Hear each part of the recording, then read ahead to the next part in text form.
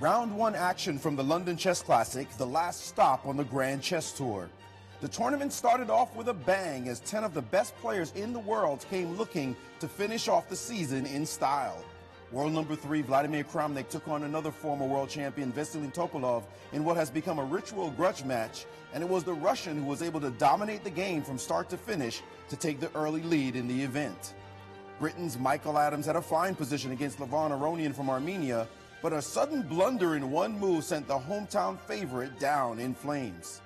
Grand Chess Tour leader Wesley So took on the birthday boy and fellow American Hikaru Nakamura, but an inexplicable mistake in the opening by Naka gifted the point to his main rival, leaving a very happy Wesley tied for first coming out the gate. The players have shaken off the first round jitters and will now look to uncork some brilliant moves. Round 2, live from London, coming up next.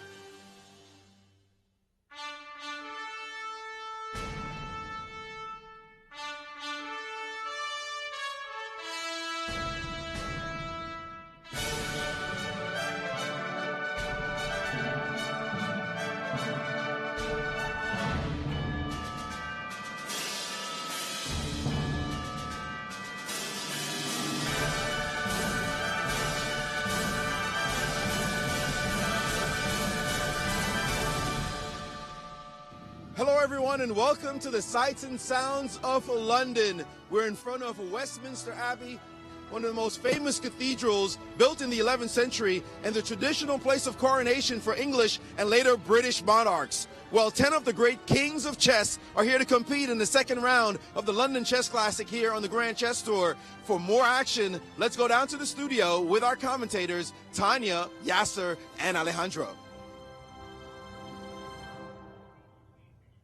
Hello and welcome to round 2 of the London Chess Classic. I'm Tania Sachdev in the studio with Grandmaster Yasser. Good morning, Tania. Delighted to be with you. Good morning in St. Louis, but it's afternoon in London right now.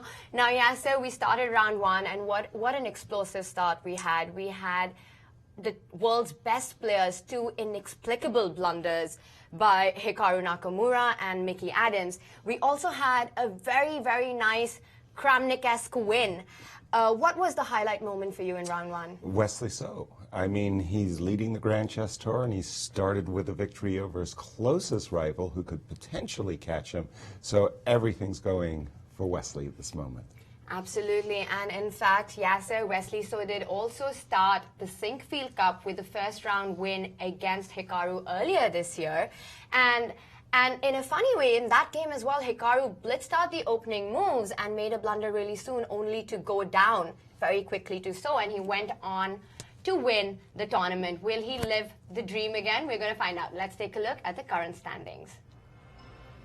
Wesley So, Vladimir, and Levan Aronian, all 3 had big wins yesterday. A great way to start the London Chess Classic, are on 1 point.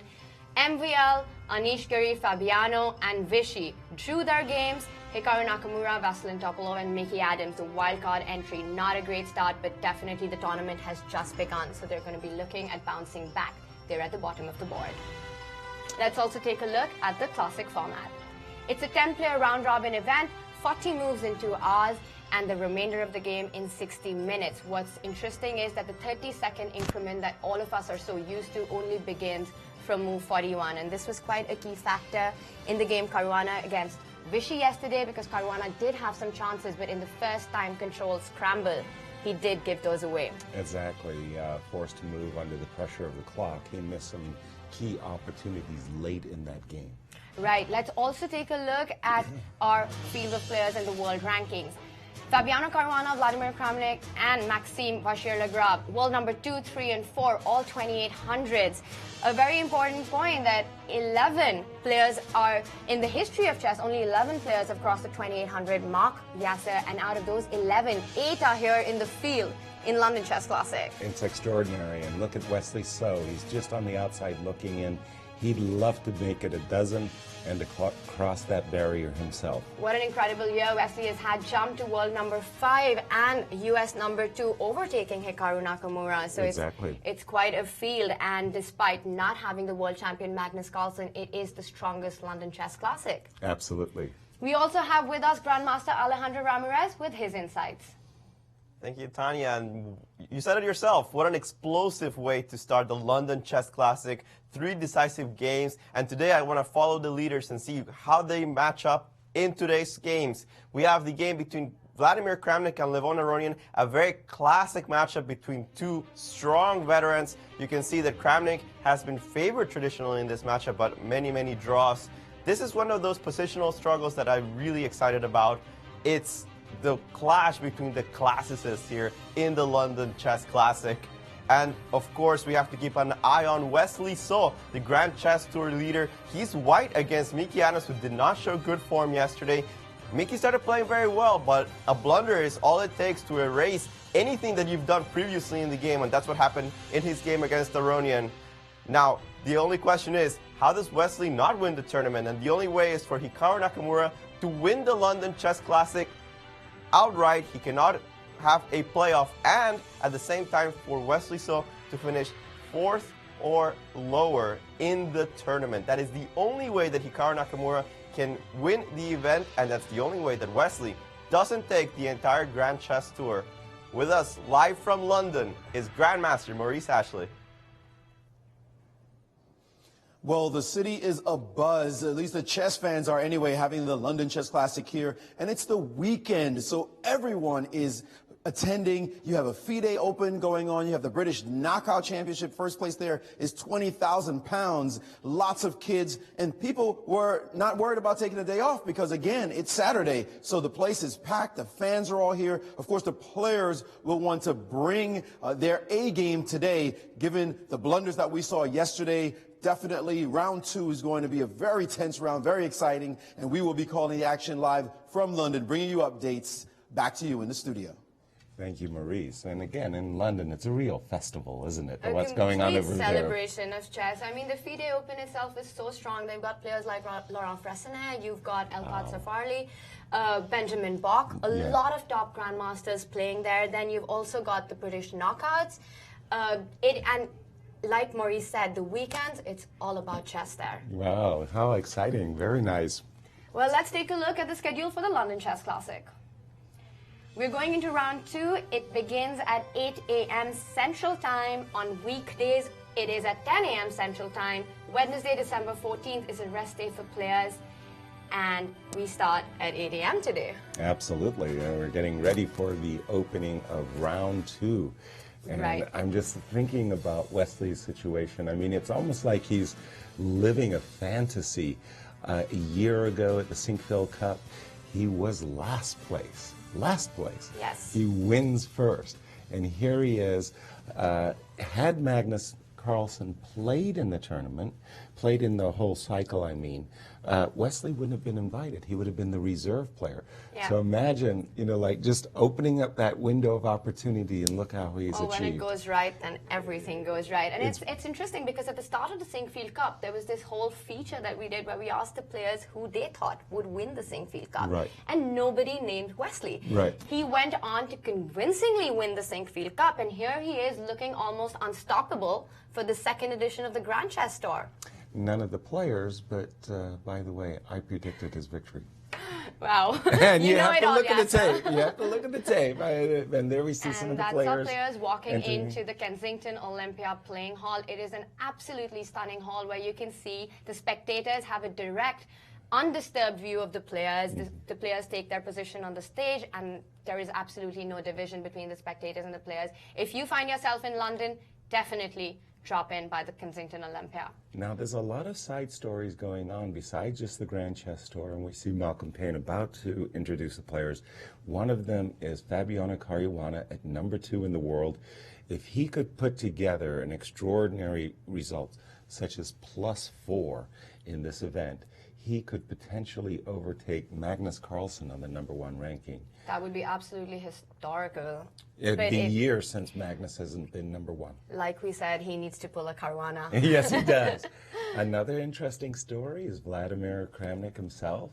He's number 3 in the world, and he, thanks to his victory, he's edging up, and he's saying, look, everybody, I may have been a former world champion, but I'm still a force to be reckoned with. I think that's absolutely incredible. I mean, Kramnik is definitely one of the more senior players in the chess world today, and to be at world number 3 with an over 2,800 rating, and yesterday he showed such class winning that game against Veselin in a trademark Kramnik style. Truly. I mean, he is definitely a force to reckon with, and you cannot even put it past him that he could be one of our future world champion challengers again. Oh, absolutely. And here we were in the SmackDown in St. Louis just a few weeks ago. And when you see vintage Vishy, let's go to London and Malcolm as he introduces the players on stage. The Chief Executive of called Chess in Schools and Communities, which stages the London Chess Classic. London Chess Classic is all about supporting the charity, which delivers chess to state primary schools all over the UK. Right now, the charity is working in over 600 schools, either delivering chess lessons or chess sets, as well as providing tournaments and all the educational materials required to bring chess to state schools. I'm delighted to say that we've had lots of support from people in the audience and all around the world who are donating to the charity. You can do that via the links on the live web pages, any way you like, PayPal, fax. We'll probably even work out a way for you to do it by just closing your eyes. But for the moment, use the conventional methods. You can also learn more about the charity if you visit the stand in the foyer. One of my colleagues is there with lots of information on the charity. If you'd like your school to start playing chess, if it currently doesn't, if your children attend a school that doesn't play chess, then of course we'd love to get chess started in your school for you, and we've got everything that's required to get you going. So go and see one of my colleagues in the foyer and we'll get that sorted out. Now, the London Chess Classic is delighted to be the 4th and final leg of the Grand Chess Tour. We've had 3 tournaments so far in Paris, Leuven and St. Louis, and there's a race on for $150,000 of bonus prize money. We can have a look at the standings at some point, and I think that the battle was, well, to an extent decided yesterday, but I think actually that there's still everything to play for. I think the leader, Wesley So, will come under some pressure from all his rivals here for the top prize. There's also a second prize of $50,000, and that means that in total there is $450,000 of prize money at stake at the London Chess Classic. I'd like now to welcome the players onto the stage. So on the centre stage, a man who won the World Chess Championship here in 2000, just down the road in Hammersmith, defeating Garry Kasparov. We're always honoured to have him here. He always entertains us. Would you please welcome from Russia, Vladimir Kramnik.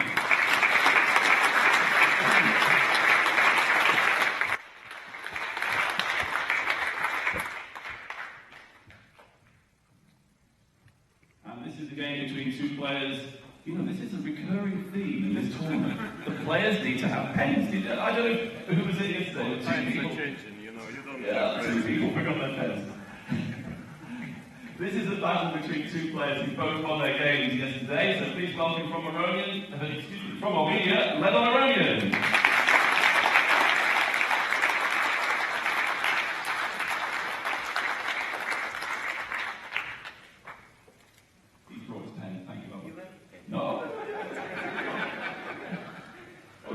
Opportunity here. I think we need to get London Chess Classic with pens.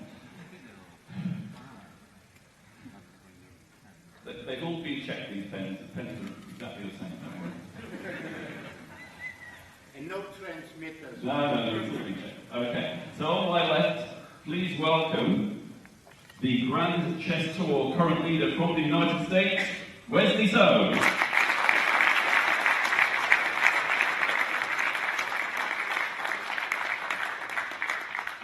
Wesley, please, a warm welcome for the wildcard at the London Chess Classic, the England #1, Michael Adams.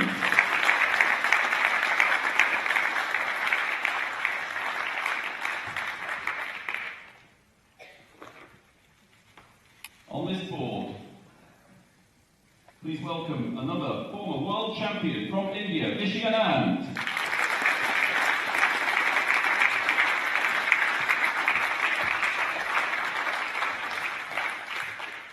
And playing Vishy today, the French number 1, Maxime Vachier-Lagrave.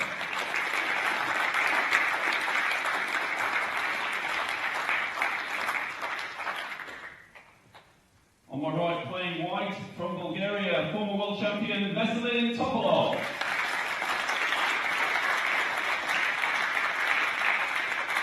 And playing Veselin, the world's second-ranked player, Fabiano Caruana from the USA.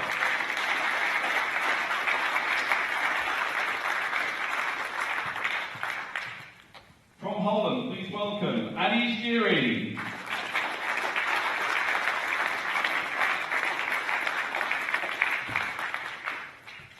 And playing Anish from the USA, Hikaru Nakamura.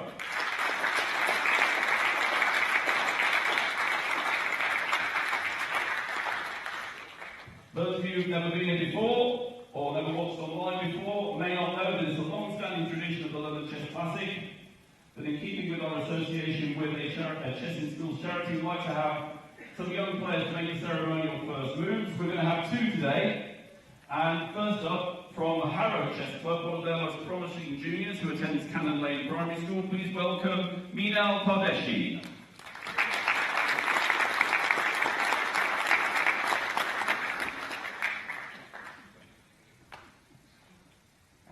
Right, Minal, you've got to make a move for a former world champion, so make sure it's a really good move.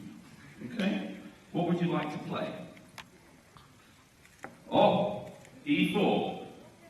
Pretty good move, Vladimir? Yes, I would also like to play it, but I will not. Right, yes, those of you who may be in any doubt, the Grandmasters don't have to keep the move. And there is a great video on YouTube where somebody played one knight h3. I don't know who was the victim in that case, but they looked momentarily concerned. Minal, thank you very much. If you go back and take your seat. Now I'd like to welcome another very strong junior player, who I can see is sitting with Jonathan Hawkins. Jonathan Hawkins. Wow, he's got some good backup. Would you please welcome Salon Lawyer? Now, I asked him who his chess hero was, and he said it was Vishy Anand, so I thought, let him make the first move for Vishy Anand. Now, so what would you like to play? E4 is popular today. Would you like to make that move on the board then for Mr. Anand? Very good. Let's shake Mr. Anand's hand. That's it. Brilliant. Fantastic. Well, Vishy, what's your assessment of the situation? I'll probably keep it. You're probably going to keep it. There we go. Now, that doesn't happen too often, if you'd be surprised. Okay. Round of applause, please, for Zoe. Well done.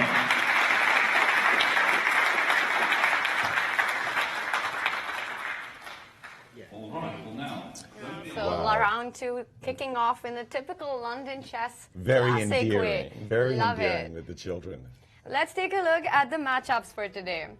Vladimir Kramnik versus Levon Aronian, a great classical match. I mean, both players, Yasser, are such strategic, solid players. If anybody's looking to improve their games, you just study the 2 of them. I mean, you might not see fireworks on the board, but amazing strategy. Then we've got Veselin versus Fabiano Caruana, world number 2. Now, again, this is an important game because Fabiano is black, but he's probably going to be looking at a result today, seeing that Veselin is probably still slightly out of form from yesterday. He's in a wobble, yeah? Yes, and then we've got former world champion Vishy Anand against the French maestro MVL. Anish Giri is up against Hikaru Nakamura after yesterday's disastrous blunder on move 13. Not the ideal way to celebrate one's birthday. Hikaru, I'm sure, is going to come back and fight back in today's round. Then we've got Wesley So, our big leader of the Grand Chess Tour, up against Mickey Adams, who really, truly, the wildcard entry of the London Chess Classic, who truly played a really good game yesterday, but at the very last minute, blundered. Absolutely. That's what happened, indeed. And the money. Yes, let's take a look at the big pairs. So $300,000 is the prize fund for the London Chess Classic. First goes home with $75,000. Second, $50,000, and the bonus pool of the Grand Chess Tour prize fund. The player to run away with the first place in the Grand Chess Tour this year goes back with $100,000 and second with $50,000. So a total of $450,000 at stake in the London Chess Classic. It will be decided in London. Yes, Absolutely. an amazing way to end the year. And of course, it's a very crucial tournament because all these players are looking to end 2016 on a high note. Absolutely, that's what they're here for. And what a galaxy of stars, I must say. Just as the players were being introduced, I was just thinking to myself just how great these players are. It's truly an extraordinarily elite field. You mentioned so many 2800s. We have 8 of the world's top 10 here. Yes. That's big. And we know in the history of chess that 11 players have made it to the 2800 club. And how many of them are 8 of them are here in London. Of the 11. Yes. And Wesley So trying to become the 12th. And he's opened up with D4. And now the question is, are we going to see a Nimzo? By the way, I just loved that with, pardon me, Vladimir. So the young lady makes the move E4. And he goes, I would like to play that move. And I know exactly what he means. You know, but I'm not going to. I'm not going to. But I'd like to, because we all know that E4 is the best, but the theory that you need to know to play it so well. Yes. Oh, you got to work too hard. And let's just go over to Alejandro for a moment. Oh, not yet. He's not. He's just getting his board set up. But also, I think it's, I mean, Vladimir is such a classical player, you know. I mean, just generally, people who do open with E4, there is, like you said, so much theory, so many possibilities that lead to certain positions that might not be his style of play. Exactly. And I think that goes a long way in determining what opening choices you have as a player, what kind of positions you like to play. Yes, yes, indeed. And we're just having a little transmission error on our side. Otherwise, we'd be jumping right into the games. I just see that Vladimir has opened up with his standard Knight F3, G3, the strategic opening choice. I have to say, Yasser, that we see this kind of an opening and this sort of a setup a lot at the top level. I think one big reason for that is that it's just a game open to so many positional ideas and concepts and not completely theoretical. Exactly. Well, a lot of the very forcing lines, whether it be the Grunfelds or Benonis or King's Indians, these really forcing lines, the sharp stuff ends up in many cases being drawn very without quickly. play. Absolutely. And this approach by Vladimir, which he's adopted, exactly, you get a game. And Kramnik and Aronian have played plenty of times. Yes. They've had 26 draws. Wow. The lifetime score is 7-3 to Kramnik. And what is amazing is despite the high number of draws between them, it's deceiving because their games are always extremely long fought. Exactly. Yes. I mean, they could have been a lot more decisive games because both of them go to the full measure. Right. That's definitely going to be a big strategic fight that we're looking forward to. The other big match, I think, for today is going to be the Anand MVL matchup. Okay, and we did see E4 by Vichy. Yes, we did, which he made pretty clear when the little kid walked up and played E4 that he was going to go for it. He's going to keep it. And obviously, Mr. Najdorf, MVL, as his moniker is known, he loves the Najdorf defense. And we are about to find out if they played it or not. Again, we're just having some transmission problems. Right. We'll get into that game shortly. Let's see. Which also, it does look like a open, didn't it? Missing C pawn, open Sicilian. Right. Well, we're going to find out. What I think was also, it is in fact a Najdorf we have on the board. Yes. And what I think was really interesting about yesterday was what Anish said, the fact that he decided to employ the Najdorf against a Najdorf specialist, right. MVL. Yes. I mean, if you ever played a Najdorf, the one player's game that you have to really study is Maxim. Yes. And in my day, it was Garry Kasparov. He loved the Najdorf, and the generation before, it was Bobby Fischer. Yes. So a lot of Najdorf defense lovers over the years. I remember when I started playing, I was playing the E4 very often, and against the Najdorf, because I was such a Bobby Fischer fan, I used to often employ the Sozin, which Oh is no, with bishop c4. Yes. And that's rotten. The Soviets should never have been allowed to name that opening the Sozin. Sozin played it like 3 times, lost twice. Yes. Bobby Fischer played should it have as been a called the lifetime. Bobby. Of course, the Fischer line in the Sozin. We'll get to that once we get our boards up and running. For the moment, we're just going to stay with the London webcam views. And Maxime Vischer. MVL, he had a breakthrough year. Remember a year ago in London where he lost, a heartbreaking tiebreaker after like 8-9 hours of play, and was almost out of the Grand Chess Tour at that moment. It was really quite a shock. Now he's in very, very comfortably in the world's top players. And he's proved that he belongs exactly there, and this is their score against each other. So they've actually, Vichy and MVL haven't played that much together, which is surprising. Yeah, because these are such great players. Only 3 decisive games Three out of 7. 7 games in all, 3 decisive games. Vichy leads with 2-1. And now that we do have our moves on our board, let's get caught up with our key matchup game between our 2 leaders, Vladimir Kramnik and Levon Aroni. And let's take it from the top. We had knight f3, d5, g3, knight f6, bishop g2, kingside fianchetto by Vladimir, castles. I always called this variation building a fortress. You know, like I lost so many games that when I was starting, I discovered how difficult it is to checkmate white. Yeah. I'd lose in move 30, but at least I didn't get checkmated in 5. The funny thing about this variation is that you often look at it that do you want to play it with white, or how would you react to it with black? And the thing is, every time you sit down to prepare it with white, I constantly feel like I struggle to find the advantage. But when I'm playing with black, I struggle to find how am I going to equalize. Exactly. It's one of those openings. Truly, and we all know that experience. Now, here we are in a position where Vladimir Kramnik has played the Catalan basically as a career-long weapon. d2, d4 transposes into the main lines of the Catalan.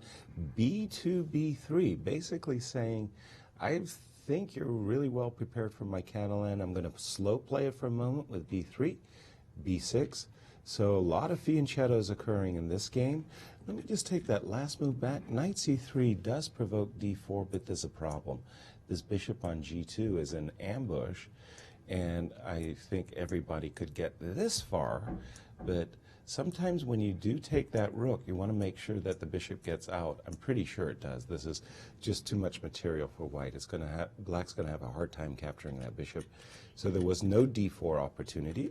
So bishop b7, d4, and we're up to date with the play. So these 2 players are playing it, slow playing it. I'm going to send it over to Alejandro, and tell us what you know about this position, Alejandro. Well, Yasser, this is actually one of my favorite openings with white, so, you know, my very boring positional style. It suits me quite well. d4 is actually a very unusual move. Most of the times you try to play e3 and then simply play queen e2, rook d1. Kramnik's actually the one that made this into a relatively popular idea, and it's something that's picked up steam in the last few years.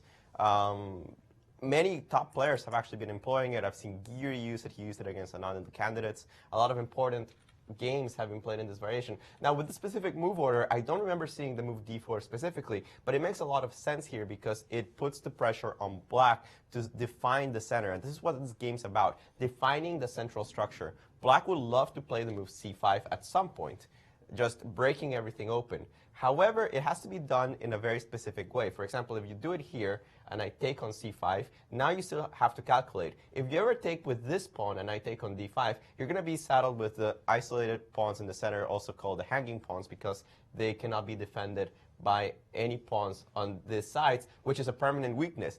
On the other hand, it does give you a lot of space on the center, so it could be worth considering. You could also calculate after c5, d takes c5, what happens if I take on c4? But does this allow me to equalize immediately? I have to go into some thought for this to actually work. Do I take first? Can he take on c4 immediately? Or how about this? Can I take with the bishop? Now I have to calculate, what if the knight moves and he keeps attacking the pawn? Can I play knight e5 and attack on d5? Or maybe even the subtle, knight e1 rerouting to d3 and attacking on d5. notice that d4 allows c5 immediately, which is a very rich type of idea. There's a lot of calculation to be done immediately, even though it seems like this should be a theoretical position. I know that d4 hasn't been used very often, and this is why Aronian is thinking right now, because the simplification or the definition of the center is a very important decision in this structure. If you do it wrong, Kramnik will obtain one of his very nice, slow, but subtle advantages that he loves converting. So Aronian wants to equalize as cleanly as possible, and sometimes it's not so clear how to do it. He wants to make sure that whatever break he does is well timed. He might choose not to do it immediately and just play knight bd7, develop a little bit for now, as we see him thinking about his choices. He knows that Kramnik has looked specifically at this variation with d4 first, so he has to make sure that the c5 break, which he has to do at some point, comes at the right timing. He's trying to see if it's good to do it now or do it a little bit later. Now, I'm also very interested in this game between Vishy Anand and Maxime Vacher-Lagrave because, hey, it's a Najdorf, right? Najdorfs are always interesting. But what really strikes me is that we were talking about this move h3 as pretty much the flagship idea in the Najdorf right now. Everybody's playing h3. It's the fashionable thing to do. Bishop e3 and bishop g5, which were the sharp, forced variations, have given quite a bit of ground to this idea of h3, a very positional approach that has a lot of poison to it. Now, the interesting thing here is that after e5, almost always the knight retreats to e2. And we've seen Vishy over and over retreat the knight to e2 and play a very quick knight d5. He used this against Topalov earlier in the year in the candidates with an excellent result. But here he's playing the move knight b3, which is not the usual idea when you play the h3 variation. He has a very specific point, and this is something that Grandelius used against Giri in the Qatar Open of 2015. I had the pleasure of annotating this game and actually analyzing it with Giri after he finished, and it was a very sharp positional struggle. After bishop e6, the point is that you very quickly go f4, and on knight bd7, you keep going. g4. So this is the type of games that we have nowadays in the Najdorf. White is simply throwing his pawns forward on the king side, saying, hey, your pieces here, even though they're well developed, they're not very well posted if I just advance my pawns. Here, for example, the move g5 is already quite an unpleasant threat, as the knight doesn't have any good squares to go to. Here, if you're not very well prepared in this line, it's just something that's unpleasant to have to decide during the game. How do I make some room for the knight? The computer is suggesting the move rook c8 in order to just completely ignore the move g5, as you have the idea of taking on c3, a very classical Sicilian counter-sacrifice with the idea that if you take my rook, I'm going to have the ability to destroy your pawn center. Not only does rook c8 allow this idea of taking on c3, it also allows me that if you ever push f5, now I'm not entirely forced to take on b3, even though at this point I might want to. I can also consider going bishop c4 at some point. So rook c8 is the preferred move of the engine, and I see that Maxime has just played it. Some very fascinating struggles in the opening already as the players are trying to surprise their opponents, and I like the preparation that we see from the white side. Right. Good start for round it's two. so theoretical, Yasser, that a slight inaccuracy in the opening just doesn't mean that you have a strategic problem. It just basically means that you're lost. You've got to be so well prepared in the Najdorf. Exactly, and the lines are so deep and lengthy to actually be able to play it as an expert. I totally see why Vladimir doesn't start with e4. Yes, you understand. And the in our other tournament leaders game, Wesley So, we actually have a straight-up proper Catalan. Mickey Adams with black against Wesley So. And for Mickey is really a systems man. He just plays his openings extremely well. He knows them on the inside as well and outside. And this is a position that he's always played as black, the so-called open line of the Catalan. And he's got a lot of experience with it. With this crafty little move a6, a5, you might think to yourself that black was only thinking about a b7, b5 move. No. This move a6, a5, after the move a2, a4 has been played, essentially Mickey is saying, I'm going to plant my knight on the b4 square. Okay, it's not centralized, but it'll have a very powerful influence in the middle game. No, if you've got to play a5, you have to play it before you develop that knight on d7. Exactly. That's another way to play it, but if you've got to go for a5, you get that knight on b4. Exactly. And so we see that game there, and let me just go around the horn a little bit. Okay, and this is the game between Anish Giri and Hikaru Nakamura. Again, more of a Catalan type of position, but this time we could have almost transposed into a King's Indian. Now this was actually a very key moment for Anish Giri. After this move c5, basically this move is a challenge.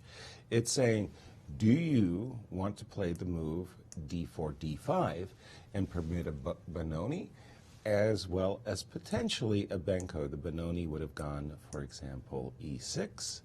Let's go knight c3. Oops, I'm going to get my knight to c3. Takes on d5, takes on d5, d6. And I remember a game between Viktor Korchnoi and Garry Kasparov at an Olympiad in Lucerne, which just had the whole audience transfixed. I mean, it was up on a big screen, and I remember the entire American team watching this. And this is a very, very sharp variation, and it was a great game. Anish Giri declined that challenge, and he instead, after the move c5, played knight c3 and recaptured with the queen. This, of course, also is a very well-known strategy. White intends to meet the move knight c6 by bringing his queen over to the king's side as a preparatory move to the move bishop h6, getting rid of that fortress bishop on g7. Yeah, because in such structures in general, you should aim at exchanging the dark squared bishop, because it's not just eyeing this long diagonal, but it's also a very important defender for Black's king. Key defender of Black's king. And we'll turn it over to Alejandro. Alejandro. Well, guys, while you were discussing this game, I just had to look because I play the English quite a lot, and I thought that you take on d4 almost automatically with the knight. Yes. I do not recall taking with the queen on this specific variation, even though it's a common idea. And I was looking at it with the database. The database tells me knight f3 takes d4 has been played in 1,228 master level or above games, and queen takes d4 has been played in 27. Quite a difference. Anish has played queen takes d4 very quickly, and you can see that Hikaru is thinking, because I really don't know the plan here after queen takes d4. It's very specific to the position. The idea, as you mentioned, of a very quick queen h4, bishop h6 is dangerous, but for some reason, it just has not really been employed at any point. Everybody almost takes on d4 with the knight immediately. And while we are looking at these games, I will say that we have a lot of action in some other ones, but we will first go to Maurice in London. Yes, and there you guys are looking at some boring Englishes, and here in London we have live commentary by Chris Ward and Lawrence Trent, and they're looking at some boring Frenches. And I'm going to tell you, you just want to pay attention to the Najdorf. That's all that's going on right now, as Anand is going hog wild against Maxime Vachier-Lagrave. He's played the move f5, and the pawn steaming down the board, and the move bishop takes b3. Alejandro mentioned the possibility of bishop to c4 here, but he has taken back, and now this position is quite fascinating because there's an exchange sacrifice on the board that Maxime Vachier-Lagrave is considering. He has not yet played this move. Rook takes, c3 takes, and then knight takes on e4, and the position is simply exploded. He's threatening, of course, queen check with some nasty mating ideas. Anand's going to have to respond to this. The engine is giving only h4 as a real good move here. But look at this pawn formation. What is happening? It's chaos in this game. A fascinating Najdorf afoot. We'll keep you up to date as the game continues. Wow. Thank you, Maurice. Rook That is C3 explosive. Rook C3 is such a typical Najdorf sacrifice, which you always Sicilian with white have to, yes, a Sicilian sacrifice, which you always have to be so careful about. Absolutely. And that looks scary, but Vishy, the way he's playing, he's blitzed out his moves. I'm sure He's very, very, very well prepared. Yes. But I'm looking at that queen h4 check, and I'm going, whoa, that's a really scary threat. We had an incredibly shocking move from my eyes between Wesley and Mickey Adams. Mickey Adams played a move, I can't remember playing that except during my beginner days. Maybe you did the same thing, wanting to get your cannons into the game. We just saw this move a7, a5, a6, a5, pardon me, which was clearly telegraphing the desirous knight a6, b4 maneuver. And he played rook a6. But you know, Yasser, it is quite an interesting move. I mean, I've seen it somewhere. It's the whole idea is, yes, to go rook b6, the knight will come to b4 at some point, but first he just transfers the rook to b6. It's a great way to actually develop the rook, because otherwise it's just on e8. You attack the b2 pawn. You're threatening rook d4 at times. The knight will decide whether it wants to come out on d7 or a6, depends on the position. But it's quite an interesting way to play. Not the main way to play, not the main move in the position, but still a very interesting idea. Well, you haven't convinced me, but I understand. Hopefully Mickey will. Hopefully Mickey will. But rook a6, it looks really absurd to me. I'd probably play e3, and after rook b6, I'd just probably drop back with my queen, and they say, okay, well done. You got your rook on b6, but I mean, isn't it a potential target? I can, in the future, play knight e5, c4. Very controversial to my eyes. Alejandro, what say ye? Well, Yasser, you gotta get updated, man. Rook This is the a6. latest and greatest? Rook a6 is the cool way to play nowadays. I mean, knight a6 is the old main line here with knight a6 and going to b4, but rook a6 has really caught the attention of most of the Catalan players with the black side. And hey, if Levon Aronian has played it 3 times in classical chess, it's got to be a good move.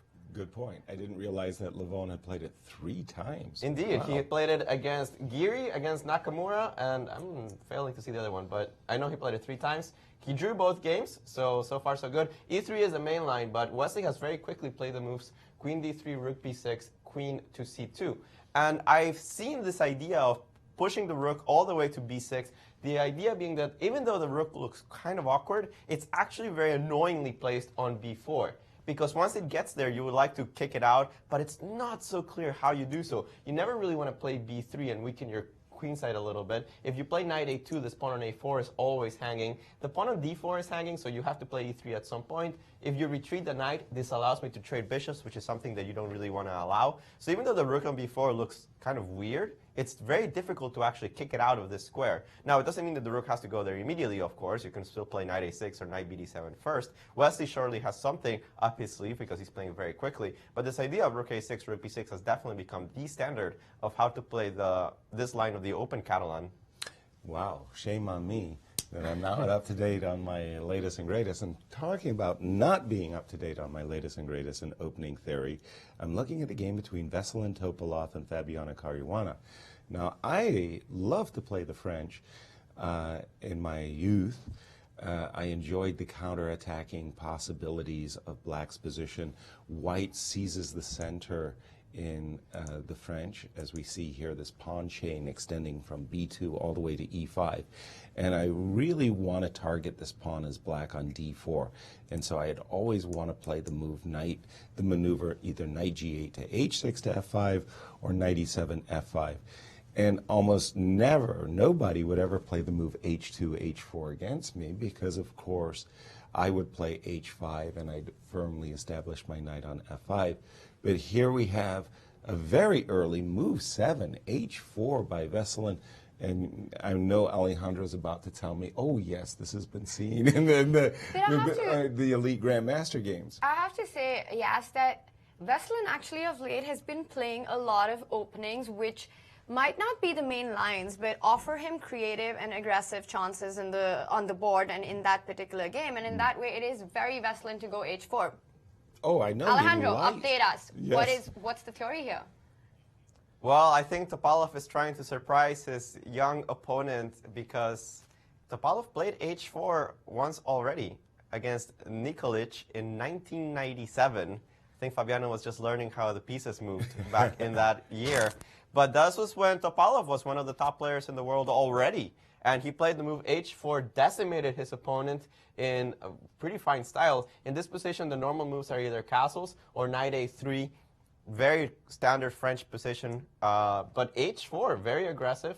Sorry, we have the move h4 here in this position. And we have a couple of games. Topalov played it against Nikolic. Polgar played it against Nikolic. Movsesian played it against Nikolic. Poor Nikolic is facing h4. But besides that, there's not that many games. It's a very, very rare move. Very aggressive. It has the clear intentions of gaining space on the king side, which makes a lot of sense considering the structure. However, the key question here strategically is, does Black want to play h5? h5 will secure f5 for this knight because there will be no g4. Notice that the bishop already went to e2, so it will have to spend another tempo to go to d3 and capture it if it wants. But on the other hand, it weakens g5 severely for white's knight to go into that position. So is h5 desirable? That's not so clear. Most people decide not to do that, and instead we see the more common variation being taking on d4, taking on d4, and then simply developing the queen to b6 and saying, hey, I'm just going to play my standard French ideas. What do you got? So Topalov has played this before. It's just been almost 20 years. Well, it might be rare, yes, but I have to say, I look at h4 and I feel it is very Veselin to make that move. It is. It's a hyper-aggressive move because it's one of those moves, as Alejandro was pointing out, after h4, h5, white gets the g5 square. If it works out, it could work out brilliantly. But if it doesn't work out, you've spent a tempo potentially simply weakening yourself on the king side. Right. Also, Veselin has gone on to say plenty of times in the recent past that how he doesn't take chess too seriously anymore, and he's always looking for creativity and beauty on the board. And such openings offer that in plenty, especially when you go with a move like h4. So this is their personal record. So they've played quite a few times, 15 times in all, and 1-5 to Fabiano Caruana. So he leads massively. And what's also the fun part is that out of the 6 decisive results, 5 are with the black pieces. Wow. Yes. That's quite surprising. But we have Maurice in London. Yes. Yes, this position has absolutely exploded now. We're talking about this Najdorf. We talked about the sacrifice rook takes on c3 in this position, which looked like an interesting move, but another sacrifice instead occurred, the move d5, sacrificing the d-pawn to release this bishop into the game. Anand took, and after bishop to b4, I was busy trying to figure out what the variations were. The engine was talking about bishop d2, which looks like the most natural move. Anand instantly showing his deep preparation, played the move bishop to g2 here. Absolutely no hesitation. So while it is that it is MVL, the Najdorf specialist, who's having to think and go deeply into these lines and try to figure out how he's going to sidestep Anand's preparation, it is Anand who is cool, calm, collected in this moment, saying, I've got this prep completely under control. Yes, there's a rook sacrifice in the position, takes, but the simple bishop to d2, and then when you take, just take back, and white has the 2 bishops and a massive pawn structure against the 2 knights. White's king, though, may be in a little bit of trouble, but the speed in which Anand is playing makes you think that he's got this all worked out. So we'll see how this game continues as round 2 goes on from London. Thank you, Maurice. Wow. No, Vishy's one of his biggest fortes, definitely his preparation. Indeed. Also, what's really interesting is that Vishy and Maxime haven't played that much often. I mean, we've only got 7 games, but out of which, Yasser, 5 have been decisive. Wow. So, and in all formats. I mean, that's quite so, and this looks like it's heading there as well. 5 have been decisive. In all different formats, yes. The last 5 games, including rapid, blitz, and classical. Gotcha. The last 5 times. Yeah. Right. The last 5 times that they've met each other, we've had fireworks on the board. And with an opening like that, and the way Vishy's blitzing out his preparation, I think this is heading that way as well. Absolutely. Well, let me bring that game up on my board because I promised our viewers that what had happened. Basically, after World War II, the Soviets really embraced chess, and they really wanted to put their stamp on it, and they put their names of their players on basically everything. You know, it became the Botvinnik variation, became the Smyslov variation. You saw all these Russian names. And the Najdorf, key position, the tabia of the Najdorf was after a7, a6. And there's a lot of moves here, of course, and very heavy theoretical moves with bishop g5. There's moves like bishop e3. And this was Bobby Fischer's move, bishop c4, and that was a secret weapon. And the Soviets seized on this move. In fact, Fischer even wrote a book on this move, and I think it was brilliant. And I had a very good score. I mean, of course, like this was about 10 years ago, so theories evolved massively, and it's not employed so much anymore. Right. But it's not one of the main moves. But yeah, it was. I thought it was a great opening. Absolutely, and Bobby made it one of his lifetime weapons against the Najdorf, which he played as black. And this idiot Sozin, he plays like 3 games. And the Soviets slap his name on it. Well, the guy loses 2 of the Out of the 3 three games games that and he draws played. 1, and they memorialize him with this legendary Sozin variation, and really the Bobby Fischer. Yeah, I understand. Sozin's mom is on the phone, so I'll tone it down. But yes, okay, that didn't happen. H2, H3 has become very topical, and I'm going to ask Alejandro on this one because it was really a funky move right here. F5, bishop takes, pawn takes. This move, rook takes c3, Alejandro, Looks so my dangerous. goodness. That would have really frightened me. Black gets a pawn for his exchange, but this massive threat of queen h5, and you've just blown white center to smithereens. How did the computer evaluate this position? h4, you were saying only move by white thereafter? Could you just take us through for a few moves, please? Well, h4 is absolutely forced. I mean, you cannot allow this queen to go into the square, and the king would just be too weak. I think the main problem is the strategical factors at the end of the day for black are not as good as the usual sacrifice. Let's take a look. Compared to the sacrifice that we talked about earlier, notice that white's pawn structure here is not exactly shattered. It's actually quite solid. You're going to play c4 at some point. Notice that white has the pair of bishops, which in the long term is going to be very dangerous for black. And specifically, he still has the light squared bishop, and black doesn't, which means that all of his light squares are very weak. If black was able to play a d5 very soon, I think that black would have full compensation, maybe even more, because you get a bishop on c5, you get a queen on b6, you start really pressuring white's position.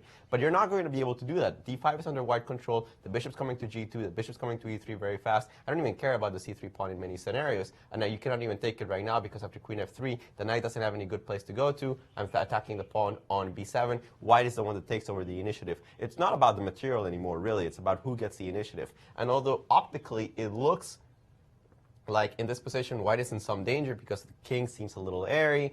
This pawn on h4 might be attacked. The knight seems very strong. It's just the fact that black is underdeveloped. He doesn't have the situational pieces for him to really exploit the initiative provided by this knight on e4, by the sacrifice of the exchange, and by the opening of the center. In essence, since you're not going to be able to develop an initiative, the pair of bishops will eventually take over. The computers do like white. It's not by a very big margin, but they do like white, for example, after the variation. Bishop g5, bishop yes. e7. I have to defend this pawn g5 Knight or f6, but Ooh. that's a computer Looks like a move. complete computer move. Which I wouldn't be surprised that not blitz this out because, well, Preparation. probably Right. preparation. But okay, the computers do prefer the move g5, and the idea is that after queen b6, attacking position here on f2, queen f3, white's simply taking over. d5 is now forced. You start playing bishop b2. You're going to play at some point long castle, and your king is actually relatively safe on b1, whereas black, you know, it doesn't have that many squares. You like to bring the rook into the game, but you can see how short castle might run into some severe problems, as I already have an expansion here of pawns, which will pretty much target the king. So it's not so clear. Rook takes e3 was the engine recommendation, but it's not as appealing as a normal rook takes c3 sacrifice in many ways. So instead of that, Maxime decided to blast open the center with d5. And the problem is that you might be thinking, why is anybody looking at sacrifice? Materials equal, just develop your pieces. It's not so simple. After, for example, the careless move bishop e7, and I simply play g5, black's position is already falling apart. The knight has to retreat. That means that I'm going to get h4 in. I have a huge expansion on the king side. The knight comes to d5. I have huge control over the light squares, and this is almost strategically lost. So you don't have the choice of just developing your pieces. d5 seems like a decent attempt. The idea, of course, being that after e takes d5, now the bishop comes into play, and the knight cannot go itself to d5. I still have to worry about g5 and knight e4. So bishop b4 is kind of forced. Bishop g2 played very quickly, and now Maxime played a move that is not considered by the computer, which is the reason why Anand is thinking now, because he's shortly out of preparation. Finally, queen b6. The idea being that I cannot short castle, so the king is stuck in the center. On the other hand, after the move bishop d2, white starts to consolidate. If I play the bishop to d2, and then I play my queen to e2, and even long castle, black is the one that has to prove where is my initiative. I'm down a pawn. White has the pair of bishops. Yes, the king is not completely happy about the fact that there is some structural weakness on the queen side. But at the end of the day, a pawn is a pawn, and you have the pair of bishops. And if you trade a couple of pieces, white's very easily going to take over the game. computers like white, Vichy's preparation seems to have been working out. He does have to play bishop d2. The computers don't see any choice, and I see yet he's reaching for the bishop and going bishop d2. It seems like he's paying off very well with this knight b3 preparation.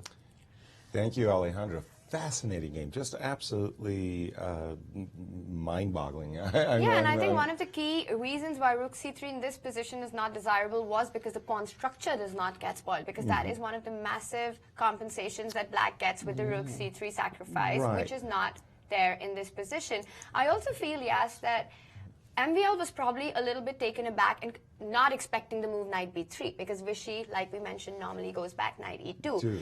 So he is out of his preparation as well, or he's not exactly able to remember, because don't forget, these guys have so much preparation. And before the game, what they see, and on the board, they often forget a lot of stuff that they might not have refreshed right before the round. Exactly. And now I think it's clear that both Vichy and Yasser are playing out of the book or out of their preparation. But what is interesting is that even if the computer does not give a move that Maxime plays as the best move, I mean, practically, it is always difficult to kind of counter that, because you can only make one move on the board. Sure. You know, you don't have the option of taking back. So I like that Yasser, despite, most probably we're going to find that out after the game, is out of his preparation. Despite that, he is playing quickly.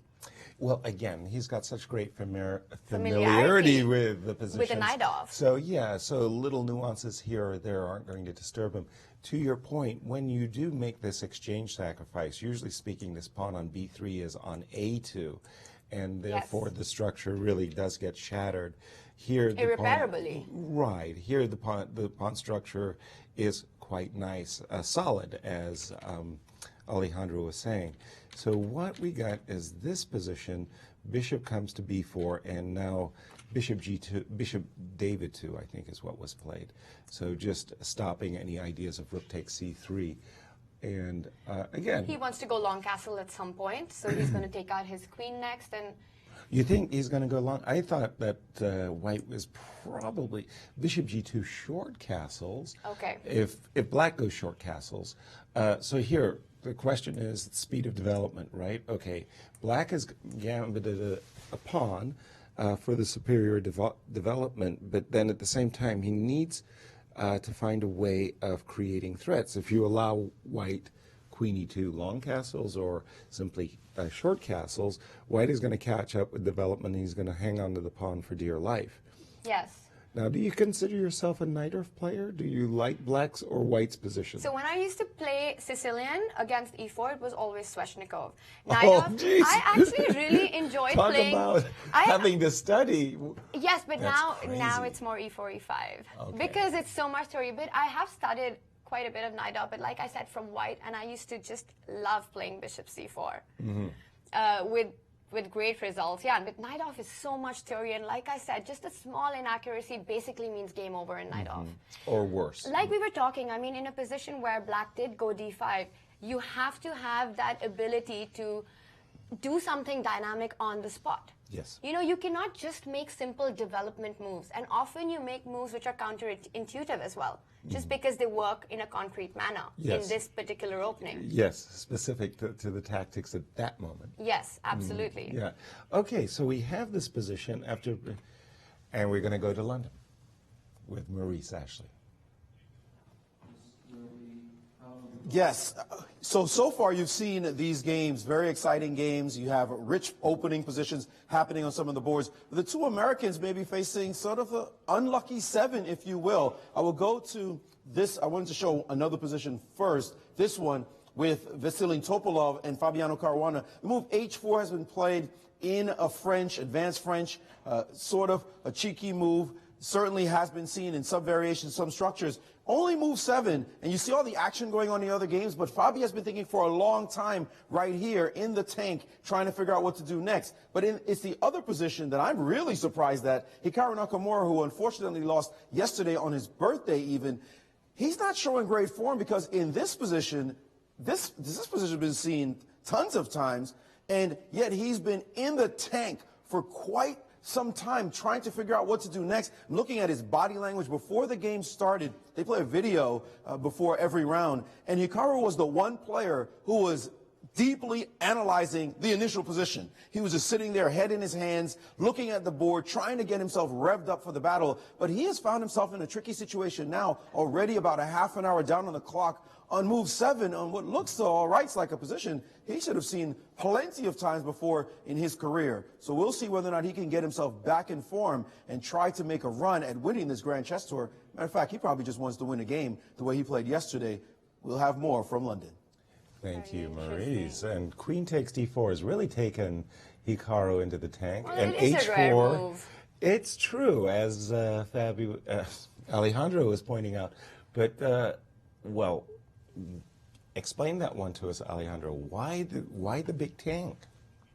Well, the thing about this position is that if you play normal moves, you just get mated. So you have to be a little careful. If you, for example, play knight c6, queen h4, d6, and you say, okay, I'm just going to develop my pieces. Sometimes in these scenarios, when you go bishop h6, white simply goes bishop h6, knight g5, knight d5, takes on g7, and there's really not much you can do about it. You have to be able to calculate that you're not getting mated. And in this case, there's some counterplay with queen b6 that you have to make sure that actually works. But in this position, already black has a lot of resources. Knight c6 is by no means forced. I'm going to provide some ideas that Hikaru might be looking at. First, you could play knight c6 immediately and say, well, your attack doesn't actually work. Second, you could play queen a5 with the idea of putting pressure on the c3 knight and allowing you to transfer the queen to the h5 square in case white goes queen h4 in order to counteract the kingside attack. You could also go, instead of playing knight c6, you play d6, which is a very similar idea to knight c6, but in a different way. You could also play the move h6. The idea of h6 is that you're preparing knight c6. If the queen ever goes to h4, I have prepared the idea of g5. Now, again, I have to make sure I'm not getting mated after knight takes g5 and that these sacrifices don't work. They probably don't, but you have to make sure. Lastly, he can be considering the move d5, which is a pawn sacrifice. If I take with the pawn, then black's instantly better after knight takes d5. The bishop's hitting the queen, and I don't have time to take on d5 because bishop takes c3 is check, and I win the queen on, well, I don't win the queen in the next move. You have knight d2, but clearly this is not what Anish is gaming for. Yeah, black at least solves all their problems. Probably already it's slightly better for black as I have rook d8 coming in the next move. Now d5, the thing you have to analyze mainly is knight takes d5. Then knight takes d5, queen takes d5, knight c6. This would be just a pure pawn sacrifice, but you can see how black's accelerated development gives him plenty of compensation. Bishop coming to e6, pawn on c4 and b2, not so easy to defend, not so obvious on how white can develop. So a lot to consider here for Hikaru Nakamura. It might seem like you have a 30-minute think that is nonsense, but actually Hikaru has a lot to consider in this position that, as we've seen, has not really been played before at the top level of chess. That is very interesting, and we see Anish strolling in thought. What's also, you know, something to think about. Give this young man, Anish Giri, a great deal of credit. He's very theoretical. I mean, he works very hard on his chess. He's a new papa.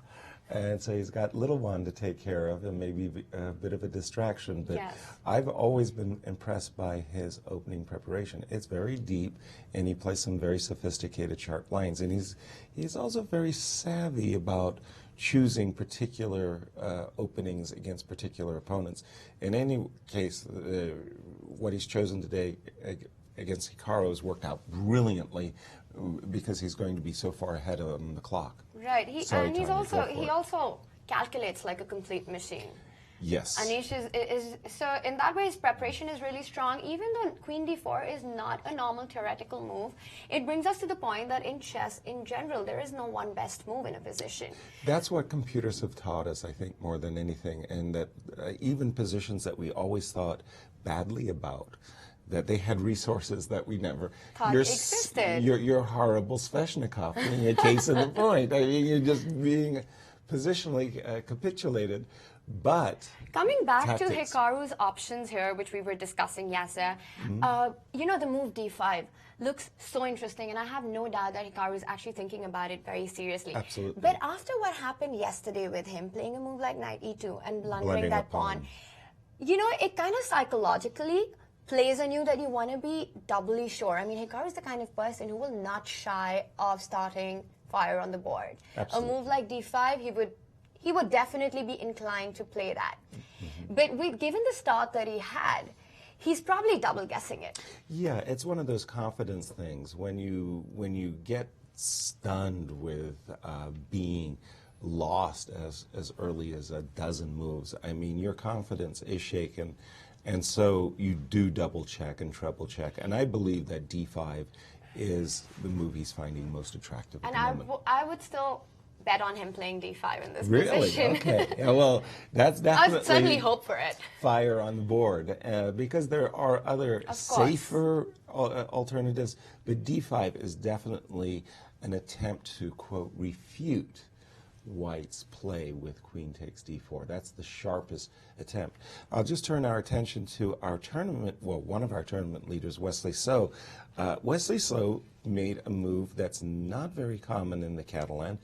We left it about these parts when Mickey had just made this, hot theoretical rook b6 maneuver and h7, h6. You see this all the time in the Catalan, and I think 9 times out of 10 folks either capture the knight or they just retreat the bishop back one square to the f4. Right. But this move, bishop d2, now that's a move that, well, I would not have guessed. I mean, I could have imagined bishop e3, eyeballing an opportunity to play d5, probably not so good because of knight e4. And so with the move bishop d2, basically Wesley wants to give himself the option of the move e2, e4, but you look at that bishop on d2 and say, dude, you're just in the way. I want to bring my rooks into the center. What are you doing on d2? I think one of the key points in this position of playing bishop d2 is, of course, like you said, the a5 pawn. At some point, it can be a target here because the rook is not on a8 anymore. Right. And the thing is, like, once you put your knight a6, knight b4, then really the rook on b6 becomes a bit awkward. And bishop f4, bishop e3 are normal retreats, but they always put the bishop under pressure with knight d5 or knight g4 attacking that bishop. It's like the problem bishop. You don't know where to put it. Right, and then it's also like the problem threat because you know you can attack the bishop, but when the bishop goes back after a move like knight d5 or knight g4, the knight also comes under attack. Right. And feels misplaced. Well, we're going to see how Mickey reacts to this move. He's having a think. We're going to go into a short break. See you soon after.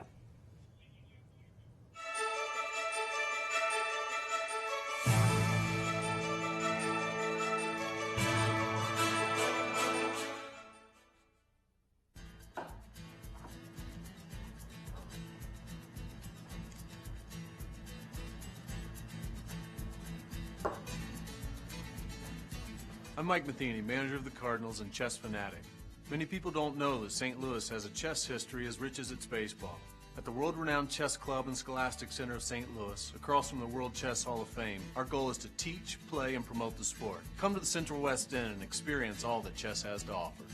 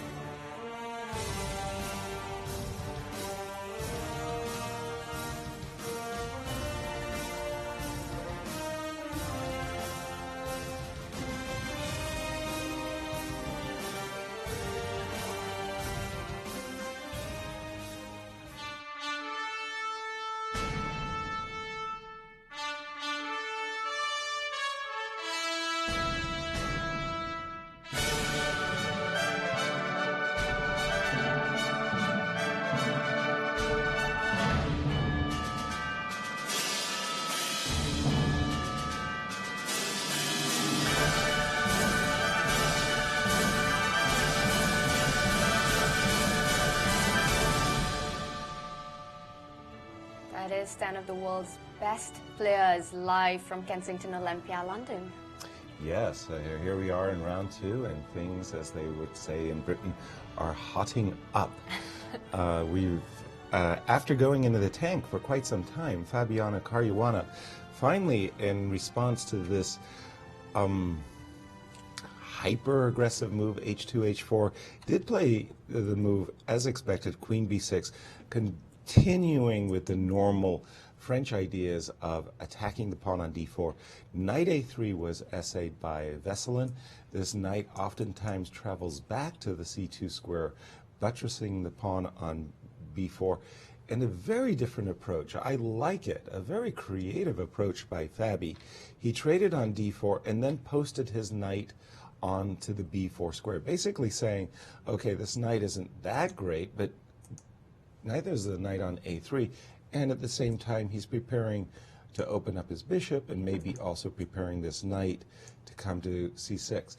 Having said all of that, this strategic gamble by Topalov pays off in some measure after the move H5, because Black now can go H6 now? Yes, well, H6 is a kind of a threat, and after H6 in response, basically Black has not won the F5 square first knight because G2, G4 is always in the offing, and this is going to be a very tough battle for both players. I think this is one of those give some, take some sort of a situation Exactly. where knight F5 might not be possible, but then after rook C8, this knight on E3 is really cut questionable. off. Yes, exactly.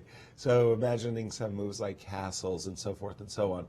But this is going to be a very big game, and again, Caruana very, very close to Magnus Carlsen, really wants to put in a great performance. I do like the way that Fabiano has handled the opening. I mean, it was clear that after H4 he had no idea how he's supposed to continue, When but he went after into the giving tank. a think, yes. And also talking about another player who went into the tank, was Hikaru Nakamura against Didn't go for Anish D5. Nida.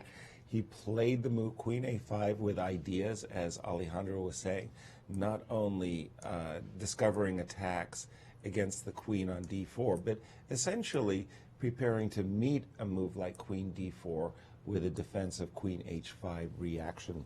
I think in general, yes, not just for Queen H4, but Black wants to transfer the Queen to H5 after it is there on A5. Whether White plays Queen H4 or not, Black wants to go Queen H5, and if White doesn't do anything, then he can also think about D6, Bishop H3 ideas himself. Well, exactly, if the queen is over on the king side as well. And let's go to that sharp Najdorf that had been Transpired. Yes, and we did see a long castle as well. You know, with the pawn on B3, B2, and C2, I just really like the king on the queen side because it just is such a good fortress. I mean, so much harder for Black to break through. Short castle would have been, I mean, with the queen on B6, it's anyways impossible. It was impossible. It was impossible. But I do feel that White's king is safe on the queen side. Well, let's go back to exactly what happened. So we saw this pawn sacrifice by MVL. D5 takes, bishop B4, bishop G2, queen B6, essentially denying White the opportunity of castling short. Bishop D2, E4, queen E2, castles, knight C5, and king B1, tucking the White king into bed over here on the queen side. Don't forget, White is still, at this moment, a pawn up. And not only that, but he's also very fast with In his king side attack. G5. It's looking, to my eyes at least, very favorable. I'm guessing, yes, that probably Black Vishy. goes rook. Sorry, go on. Yeah, no, not at all. Go ahead. I'm just trying to think that what is Black's way. Rook D8 is what comes to my mind, right? Oh, of you want course. to attack this D5 pawn and hopefully try to win it back. Right. I mean, and Alejandro will tell us whether it's the right way or not. But just looking at the position, Rook D8 comes naturally to me. And then you've got G5, so I take on D5. Or maybe I take on C3 first. Because if I take D5, you take on E4. No, I'll take on D. I My was thinking, E4 pawn is also hanging, right? Ooh, very nice. That's a good pawn to take, too, because that'll open up my bishop on G2. So you wanted to take on C3 immediately. You can't take on F6 because I take with the bishop, so you've got to take on C3. Good point. And now I just take on D5, and I think I'm kind of happy with Black. Are you not? Not convinced. I'd be frightened to death. First of all, ideas of bishop G7 and F6 are always in the position, but I think just spank bishop Knight D4. F4. Oh, knight F4, you're back in the game. Darn it. I hate that. The knights are always jumping. Always jumping. Queen. Although By the way, yesterday we had some very interesting two knights versus two bishops. bishops. And in fact, Vishy had two knights, and this time he's with the bishops. Right. Well, let's turn it over to Alejandro because I'm not convinced by MVL's play. Well, Yasser, the computer kind of agrees with you. Pretty much says White's winning in this position. It's that strong of an advantage it's giving to the white side after the move King B1. I really don't see anything but the move Rook FD8 as you were suggesting, Tanya. Anything else doesn't make any sense to me. You have to start attacking the D5 pawn. So Rook FD8, for example, otherwise I go G5. Can I go D6 here? You can go D6. You can also go Rook HE1 is what the computer is recommending. Simply developing a piece, saying, hey, you have to take on C3 here if you want to get your pawn back, and that's a concession. Why do I have to force you with G5 if I'm not going to continue the attack? Just develop a piece. Bishop takes C3. Bishop takes C3. Probably bishop C3 is not the best. Maybe you should try to play A5 and create some kind of counterplay. It's not so clear what you can do. Knight takes D5, bishop D4, and we go into a very similar variation that you guys were giving. Knight takes G2, and queen takes G2. And the problem is actually evaluating this position. And even if I hadn't played Rook H1 and I played G5, the evaluation is still almost similar. White is way ahead. Wow. The problem is that you're going to take on C5 next move and then take on E4. And I'm basically a pawn to the good. And I think that White's king is safer than Black's. Maybe a little arguable, but I'd rather take White side of the attack in this position with my pawns already so far advanced. So it seems like White has the pawn and the compensation in this situation. It seems pretty ugly. It all seems kind of forced, though, after Rook FD8. I mean, even what you guys were suggesting, G5 takes, knight takes D5, bishop D4, knight F4, here queen F2 takes, and now I have G5 instead of Rook H1. It's still very good for White. E4 will fall at some point. I'm also threatening to play G6. This bishop on D4 is quite strong. This is also a very clear advantage for the white side, so it doesn't really matter how you do it. It seems like Vishy is in control. I'm not a big fan, actually, Yasser, of the way that Fabiano is handling the position. This is more my opinion than the engine's. The engine thinks knight b4 is fine. It prefers knight f5 or h5, but if there is one opening that the computers don't understand, it's usually the advanced French. So after knight b4, h5, h6, bishop d2, I'm already liking White, and the reason is not so much that I'm going to castle. I thought the idea king f1 is very strong in this position. The idea that I have the possibility of bringing my rook up on h3, sometimes going to g3 to target g7, sometimes even to b3 to exploit some kind of pin down on this file. And after the move a6, which I'm assuming is to play bishop b5, or it's avoiding knight b5. I'm not entirely sure what this move is for. So after king f1, which I think is very logical, you have to find a way of developing all of Black's pieces, which is the common problem that you have when you're down on space as much as Fabiano is right now. And it's not so clear. The reason I don't like the knight on b4 is that you've kind of released the pressure on d4, which allowed him to develop the bishop to d2. Notice that when this knight was here on c6, the entire point of having this setup is that you cannot develop this bishop. If you develop the bishop, you either lose b2 or you lose d4. When you put the knight on b4, both problems have magically been solved for White, so this allows me to put the bishop on c3, which is basically its dream position now that the knight is not going to be occupying that square. After, for example, king f1, I would rather be White any time, really. You already have to be considering to long castle here for the Black side, because short castling is going to be suicide. You could consider keeping the king in the center, but this is not a French type of position where keeping the king in the center is so acceptable, since you will lack the coordination of the rooks to fight for any of the files. With the White advantage in space, it's going to be easier for him to play on both flanks. I see that Topalov has played the move bishop c3, which also looks very logical to me. I really prefer White. Not a huge advantage, but I think it's a more pleasant position to play for Topalov than for Fabi. Thank you, Alejandro. All very, very good points indeed. Very logical. I mean, how do you develop and connect those rooks and take out your pieces? A big right. Well, I thought, you know, because this whole idea of Fabi's of knight b4 playing against the knight on a3, that's just a very different approach than what I would do in the French. Normally, I'm playing knight f5 and against h5. d4. Yeah, and focus pressure on d4. Without question, and especially after my opponent has played the move h4. And I did see in the position that Topalov had played h5, and strategically that's a bishop d2, bishop c3, so now the rook on c file doesn't have much of a role. He can come back knight c2 as and when he wants. And knight on e3 looks misplaced, but Maybe the knight on b4 is actually more misplaced than the knight on c2. Well, it's like, what are black's pieces really doing? White's got the space advantage in the center, and you're not attacking the center. And White's saying, How oh, are you that's okay. developing? Well, how are you going to get any counter play? Right. Because I'll control the center and just keep a grip on the position.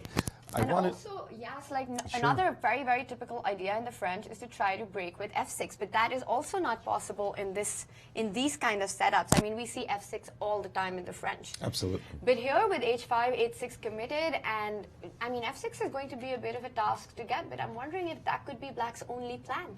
Trying to get a successful break with f6. Where else is it coming from? You don't really want to play g5 after the move h5 is in the board. And an echo, interesting echo of his game of yesterday, Michael Adams has voluntarily traded a bishop, just as he did against Levon Aronian. He had this beautiful bishop on a7, and he played bishop a7, captures e3, Right. and then got very nice counterplay by opening the position for his two knights. Here we have a Special Maurice guest with Ashley Maurice. in London. Yes. It's not often that Lawrence Trent is called a special guest. I think often they try to boot him out of the place. But no, Lawrence is a dear friend, and we could talk to each other that way. Lawrence, welcome to the show. Especially in other ways, man. Maybe. Yeah. Well, Lawrence is actually doing live commentary here in London. We have a big live audience watching right now. And Lawrence, yesterday's round, frankly, was subpar. I mean, we saw some blunders that we just don't normally see. Today, the games are much more interesting, much more level. It was subpar, perhaps from a playing standard perspective, but actually in terms of an entertainment perspective, it was quite the opposite. We all enjoyed it because we actually like to see blunders and errors and the drama. But today, you're right, games seem to be a bit more mild. Obviously, the Maxime Vachier-Lagrave game could have been really spicy. It still is, but it doesn't quite feel like he's equalised. We'll get to that. We'll get to the game. The game. Let's start with this one. Let's start with this one. Yeah, the first game here. Now, this is obviously symmetrical kind of structure and very, very equal. Neither player has really gone out their way to try and punish the other. From the Caronian, usually very solid. Yeah, they've both got immense respect for each other, and they don't normally go completely crazy against each other, especially also because they both won yesterday, so a draw today is hardly the end of the world for them. So I expect this one to fizzle out. Not much is going on at all, actually. Just not much to do here in the pawn structure, but let's get to one Yeah. that doesn't look like it's going to be a draw at all. Julian Hodgson, who's doing commentary, Grandmaster Julian Hodgson, doing commentary in the VIP room, he's going bonkers. He can't even get his attention off of this game because he felt like Maxime did not play the thematic idea way back here when he played d5. In this position, he was really, I mean, it's like, and the guy's apoplectic virtually. Yeah. He wants rook c3 is thematic. That's what you have to do. That's how you should have played. And I think that Maxime's going to regret not playing rook c3 if the game continues the way it looks. Yeah, I mean, the thing is, rook c3 is just screaming out to be played. Even, you know, Julian, Chris, they're all ex-dragon players. So they, you know, Sicilian dragon, you sacrifice that rook for the knight on c3. It's a little different here, though, because given Vichy's level of preparation in the opening, he would not have entered this line if he'd not analysed it concretely. He was blitzing his moves and he was at this blitzing point. it out. So unless you've looked at rook takes c3 very recently and have got a serious idea in it, it's very difficult to play because you know Vichy's going to find the only moves, and then you've got to think on your toes. So he tried something else, but the truth is, it doesn't really feel like he's got quite enough at the moment. I feel like if we shoot forward to the current position after king b1, Vichy's managed to solve his major problem, which was his king, which was in the center. It's now tucked away very nicely on the b1 square. Maxime's trying to generate some play in the center, use his knights, but really I feel like this is just not enough for Maxime, and the Vichy, computers are agreeing as well. The that computers it looks agreeing. like White simply up a pawn. So Yeah. unfortunate situation for Maxime Vachier-Lagrave. We'll see what Vichy had to say when they both come in here for interviews. Jumping to the next game, we see this one, the leader, Wesley So, for the Grand Chess Tour, tied for first right now against England's own Michael Adams. This formation you mentioned that you played yourself with the black pieces, as a matter of fact. I think I had this position a few months ago after rook a6 against Victor Erdos. People can check that out. I'd be very surprised if I was wrong there. I'm pretty sure I did have this position. A very solid kind of way to approach from a black side. But actually what seems to have transpired is Mickey has done something slightly unusual as we go through the moves. This is all kind of normal. Actually, here was already a very interesting moment with Wesley retreating this bishop back. Yes, we talked about this in the studio, right, that this move bishop d2 is a bit unusual. Very unusual, because obviously the point of playing bishop g5 is that when it gets hit by h6 is you take the knight off. So he did this, and then some other stuff has happened. Yeah, Mickey's exchange on f3, that's very common. But here, he played the move knight c6, again, very kind of unusual. Normally you put the pawn on c6 to keep a very solid structure. So I don't know whether this is a case of Mickey now really going for it, or he's just trying to drum up play. Still looks like white's a bit better, just optically, but again, looks like there's a full game ahead. Yeah, we saw that big trade, bishop takes on f3, bishop for knight is a critical trade, and usually a light square bishop trading for a knight you'll attack on the dark squares, and that's what he's done thematically. What he didn't do yesterday, by the way, when he did play bishop takes knight against Aronian. So now to your boy, Fabiano Caruana. We know that you and he are good buddies. You are his manager for quite some time. The French defense, he's thrown that out recently a couple of times now, it looks like. Yeah, he used to play this on a more regular basis, actually, and I remember a big win he had against Mickey Adams in an Olympiad when he was actually, back then, not playing for the US, playing for Italy. And it was his main weapon, and he got a lot of good results. But as I said in the live commentary here, when you get to the very, very top level, you have to mix up your repertoire and have something really solid, which is why he was playing e4, e5 a lot. Some boring Berlins. Some boring Berlins and that kind of stuff, and sometimes you have to do that. But today he really felt like going for it against Veselin, who is very unpredictable, as we know. It really depends how he is on the day. I have to say, though, looking at this position, I feel like white should be a bit better, but maybe Fabiano is doing just about all right. I don't quite like the fact that Fabiano's king isn't quite developed yet. White has got a very easy plan of just shifting over with his king to f1 or g1 if he wants. And the question is, you know, if Fabiano would play a move like bishop e7, simple developing move, what do you do against rook g3? How do you start defending that g7 pawn? You have to go passive. And also these knights, they're kind of a bit, I don't know, they're treading on each other's toes, really. So I'm not a massive fan of the position. Maybe there's a way to release the pressure for Fabiano, but in general, I would take white, although far from clear. These two played in the Champions Showdown in St. Louis recently, and Veselin famously sacrificed a piece for just about no reason and ended up winning that game. So Fabi, with the black pieces of that game as well, no doubt looking for some measure of revenge. But let's get to the last game we have, and this one, after a very long think, quite surprisingly so, this move, this unusual move, queen takes d4, looks as though Hikaru went into a big tank and came out with this idea of not letting the white queen go to this side. Let's just come up to date because we haven't seen these moves. Look at this, an immediate trade, defanging the position. It doesn't look like it's that interesting right now, this position. It seems like his big analysis paid off. Yeah, I mean, I think it was a testy kind of move, queen takes d4 by Anish. I think he was just flirting with the idea of swinging over to h4. And he thought, well, Hikaru's going to have a bit of a think here, gain some time. But the position we've now got on the board is one where Anish will be happy because it's really risk-free for white. He's just got a bit of pressure along the long diagonal. He'll develop his pieces very calmly. And this looks like a boring draw. Yeah, I don't think it's a draw yet. I think there's still some play. I mean, white has always got this pressure. Draw? Let me think about that off air. But no, I mean, look, I mean, objectively, of course, it's nothing massive for white at all. But in these structures, it's neutralizing this bishop on g2. He's going to play bishop d2, and he might go b4. Who knows? Obviously, it's just close to equal, but I still think there's a game ahead. Indeed. Well, thank you so much, Lawrence. I know you got lots of work to do. International Master Lawrence Trent, and also international dance expert Lawrence Trent. You can bust out some salsa moves at any moment.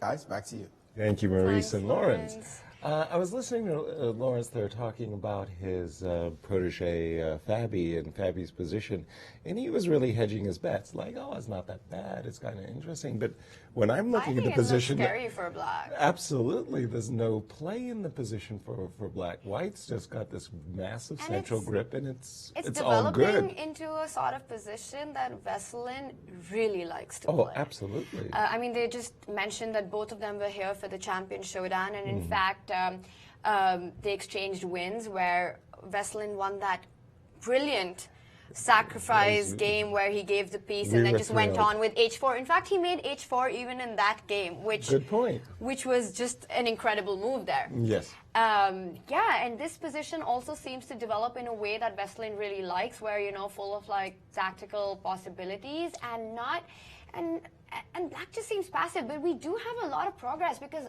Caruana has gone for longside castling. There was no choice because, yes, as Lawrence himself very well said, that if black were to castle short side, it'd be suicide. It would be suicide variation. He'd be walking into a ready-made white attack with the rook coming to g3.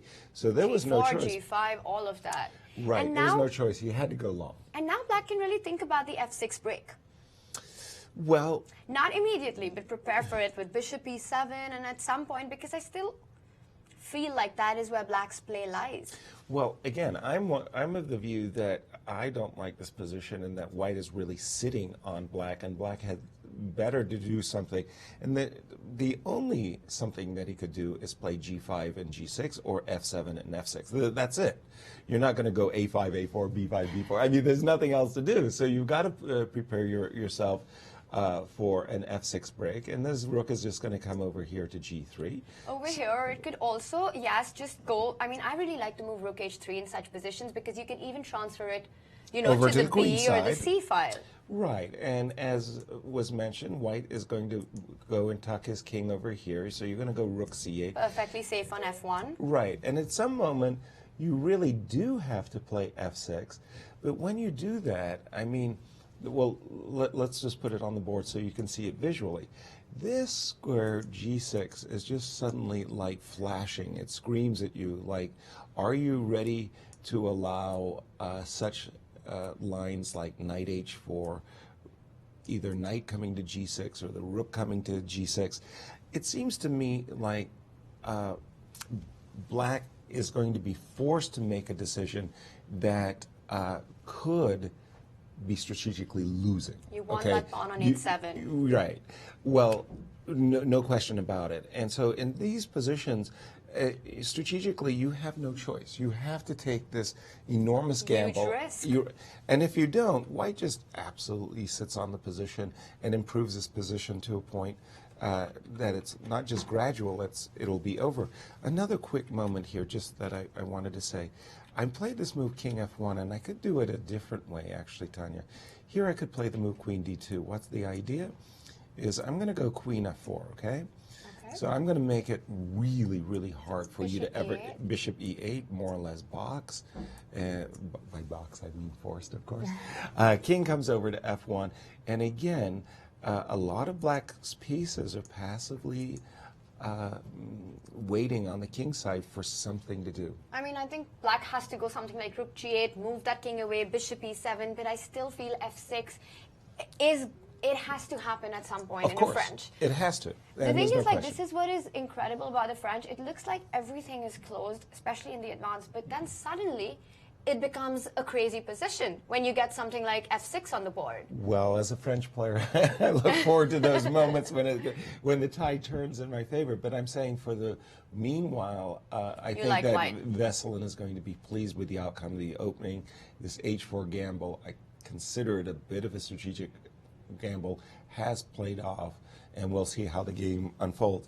I'm going to turn it over to Alejandro and ask him what's piquing his interest. Alejandro. Well, Yasser, I'm analyzing the game between Grand Chess Tour leader Wesley So with the white pieces against Mickey Adams. And, well, we had this fascinating exchange, as Maurice likes to say, the most important trade in chess, a bishop for a knight. And we had this position in which after bishop takes c6, there's a lot of options for Mickey. He can take on d4, he can take on c6, or he can take on c3. All of them actually work tactically. However, after taking on c6, you're sacrificing this pawn on e5. The question would be, do you have enough compensation? The computer say, you have some, but not enough. Instead, he played a more logical move, pawn takes d4. If pawn takes d4, then I am very happy to take that bishop. The bishop really has to retreat. And now, this is the key difference, I think, where computers are just stronger than humans. Because here you have the option of going to f3 or to g2. And for a human, it's really unclear which one is better. Sometimes on f3 it'll be better because you're able to control this diagonal, not allowing a knight to g4, and it allows me to put the king on g2, in which is a much better position than on g1. However, on the other hand, it is a slightly more exposed bishop in certain variations, and the computers definitely think bishop g2 was better than what Wesley chose, bishop f3, and they have a very concrete line in mind. I'm going to go down the path bishop f3, pawn takes c3, pawn takes c3, which is the position on the board. And imagine that here, Adams plays the move bishop d6, which is what the computers prefer. Now, if I play rook e d1 in this position, the computers are saying that black has resource, knight d7. The idea being that if I play c4, targeting this pawn on a5, black is just in time to play queen f6, hitting this guy on f3, king g2, and then rook b2 with a certain amount of counterplay. Still perhaps a little bit better for white because of the pair of bishops, but anything goes in this position, especially once the knight reaches the c5 square. However, the bishop had been on g2, then after pawn takes, bishop d6, rook d1, you don't have the possibility of playing knight d7, as after c4, I'm simply threatening to win the pawn on a5. You don't have the possibility of going queen f6, as I just kick out your queen first and then take on a5, and something that I was not able to do because the bishop was exposed in this variation on f3. It's the subtle differences that maybe you might wonder, well, how are computers so much better than humans? These little details that just kind of add up. I see that Mickey Adams hasn't played bishop d6, instead he has played another interesting move, bishop to c5, and at the end of the day, even though bishop f3 was probably not as accurate as bishop g2, it's still better for white. You have the pair of bishops. This bishop is just flat out annoying. And at some point, I'm going to be able to play c4 and attack this pawn on a5. And even though you would like to play bishop b4 against it, notice that if this ever happens and bishop b4 is on the board, you always have to watch out for c5. So you have to make sure as black that c5 is not working and doesn't basically win a pawn on the spot. I like Wesley's position. I think he has great chances to exploit it and pressure Mickey Adams in this position. Thank you. I have to say, bishop f3 is quite a controversial move, decision. Right? Yeah. Yes, in this position. I mean, it's a lifetime of playing against double bishop in this position, and like we saw, what happens is that just simply white always has this slight advantage of having two bishops in such a position. True, and again, the a5 pawn as well. Yes, and again, I just wanted to mention from the first round game where Mickey gave up this dark squared bishop, which was lurking on a7 for this knight that was on e3, and then through forcing play got a very decent position. So you look at this position and you don't think about giving up this, quote, beautiful bishop on c6, eyeballing the f3 knight. And I just think that this move e5, this whole concept, I want to say, by black, of Mickey's, is like sometimes when you're a little bit uncomfortable with your position, you want to make some forcing decisions to get to a position that you're more comfortable with. You're not in a comfort zone, and you want to get to your comfort zone. And by trading and forcing the action, Mickey was probably thinking that he was getting a good position. But this move, bishop takes c6, also, it's not a decision that you really think about. You've got this light squared bishop. You're thinking more about, oh, I want to play d5, or I want to play rook d1, and you want to keep this bishop. But I so just think both players giving up. But yes, in a concrete way, bishop c6, I mean, if you take this bishop back, then I've got this de5 option. Clear. So in a way, I'm not giving my double bishop, because the next move I return.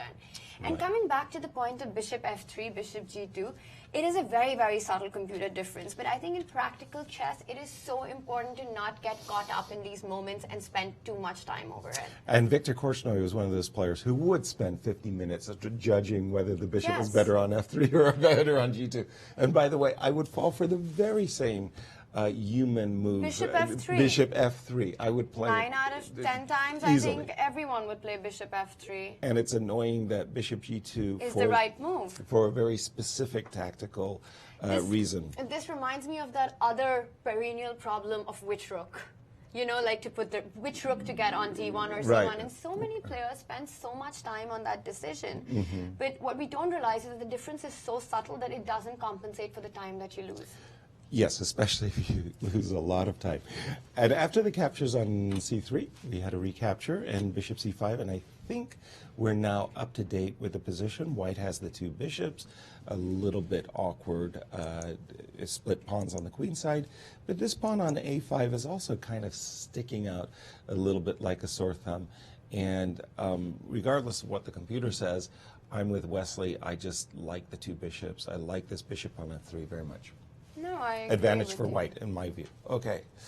Where would you like to take us, Tanya? Well, let's take a look at our current standings.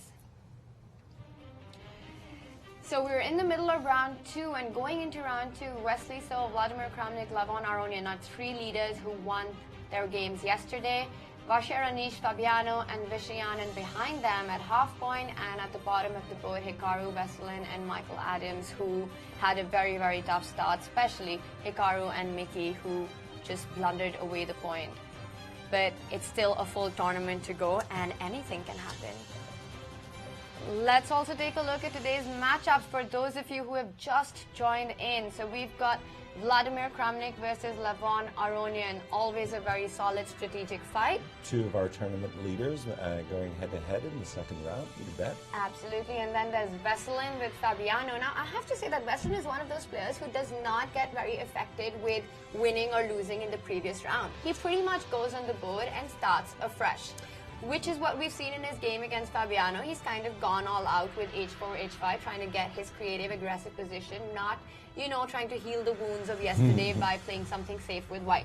We also have Vishy Anand versus MVL. MVL does seem to get caught up in his opening preparation in a Naida, for which he's super famous, but Vishy, also known for his superior opening preparation, seems to be in the Driver's seat at the moment. driver's seat at the moment. And it's Anish versus Hikaru, a slower game that we've got. It's gone into an endgame. Queens are off the board. I still like white's position slightly. And there's Wesley So against Mickey Adams, as we saw, So seems to be in a very, very good situation right now with a two-bishop position, the pawn on a5, even though the computer suggests that black has got enough to compensate for that with white's pawn structure. Yeah, and it's all about Wesley So. Wow, he's just played magnificently here on the Grand Chess Tour. This is the 4th and final edition of the 2016. And we have some breaking news that I really, I'll let you, I don't want to steal your thunder here, but this is a big news, everybody. We're talking about the 2017, excited. The next cycle. Uh-oh. But you just have to hold on to it, but it's not going to take too long. Yes, absolutely. But talking about Wesley and the 2nd edition of Grand Chess Tour, which is about to come to an end, I mean, what an incredible run now. I think what has differentiated him from the rest of the field has been his consistent performance throughout. Whether it was the rapid events, winning the Sinquefield Cup, he hasn't had a bad event in any of the GCT tournaments. Absolutely. No, Wesley has been remarkably consistent, and what he did at the Sinquefield Cup, going undefeated in such a great field, and just seemed to take his opportunities. He was very, very good at limiting his opponent's attacking chances while taking full advantage when the opponent said, okay, I'll give you an opportunity. And here we go with the Grand Chess Tour points, by the way. Talking about the Grand Chess Tour points, I also want to just run through the viewers who've just joined us about how it really works, Yasser. Exactly. So you've got 4 events in the Grand Chess Tour. That was Paris, Leuven, Sinquefield Cup, and the final one, the London Chess Classic. Now, how it works is that the players earn Grand Chess Tour points based on their final rankings in each of these events. Exactly. And they eventually add up to decide who is the winner of the Grand Chess Tour. Now, what's also the $100,000 first prize. The $150,000 bonus prize Right. for the Grand Chess Tour winner. And what's also interesting is that the players can pick 3 of their top scores. If they've played in all 4 events, they take the 3 best events. Right, they'll drop their low score. And in that way, we see that Wesley So has got a total of 30 points. A huge, huge gap from him, and on second spot is Levon Aronian and Hikaru Nakamura. But what is interesting is that it's actually only Hikaru Nakamura who can overtake Wesley by finishing clear first in London Chess Classic. That's simply, despite having Levon Aronian on second spot, that's simply just because the points add up in such a way that Hikaru is the only one who can take him down with the top 3 scores. So to help our viewers looking at that chart, look at Hikaru's score in Leuven. He scored 4 points. Now imagine that he were to score 13 in London. He dropped that score of 4, Replaces it with 13. which is 11. So the difference being 11. So you take that 21 and a half, you add 11. Now if you take, pardon me, 9, pardon me, you get up to 30. 0.5.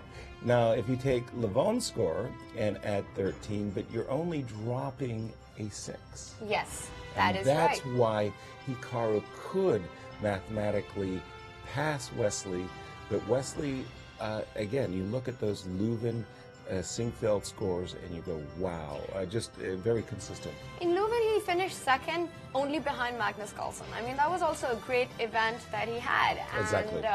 And that's how that works, everybody.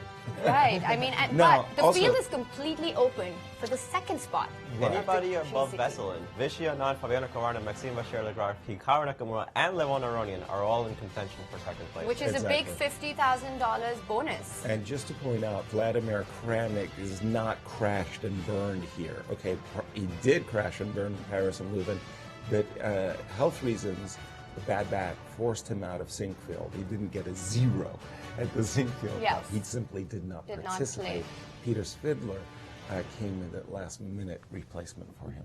Right, and well, this year at the London Chess Classic, our wildcard entry is Mickey Adams. I've got to say, though, about the wildcard entries for this year's GCT, they haven't performed exceedingly well. I mean, in all 3 events, we've had them finishing at the bottom of the table. So it was Svidler, it was Laurent Fressinet, and it was Magnus Carlsen. And it was Magnus Carlsen.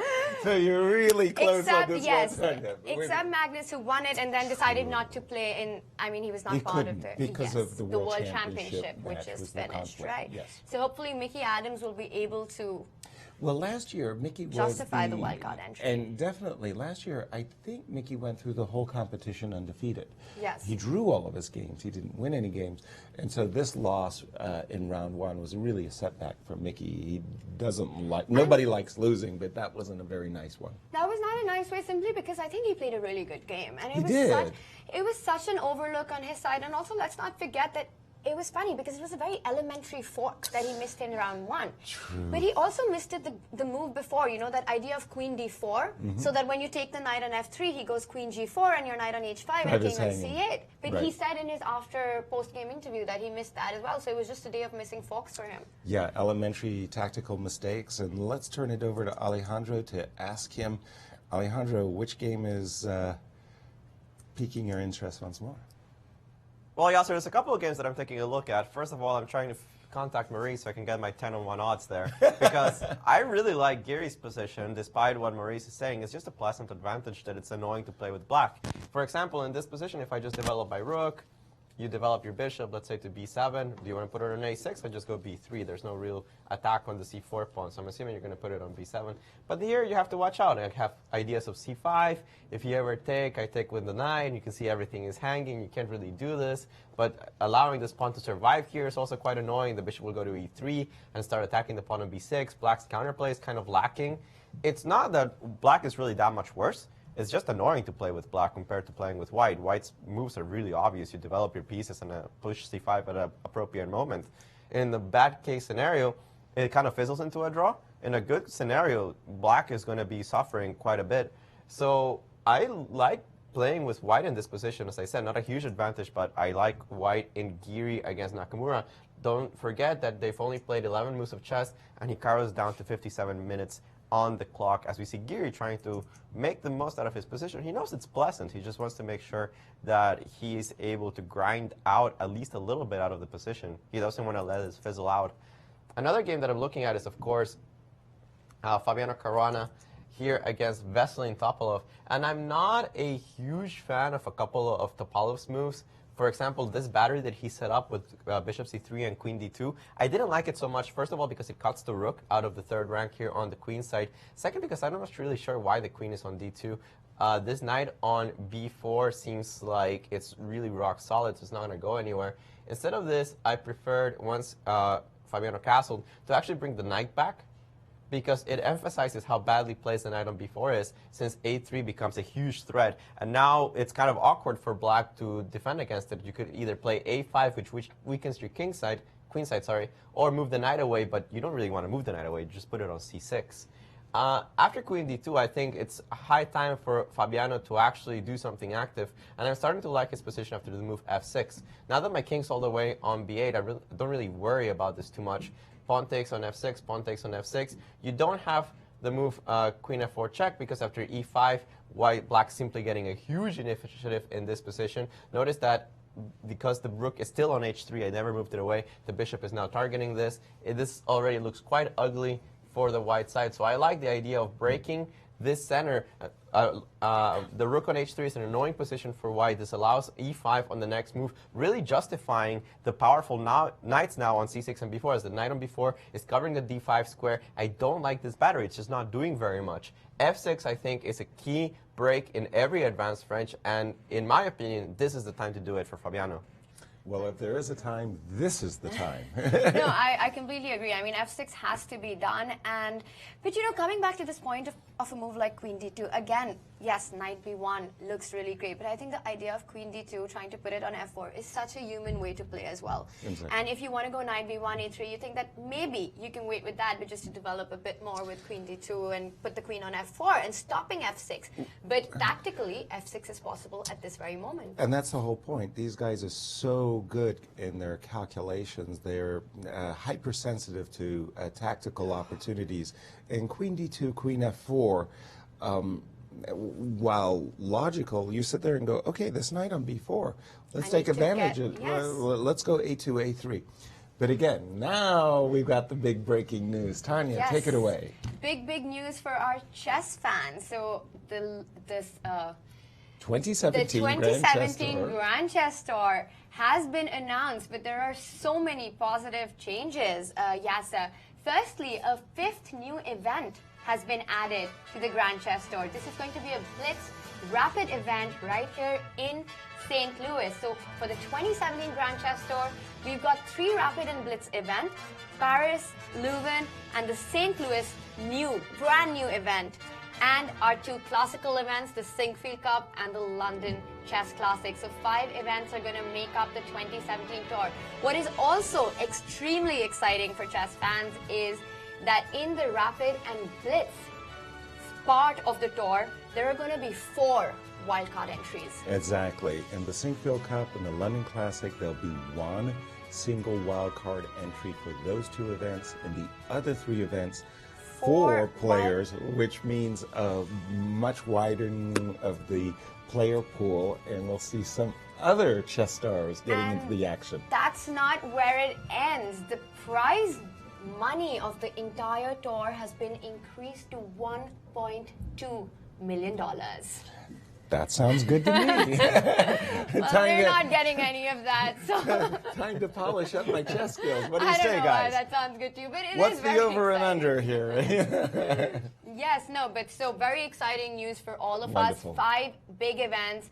Now, just talking about the Grand Chess Tour, I mean, the whole idea, the whole concept behind this tour is to bring the best of the chess world to the audience. Exactly. What we're seeing here in London is a fantastic event, and the superstars that are playing here. Yes, I mean, it's marvelous. It just aims at popularizing the sport, spreading it, bringing the best out of it, and one of the ambassadors, the main ambassador of the Grand Chess Tour, is Garry Kasparov, who is basically a mirror image of everything that the tour stands for, you know, with his work in popularizing and spreading the game, which is exactly what this tour aims for. Yes.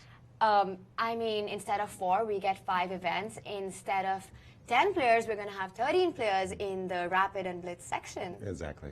What more could we ask for? Alejandro, what more could we ask for?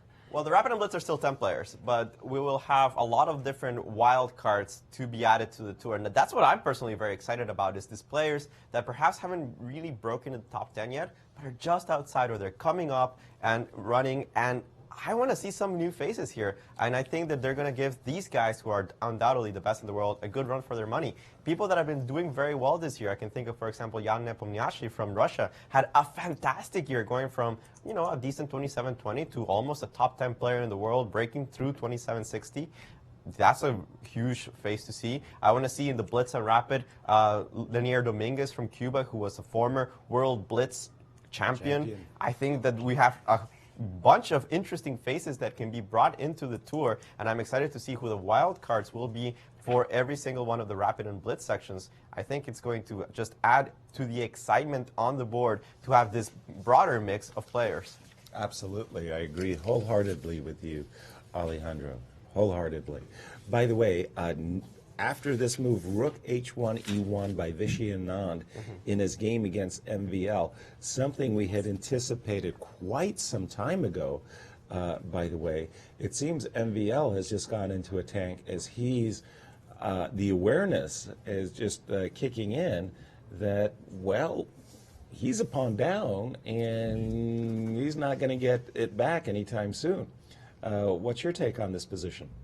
Yeah, I hate Black's position. Just simply hate I it. mean, we can analyze it all you want, but the thing is, after Rook He1, which is a very nice move in my opinion, because after this move, Rook He1, you start putting the pressure on the E4 pawn. And the thing about this pressure is that it forces Black's hand. If White doesn't do anything, you can imagine that Maxime might go A5, A4, start to slowly bother White's king. He might even have to go A5 anyway and sacrifice something on the center. But if you force his hand to play this line with bishop takes c3, it does feel like Black's position is just bad. You're going to be facing off against either the pair of bishops, or you're going to be facing in a major piece endgame where your king's a little bit weak and you're down a pawn. Very unpleasant choices, honestly. I think that from a practical view, you might want to go A5 and hope that A4 works. But right now, this is what Maxime is doing, hoping. Thank you, Alejandro. Turning to another big game between our tournament co-leaders, we have Vladimir Kramnik, Levon Aronian. Not too much to talk about because the symmetry in the position 4-4-2-2, very equalish type of position. However, this is the positions where Vladimir, he likes the quiet strategic channels of play. He, when forced, he can play tactically extraordinarily well, but this is really his strength, I think, is playing these semi-closed, closed positions. These level positions and just trying to make something.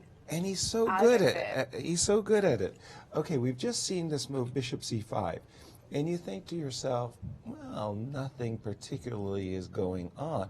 But then when you take a deeper, closer look, you sit there and go, well, what about the move e5? Well, first of all, you have a discovered attack against this bishop on b7. You're attacking the knight.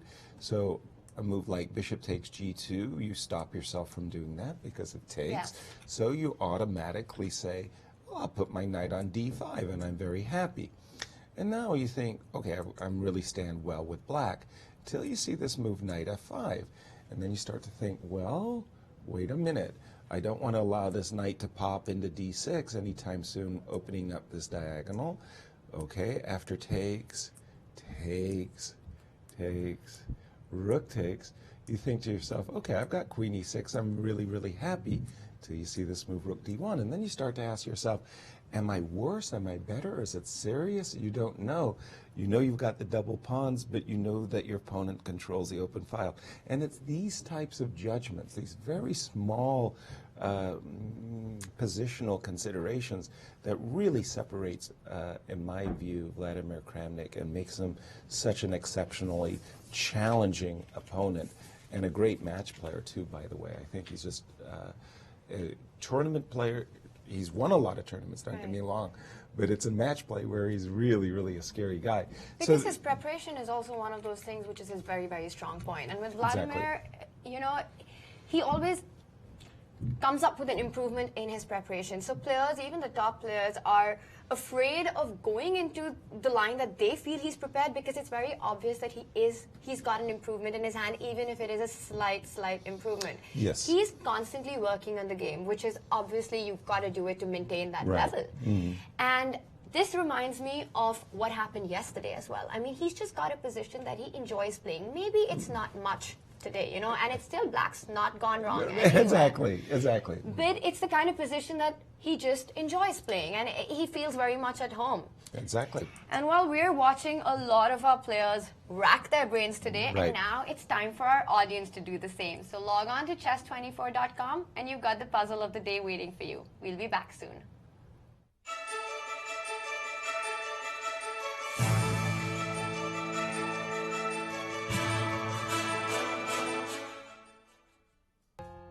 Until recently, chess was like this. Chess24 brought you this. Live interactive broadcasts from top tournaments with computer analysis and video commentary by the likes of Jan Gustafsson, Lawrence Trent and Peter Svidler. A play zone where you can take on opponents from all around the world 24/7. Interactive beginners courses ensuring you pick up the basics fast while having fun. A tactics trainer to sharpen your chess by solving puzzles adapted to your level. Hundreds of interactive videos letting you watch and learn from star players such as Vishy Anand, Peter Svidler, Paco Vallejo and Hu Yifan. You've given up on that outdated computer? That's why there are more reasons to use Chess24 on mobiles and tablets. Full playzone access, including pre-move. A tactics trainer so you can stay sharp wherever you are. Computer opponents you can challenge even when you're not online. Live broadcasts of top chess events. And the half? It's free. Well, that's half true.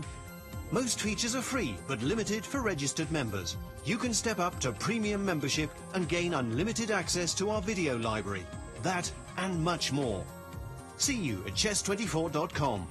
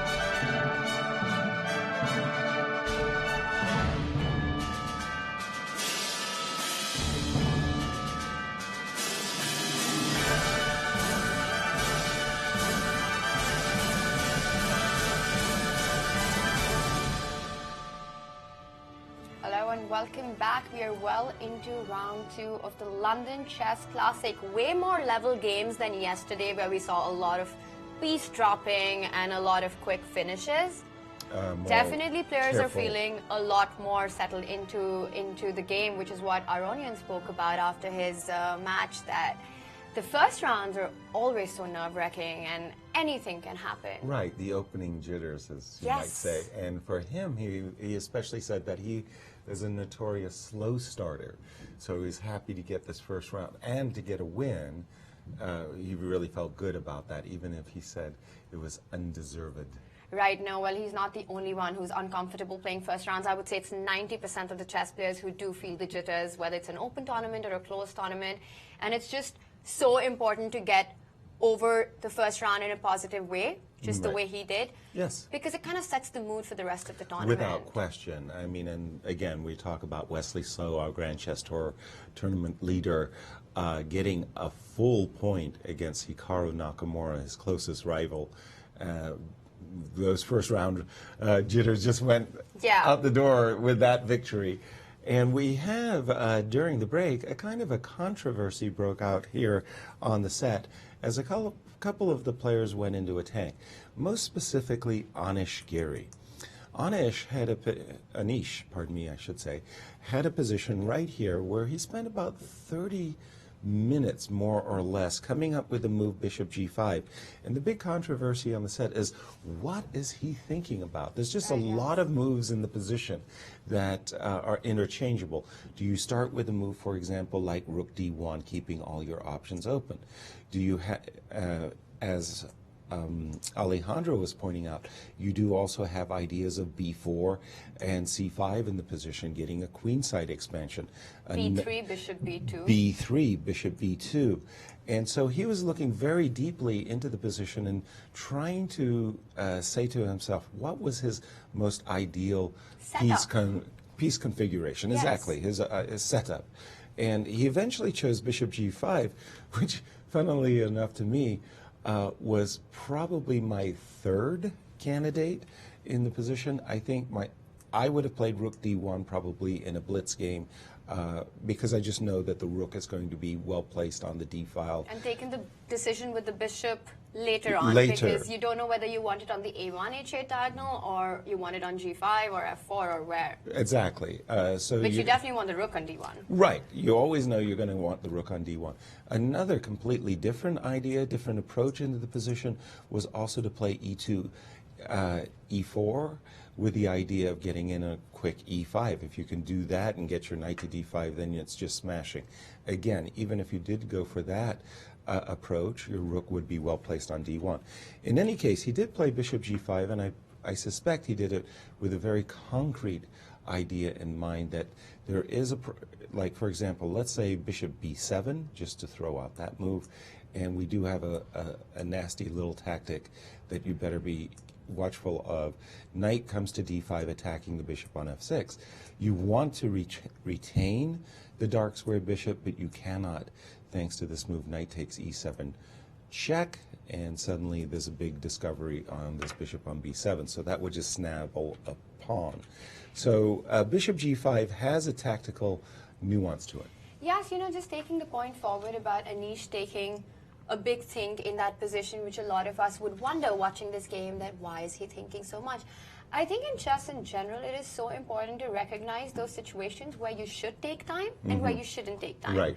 Because a lot of us, me included, come into a lot of time trouble because we don't take those decisions properly. Now, in this kind of a game, I mean, it's clear that this position has been reached pretty quickly from Anish's side, but now he's got to decide where to place his pieces. Right. So it's definitely one of those moments which are going to sort of dictate the direction the game takes. Without question. And that is one time. It can be a different position. It's always a different position for everybody, but those are the times when you want to sit down and take a think and really plan it out, because once you've made that plan, you're able to blitz out the next few moves. Exactly. And I think about a lot of top chess grandmasters, Alexander Grishuk, Viktor Korchnoi, who were notorious at mismanaging their clock and getting into time trouble consistently, time after time. Yes. Whereas I think of a player like, for example, Levon Aronian, who plays rather freely, quickly, and is rarely in time trouble. Even Vichy, for that matter. And Vichy, well, Yes. at one point in his life, he was the speedy, strongest rapid player in the world. demon. Yes. Well, And that's an unusual sight in the game of Vladimir Kramnik and Levon Aronian.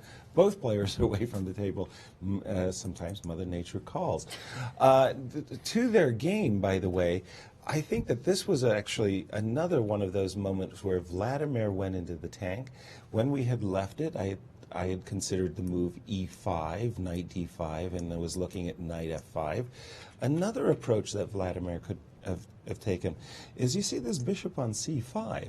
It's kind of vulnerable to a b3, b4 type of maneuver, hit, I want to say. So the move knight c2 was also very suggestive to my eyes, because you're opening up this bishop on b2. In principle, you're not very happy when your pawns get doubled, so you want to do something probably about black that. would go queen e7 anyway. Could Queen e7 anyway. Ooh. You do have b4 here. I'm not sure. Yes.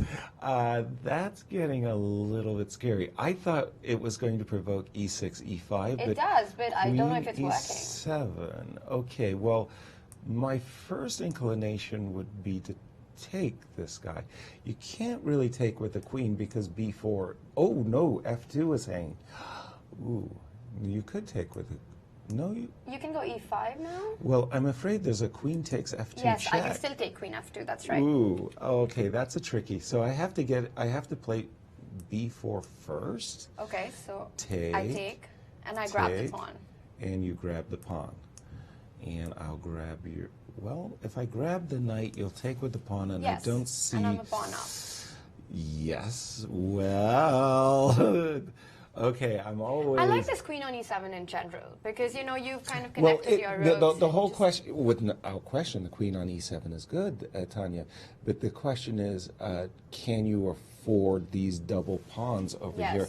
Let me just explain why I think that you should be very careful. Yes, careful is a very good word and good neutral word there, because there is this check. Right. King, and there's a move like queen h4, attacking this pawn. If you go king g7, you're walking into this shot of queen e5. H4? Oh, queen h4. I was about to take on s6. Queen h4. Okay, so after king g7, rook d1, 2. Oh, you still have queen d4. I'm not getting exactly. I know what you're trying to get, but yes, you're not allowing me. Maybe it's not how. You're right. The point is that, like, after a move like knight c2, the idea is to play b4, right? And I'm just trying to think how I can stop it. I want my queen on e7 anyway, and of course, tactically, if it's not possible, it's not. But you always want to make a move like queen e7, stopping your ideas, connecting your rook. Yeah, I want to play rook d8 next move and just have a normal position. Then you're fine. Of these many choices, e5, knight c2, Vladimir eventually decided on the move knight b5. And again, Vladimir has this way of stirring trouble, extracting, this small little concessions here and there. Right. Obviously, as in his game from round one, he's eyeballing the d6 square. Yes. He's opening up the bishop. Now the move queen e7 almost seems forced. A moment ago, I thought e6, e5 was forced. Now I see queen e7 as, but now Vladimir has... What about your idea of e5 now, Yasser? Well, of course, e5. I wanted to do that in that other position where my knight went to f5 and d6. So e5 comes, knight d5 comes, and let's just take a quick gander at the move knight d6. So obviously I'm sacrificing a pawn, but I'm doing it for very specific reasons associated with this awesome.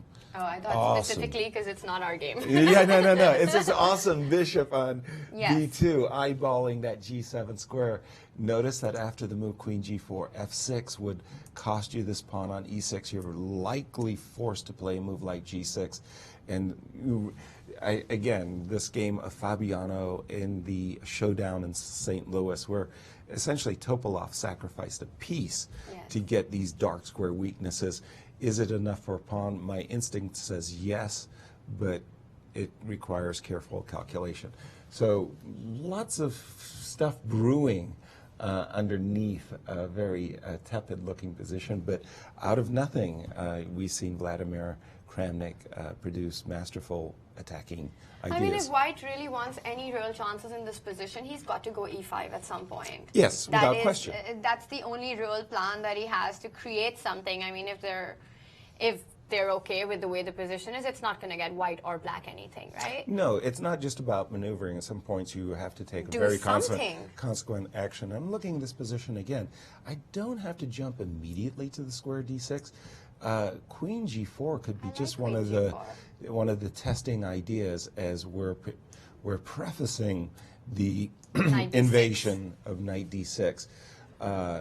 And if I can provoke g6 without having given a pawn, I'll always be able to give a pawn later. That's right. So g6, maybe something like queen h3.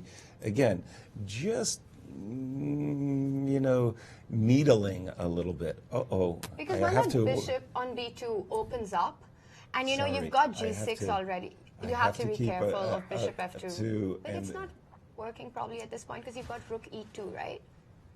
Rook e2 and queen c5. Probably it's not working. But that's a tactic that you've got to keep an eye on, that bishop f2 doesn't come at the right. How does the computer, Alejandro, how does the computer evaluate knight b? There was a lot of options there for Vladimir. And did he choose the best one?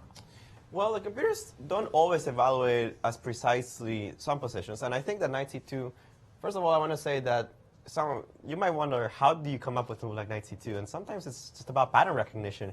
This is actually the same idea that Fabiano Caruana came up with in the game between Magnus Carlsen and Sergei Karyakin, that Sergei Karyakin won in the recent World Championship. Fabiano Caruana analyzed that game, and he came up in a critical juncture where Magnus played the knight to b5, and he considered that to be a mistake, instead suggesting the idea of playing the knight to c2 to support a similar b4 break.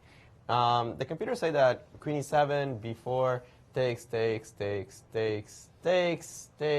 takes, rook b1. We pretty much got to this position. Queen d4. They like white just a little bit, but it's nothing special. Eventually, the pawn on b6 falls. And even though there's some weaknesses on the king side, it's just not enough to really prove a strong advantage. White retains something very slight, but 9 out of 10, this will be a draw. Knight b5 is an interesting try. After queen e7, the computer started definitely suggesting to go e5, as you guys are suggesting. Now, this is a double-edged weapon because I don't think you guys actually considered that it is possible to take on g2. It looks suicidal, but it's actually very double-edged. After pawn takes on f6, queen goes to b7 in order to defend this bishop, otherwise black is just lost. And the idea is that you're targeting your weaknesses here on the dark squares against the weaknesses on the light squares. Now for white, the game becomes very complex after a move like knight d6. Very, very difficult to evaluate. It becomes extremely sharp. It is also possible to not go into any of this nonsense, although white has to consider it, and go knight d5, as you guys said. After knight d6, opening up the bishops just seems too strong. The bishop is way too powerful. But the computers think that if you play rook cd8, knight takes b7, queen takes b7, there's actually not that many problems for the black side, mainly because this bishop is completely stuck on the b2 square against this pawn. And although it's true that there might be some issues with the d5 square at some point, it's just not enough to prove an advantage. The computers are saying that white has a very minuscule thing, as we see that e5 was played and instantly Aronian took on g2, so we're going to go for some sharp stuff in this game. Kramnik making sure that he is, this is going to get, and he took on this is going to get exciting. I mean, right, and queen b7, just queen like b7, you said. absolutely forced, yes. Alejandro, wow, okay, both players embracing ultra sharp. Yeah, this game went checkmates on both sides, right? This game went from like very quiet to very, very sharp very quickly, and the reason is that now both kings are in danger. It's very easy to see how black's going to get checkmated into the dark squares. Even a move like queen g4 you have to be very, very careful of. While the same is true for white's light squares. You can see easily how after bishop h1, it's already not obvious how you're defending against the threat of checkmate. I mean, bishop h1, you force something like queen f1, which is already very ugly. Bishop h3 is also, of course, a big threat. you would have to reply with queen e4. Remember, the black has the pair of bishops, so a trade of queens will probably favor the black side. Taking on g7 is sometimes not so desirable because that pawn, even though it's a passed pawn on this g7 square protected by the bishop on b2, actually acts as a shield for black's king. Now I don't have any way of creating a mating threat, which means that the initiative passes to black. After rook fd8, I would say that black's even better. But pawn on g7 not really a threat for now, and it's difficult to cover the light squares. The computers are suggesting that instead of taking on g7, they want to play the move knight d6. The idea is that after bishop takes, rook takes, I got rid of your dark square bishop, which further weakens these complex on the king side and allows me to play f3 against a potential idea on this side of the board. The game gets crazy, guys. For example, after bishop h1, you have to play f3. You could play f4, but it's just a little too weakening. f3 is a better move. If you take with the bishop, take with the bishop here, then suddenly it's white that gets the initiative. Notice that everything is up to a tempo. Queen d2, threatening queen g5, and now because I haven't taken on g7, I have real mating threats. If instead you take with the queen in this position, then more tactics. You could play queen d2, but it becomes very unclear. I'm not threatening queen g5 because of checkmate. Still a possibility. You can even think of a move like rook takes c6. Guys, there's a lot of variations that are just very, very sharp. It's up to tactics now. This position, strategical considerations are still there, but it's clearly the weakness of the kings that is going to be dominating the evaluation of the position. Now, I want to jump really quickly to a couple of other games that we have neglected to see this, and it's the game between Anand and MVL that I want to see how it progresses. MVL did play the move a5 in order to try to create counterplay on the queen side, and here is where computers, man, they play some of the most amazing subtle moves I can't even think of. The computers want to play the move d6, and I was trying to figure out, why are you giving up this pawn? And here's the reason. The computer also would like to play g5, bishop takes c3, bishop takes c3, knight takes d5, and it thinks that after bishop d4, white's a little bit better. But it realizes that after d6, the only good way of taking this pawn is really with the rook. Right. If you take with the queen, then you just run into the bishop discovery. So if you, for example, take with the rook, then after g5, we get into the exact same line as the knight really has to go to d5. But now I have to move bishop e5, winning a tempo against the rook. So you basically force the rook out to d6. Now the bishop gains a tempo on e5, and this gives white an almost winning advantage, as after retreating on d8, I have time to take your pawn on e4, and this is basically game over, as the attack on the queen side is not going anywhere, and you already have to be very worried as the black side of going g6, f6, basically getting mated. Instead of that, Vichy played the move queen f2, which the computers were not so agreeable with. They thought that here Maxime should take on c3, and knight takes d5, going for a very similar position, in which anyways white is better. I mean, even though the computers think that white lost a little bit of its advantage, doesn't mean that white's not better anyways. Alejandro, I have a question. Sorry, I have a question for you. But before that, we've got Maurice in London, so let's go to him and we'll be back on this. We are talking about explosive games, and all these games are getting interesting now as we start to get a little bit closer to time control. Not quite there yet, of course, but these middle games are starting to explode, and this one has definitely exploded, the one between Topalov and Fabiano Caruana. A rich position, chaotic, disorganized, if you will, in terms of the piece distribution. You see a knight here on a3, the rook on a1, the king on f1, opposite side castling, imbalanced pawn structure, but black's position seems a bit more together, if you will. You see these knights, the queen and rook. All you need is this bishop to get into the game. So he played first the move bishop to e8, eyeballing this pawn, and now knight to h4. Yes, the knight is aimed to g6, but take a look at these knights. Rook's not connected, knight's not connected. A bit of a strange position. So Fabiano decided, let me leap this bishop into the game. And after rook g7, posting up on the 7th rank, he said, I don't care, e5. And now the explosion in the middle of the board, e5 for black. Black is trying to break through in the center. The d-pawn is currently under threat. If you open it up, the game gets wild. And when you have discoordinated pieces, as you see here, it's usually better for the side to open up the game for the side, of course, with the better coordination. So advantage to black right now. It looks as though Fabiano Caruana wants to start putting together a potential streak where, if he does that, wins 4 games in this tournament, he will surpass Magnus Carlsen and become the #1 rated player in the world. Wow, thank you, Maurice. That game truly has exploded. Again, my initial gut reaction would be that White's doing okay after the move knight f5, but with this knight on a3, so out of play, I would temper any enthusiasm I might have for White's position, but definitely Fabi's f6 was well timed. We've talked about that constantly. That was his only chance. Well. And he's getting an f6 and e5. Of the center. A French defense player's dream to get in both those breaks. Well, yeah, this is going to be a very interesting, but just going back to that position that Alejandro was analyzing, the Wishy game with MVL. Right, he's where we saw Queen f2 instead of that D6 move, which is recommended by the You computer. had a question. I do have a question. I mean, you know, you look at this position, you see the pawn on e4 hanging, and a lot of us would want to know why we can't, why are we thinking about d6, and why are we thinking about Queen f2, which was played, which just take the pawn. So what happens? My first instinct is to say, well, after knight takes e4, knight takes e4, bishop takes e4, I'm a little bit concerned about this move a5, a4. Agreed, White is 2 pawns up. But when I start looking at White's king, you don't really want to capture this pawn on a4 because you're inviting bad things to happen. On b2. On b2.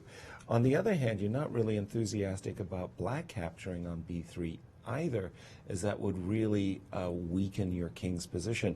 So let's just take this forward, yes, please. For example, if I took on b4 now. By all means, bishop queen takes b4. Queen takes b4. Can I go queen d2? Yes. Or you can go, guys, queen c4. Oh yeah, queen c4, even better. Queen c4 is game over. Oops. That's not good. Queen c4 I've completely missed. Okay, so let's take a look at this. Knight takes e4. You have to take on e4 with the f knight, but then you have to play rook e8. Sorry. So I just wanted to move my queen then. Knight takes e4, knight takes e4, bishop takes e4, rook e8 So I can either go queen f2 or queen f3, right? Yes, that's correct. So what's better? Queen f2, pinning the knight so that the bishop on e4 isn't hanging, or queen f3. I suspect after queen f3, Black is going to play along those lines of a5, a4. Not completely convincing. A 2-pawn advantage is a 2-pawn advantage. You better be sure that you're landing over there. Some compensation, yes, because otherwise it's just lost there. Right. There's a queen b3 cutting across. After I take on a4 and knight a4. Yeah, there's a queen b3 defense. But there was also that queen f2 move. Yes, I like queen f2, you know, pinning that knight. Definitely. Well, let's, again, just continue this line because I think it's a very good question to ask. I'm a pawn grubber, and I would definitely be looking at your move, knight takes e4, and wondering why he shouldn't do it. It has to be associated with a line of a5, a4. Again, in this case, after you take, I'm definitely not trading queens. Want to do something. It's still not over, though. I've got queen d4, right? Queen d4, you do indeed.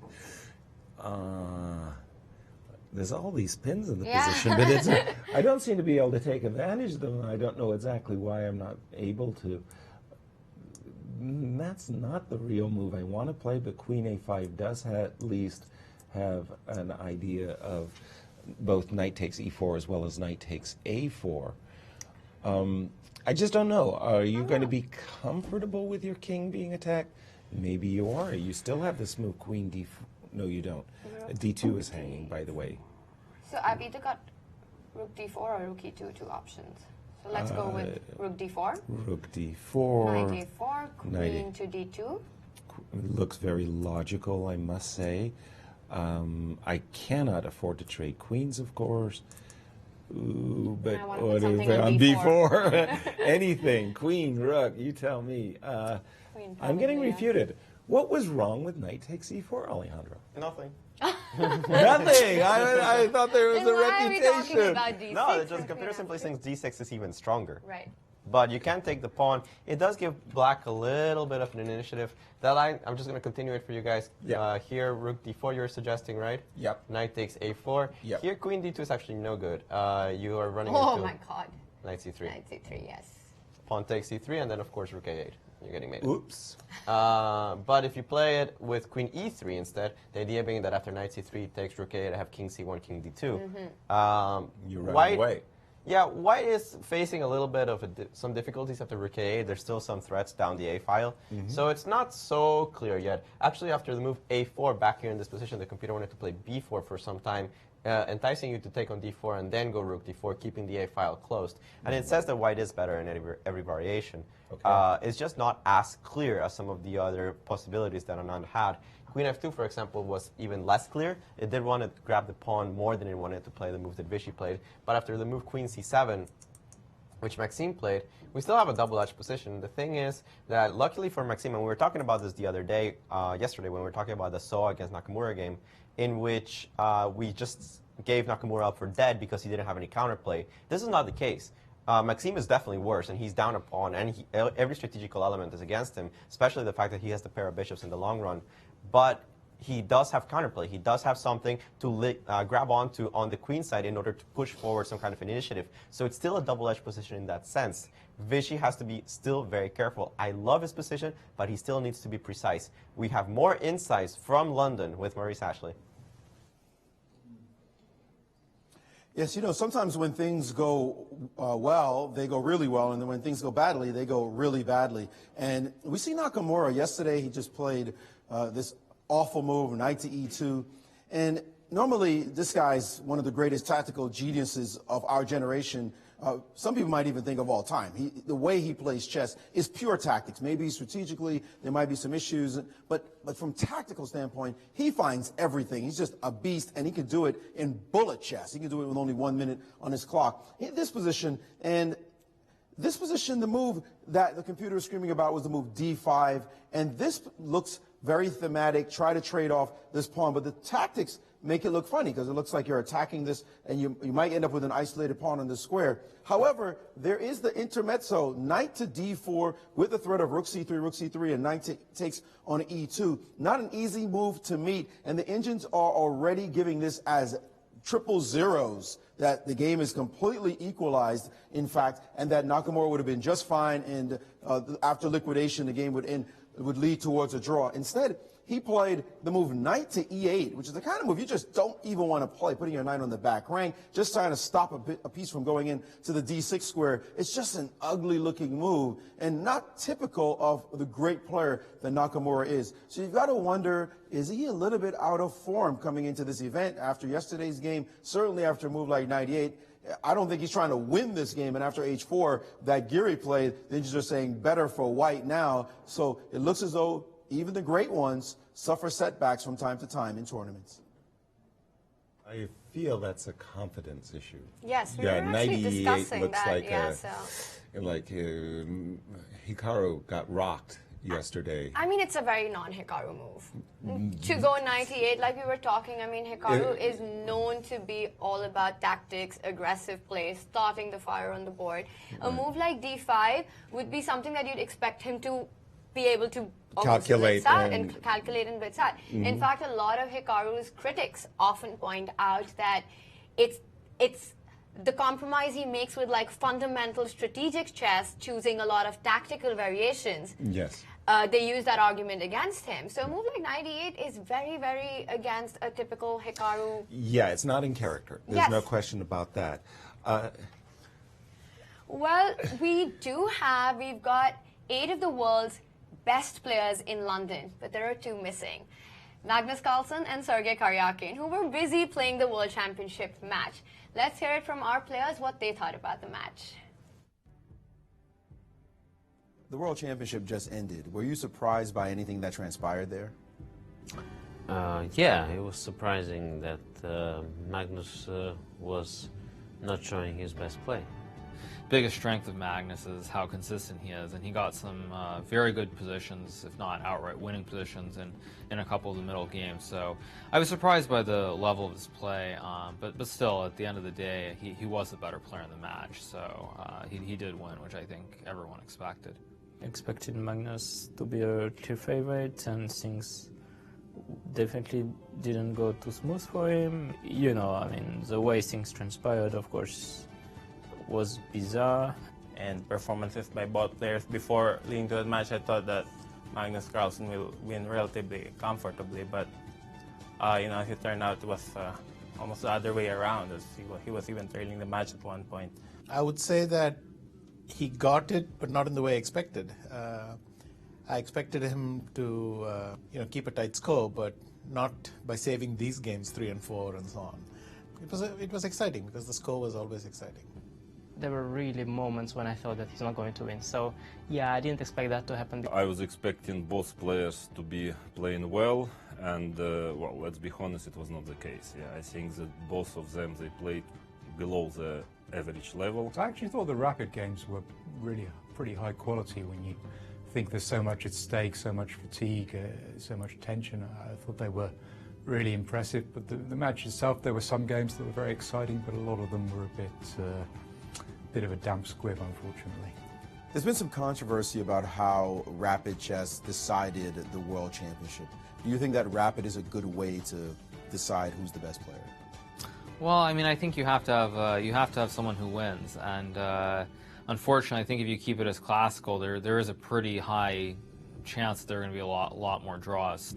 Just because it's going to be 14 games or 16 games doesn't mean the tie is going to be broken, and so I don't see the point. You have to have a way to break a tie. That is by nature the second option. Ideally, you'd prefer it to be decided in the regular games, and I don't have a problem with it at all. I think that's fine. I mean, if for 12 rounds people can't determine, you have to break the tie somehow. And more classical games, that's just too much. Maybe for the next World Championship match, maybe they could change the rule a little bit, because to decide a classical World Champion title based on rapid games doesn't sound right. No, I actually don't think I would change anything like that, and you know, it was really exciting, the rapid tie breaks, and we saw some really impressive chess. I think that most people probably found the last day of the World Championship the most exciting. At least I did. I mean, I watched it closely, and I thought it was a thrilling tiebreak. It could have been even. It was relatively one-sided, so if it had been closer, it could have been even more exciting. I think still, like 4 games of rapid, it's a serious match. I mean, so I don't have anything against it. But I think we should really exclude Blitz, if possible, because Blitz is something, you know, very, very different. Well, you got to end the thing that's. I mean, we gave them a chance. 12 classical games is a lot of games. I mean, let's not kid ourselves. Okay, 24 is more, but 12 games is a lot of games. I mean, here we're going to play 9. It's going to be a lot. Going to be tired. 12 games is a lot of games, so you have a chance to prove that you're better. If you cannot prove, okay, you either play forever, or okay, you just speed things up. Well, a very interesting point of views from the players. I find the conversation fascinating. I've done a great deal of thinking about it, and I think I have stronger views than the players. To me, you know, we have 3 disciplines: classical, rapid, and blitz, and they shouldn't pollute one another. Let's put it that way. I don't like the tiebreakers whatsoever. So imagine you and I were playing a blitz match, a 10-game blitz match in the afternoon for the championship of the club. Okay, Tanya? And we finished 5-5, a tie. Well, let's use a tiebreaker. Let's play 2 classical games to determine who's the blitz champion. Doesn't make any sense to me. No. You're doing it in reverse from the World Championship match. And I suggested something else. It's all on ChessBase. Yeah. But I really do have issues with the whole cycle. Let me just throw out another thing. The penultimate tournament in the cycle is the candidates. It's 14 rounds. Have you ever seen a championship that is shorter than the penultimate? Like if you play snooker, for example, the frames get longer and longer as you go into the World Championship matches, right? So you're playing 12 classical games in the World Championship, 14 in the candidates, And the Candidates is the only tournament in the entire cycle that doesn't use tie breaks. Like, something's wrong with the World Championship cycle. I'm sorry. I find it very illogical. No, yes, definitely there are so many suggestions and options, but I think with the format that does exist right now, I do believe that 12 games is a good number for a classical game. And using tie breaks, I think that's part of so many sports. Of course it is. I mean, you see in football, you've got extra time, you've got Penalty penalty shootouts shootouts when things do not get tiebreakers in finalized. tennis, yeah. Exactly. You have to decide at some point. Right. And by the end of it, Rapid and Blitz is also chess. Mm-hmm. It's not like you're going into a tiebreaker that has nothing to do with the sports, right? Of course. And you can't really extend, I mean, either you say from the beginning that there are going to be more number of classical games, but if the match is not decided in a certain time frame, you have to kind of you have to change something in the format to make it a little more exciting, quicker. That was my proposal, was to play, first of all, a longer match, let's say 15 games, an odd number of games. Now, why the odd number of games? So at the opening ceremony, you have the drawing of lots. You don't give the world champion the extra black and draw odds. But I'm saying at the opening ceremony, you have white in the first and last game. Okay. And the player who gets the extra black has draw odds. So in other words, at the very start of the match, somebody's behind. And throughout the entire match, whoever's trailing has to win. Tame draws brings the leader of the match closer to victory. So I was offering as a suggestion an odd number of games, but that way it's all classical. Right. Let's go to London and Maurice. Yeah, Yasser, I can't disagree more. I think that the way the format is, it's just great, as a matter of fact. You know, people saw this match between Carlsen and Karyakin, and they thought, oh, no, it's too boring. You know, they played 12 games. It wasn't that interesting. And then you have to go to Rapid. But they forget, there were a lot of 12-game matches that were thrilling. I mean, there were 7 of these that have been played so far. Over half of them had 4 or more wins in the classical portion of the event. You can remember Anand doing tremendously well against Kramnik, certainly Carlsen dominating Anand. These have been interesting matches. You can't just go inside like institutional amnesia, forgetting that there have been exciting matches. There also, if you look at the classical portions, there have been a lot of classical matches. They've just been too long. People just getting crushed early on. I don't want to mention this here in London too loudly, but Kasparov beating Short, I mean, that was just a beat down. Certainly, we were happy to be like throwing the towel pretty quickly, not to watch any more of those, and it's just dragged on at the end, quite frankly. When I asked the players, 9 out of 10 players said this system, 12 plus Rapids, is just fine. That's 9 out of the 10 players playing in this event, and these are the elite players in the world, feeling that classical, the World Championship is the World Championship. If you can't decide it in the 12 classical games, no problem. They're very good at Rapid, and as you saw, Carlsen played one of the most beautiful moves in the history of the World Championship by playing the move Queen to H6, a brilliant finish. So, you know, the better player wins anyway. Very good, Maurice. Thank you for that. And what can I say? It's very hard to argue in 9 out of the 10 players in the. I have to go with majority here. But hold on. Why did I raise the issue of there's a problem? It was game 12 in the 35-minute punch. Essentially, chess was set up for this dramatic final game. Everything's on the line, 1 game to go, tied up. Magnus Carlsen with white, will he press his opening advantage? No. The whole world's watching, and it was an incredible dud. And I thought to myself, oh, that just can't happen. It's terrible for TV. It's terrible for the game when something like that happens. Obviously, Maurice is right. 7 times they've used this format. 4 out of the 7, it's worked brilliantly. Yeah. But that game Yasser, 12 was terrible. Talking about the game 12, there was so much said about it. And of course, from a spectator's point of view, completely get it. Right. It was a disastrous game. But then at that point in the World Championship, I actually think it was a brilliant strategic decision by Magnus Carlsen. Of course. I mean, there was so much psychology at play at that point, which obviously we as spectators don't necessarily understand.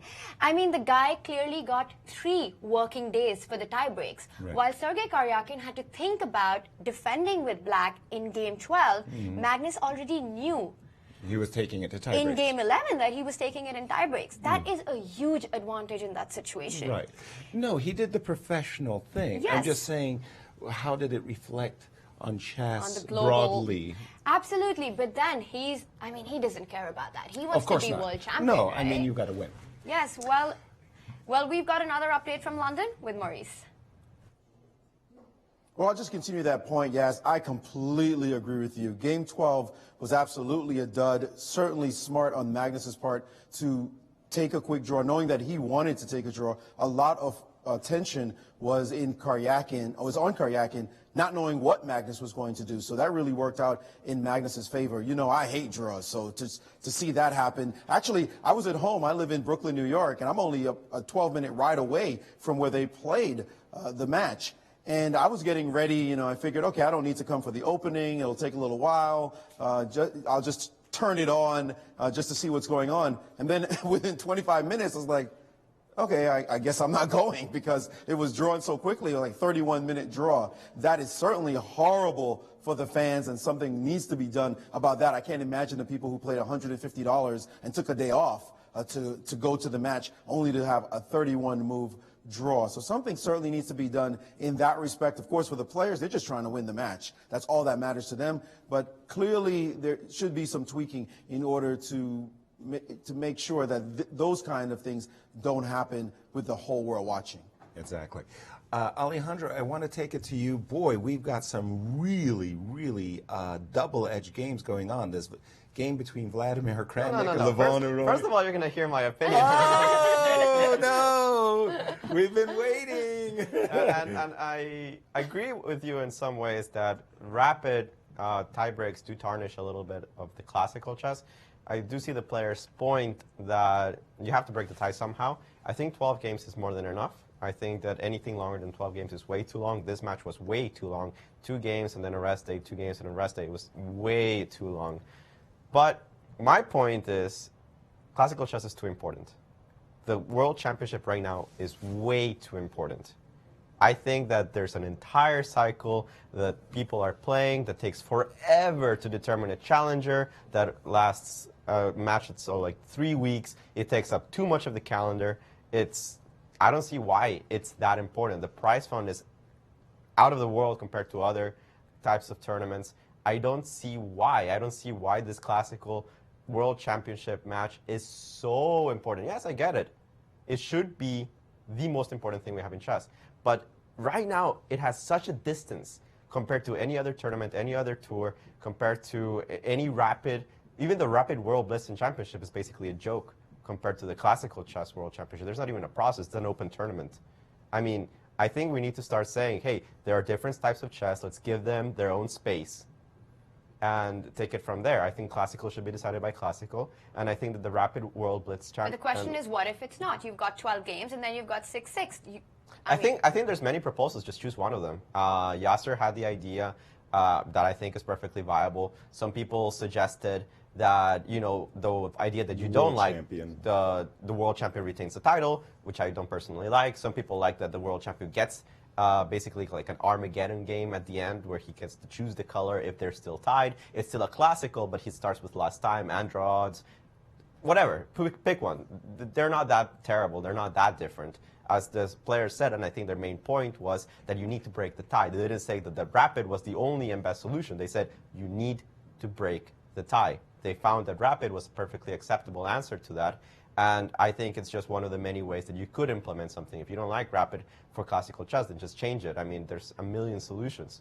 What I'm saying is that rapid also should be deserving of some important place in the chess world, and right now it's not. Well, I think that rapid is actually a great way to break the tie breaks. But we can go on talking about this, but I think we should get back to our games, we do, in fact, have some very exciting. The Caruana Topolov game, that's exploded. Both Vladimir and Levon seem to be mauling one another's kings. Vichy's games heated up. Alejandro, where would you like to take us? Well, first, let's take a look at the game between Vladimir Kramnik and Levon Aronian that I have up on the screen. Here we have the move queen takes f3, and now it's Kramnik thinking. He has a couple of options. I'm going to go through them real quickly. The first one is the apparent lack of queen trade here with queen d2. You're thinking you're sidestepping the trade. I'm not threatening queen g5 because of queen g2 checkmate, but if black really, really wants to, he trades queens anyways. Queen g2 check is perfectly playable, as after takes, you can take on g2, but it doesn't actually net you a bishop, because at the end, rook c2 check recovers that piece, and it would be black that's a little bit ahead. You first have to take on g7. However, this position is probably a little dangerous for black. You can see that now, with both kings being relatively safe by the lack of queens, the pawn on g7 will be a real big problem in the long term. So queen d2 is something to consider. The computers are liking to play rook c6 to eliminate this rook on d6, but that seems like a little bit of a strange move to come up with.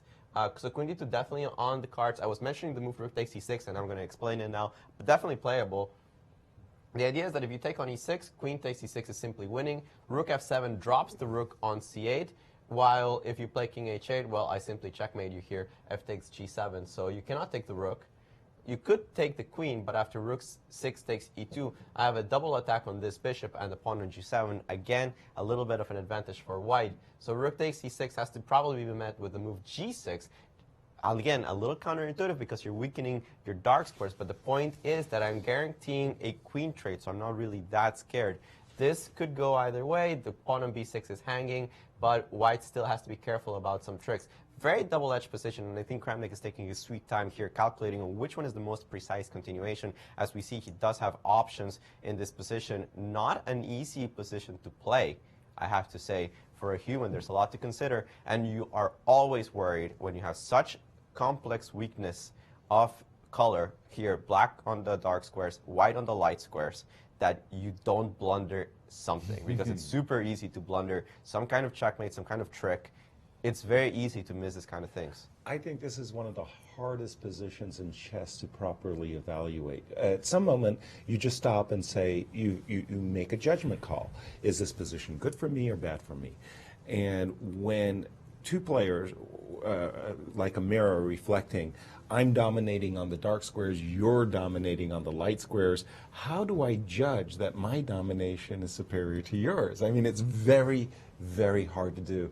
And this position, well, all three results are possible. Another crazy position that's really exploded is this French defense game between Vesselin and Fabiano. Vesselin's knight on a3 is definitely stranded, but look at the trumps that he's got on the other side of the board. He's got this rook on g7. A pawn on g6. A lot of players could easily ask the question, how did your rook get there? I mean, like, what, did you just magically transport it from h1 to g7? White's got the two bishops, but look at this very nice, imposing center.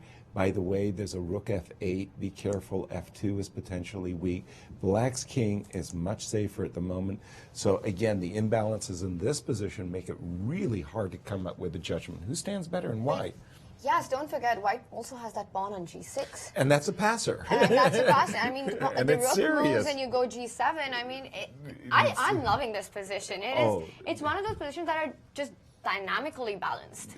You know, I mean, I hate it when the computers come up with triple zeros to describe such a position. And I would be surprised if this is the evaluation of such a position. I would be shocked. If the computer says it's 0-0, simply because white has so many trumps, and as does black. As does black. So that's a double-edged position. There was one, and the Vichy game, by the way, I think he played it very well. This is the game between Anish and Hikaru. Things very quieted down. It looks like a very nice hedgehog with the knight on e8, so you're supporting the d6 square. I don't see big problems here for Hikaru. Simply, I think the bishop on a6, I mean, like, it's not the greatest bishop, that is for sure. It's just white's pieces are just better placed, but yeah, I mean, to find a weakness to break through, it's going to be a big fight to be able to do that. And I think Mickey has very much stabilized the position against Wesley. Wesley, one of our tournament leaders. Wesley has the two bishops, but the split pawns on the queen side. And when at some point in the near future, Mickey's going to play the move bishop e5, asking white the question, how are you going to keep your two bishops? And the structure, very, very solid for Mickey. I think that is a well-played game on its way to a draw. Mickey's doing absolutely fine in this position. Exchanging the rooks is a great idea, because in this position with two bishops, I mean, very hard to imagine white getting anything. The pawns on a5, b6, c7, just everything's protected. Exactly. And then this another crazy Donnybrook going on here between MVL, Vichy and MVL. Vichy, pawn to the good. We left the position about the move queen c7. Bishop f4 was played by Vichy. Queen b6, bishop e5, reinforcing this knight on c3. And by the way, eyeballing this knight on f6. g5 maybe is a threat. I love these double, these moves where you have a double idea behind them. This defensive, offensive move, bishop e5. Well, obviously a4 Black is not in a position where he can just sit and wait. I mean, he's less a pawn. He's got to do something. And a4, I love it, because he has to open the attack against the king. But is this working? What is, I suppose, take with the pawn. The key question to be asked is, what do you do if I take the pawn? Because my knight is pinned, let's not forget that. Yes, and knight takes a5. I mean, white will jump all over No, I mean, I can take on queen b6, knight b6. Yes. All over the opportunity to trade queens. If white could trade off queens, it's game over. So can I go bishop h3 here? Bishop h3. Or it's nothing after knight b5, yeah. That was the idea behind Vichy's bishop e5. That defensive, covering the b2 square, blocking off. So unfortunately for MVL, bishop a3, well, now I'm really thinking, holy cow, what is going on? Does he? Yeah, does he? How is he going to intend to meet this? So what if I just go queen a5? Oh no, my knight on f6. Well, coming to you, Alejandro. It's sharp. What's going on? You're thinking too hard. Play simple chess. Pawn's hanging, you take it.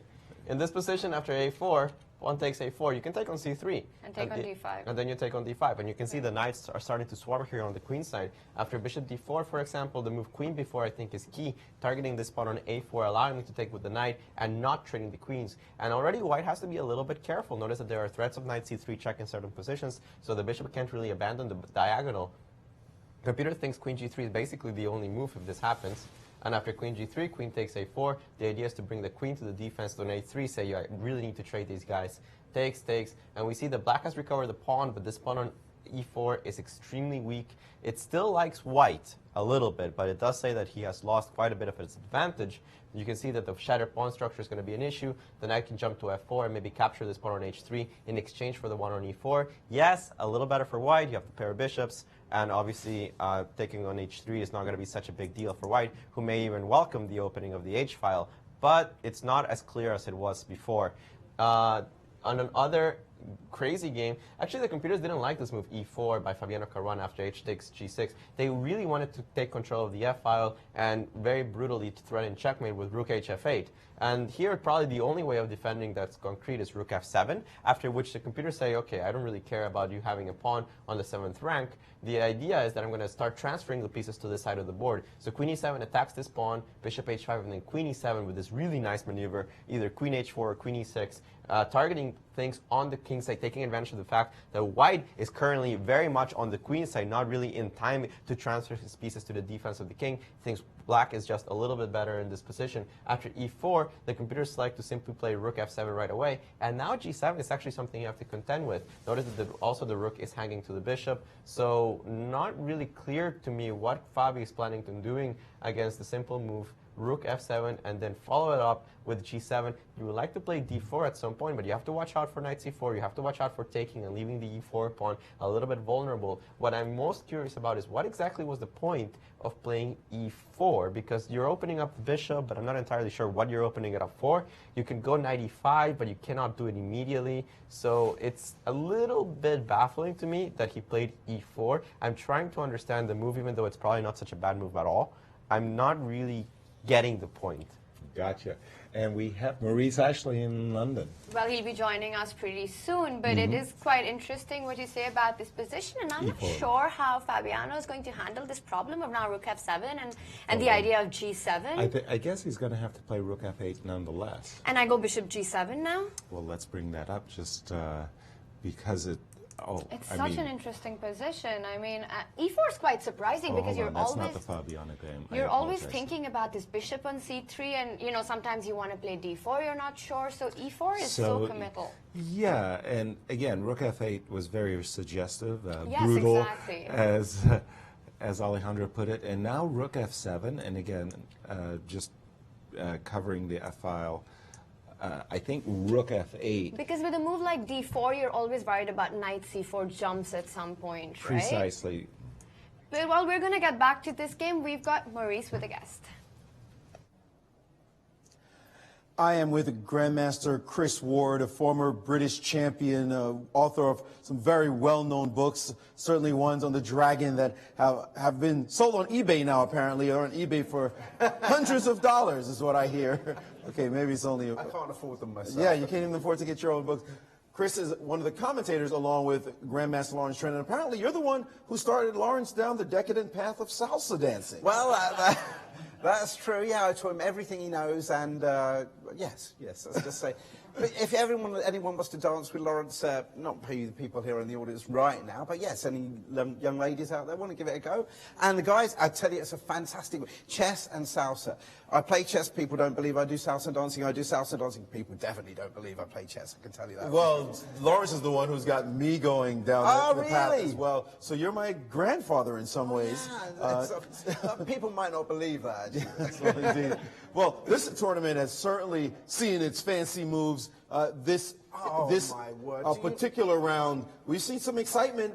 This one here, the game between Kramnik and Aronian, what are your thoughts as this has progressed? We see this check occurred on this square and takes, and now an intermezzo, and we have this as the current position. Yeah, I mean, I have to say, this game, this has just been such a fantastic, refreshing tournament after the World Championship. There's been a lot of detailed people, a little bit boring, but there's nothing boring about this whatsoever. Even this game, early on, you yourself said, well, this game, boring, English, blah, blah. This has sprung to life. And what was particularly interesting here, I know there's a bishop on G2, there's a pawn on G7, but if you only went back just a few moves beforehand, we had, if we traveled back to, I mean, this was unbelievable. This position. A lot of fireworks happening. In fact, we mentioned what Black would just love to just switch that bishop and queen the other direction, switch them around, checkmate there. And what we've actually got is we've got White seemingly trying to give checkmate here on G7, and Black trying to give checkmate on G2. How often does that happen?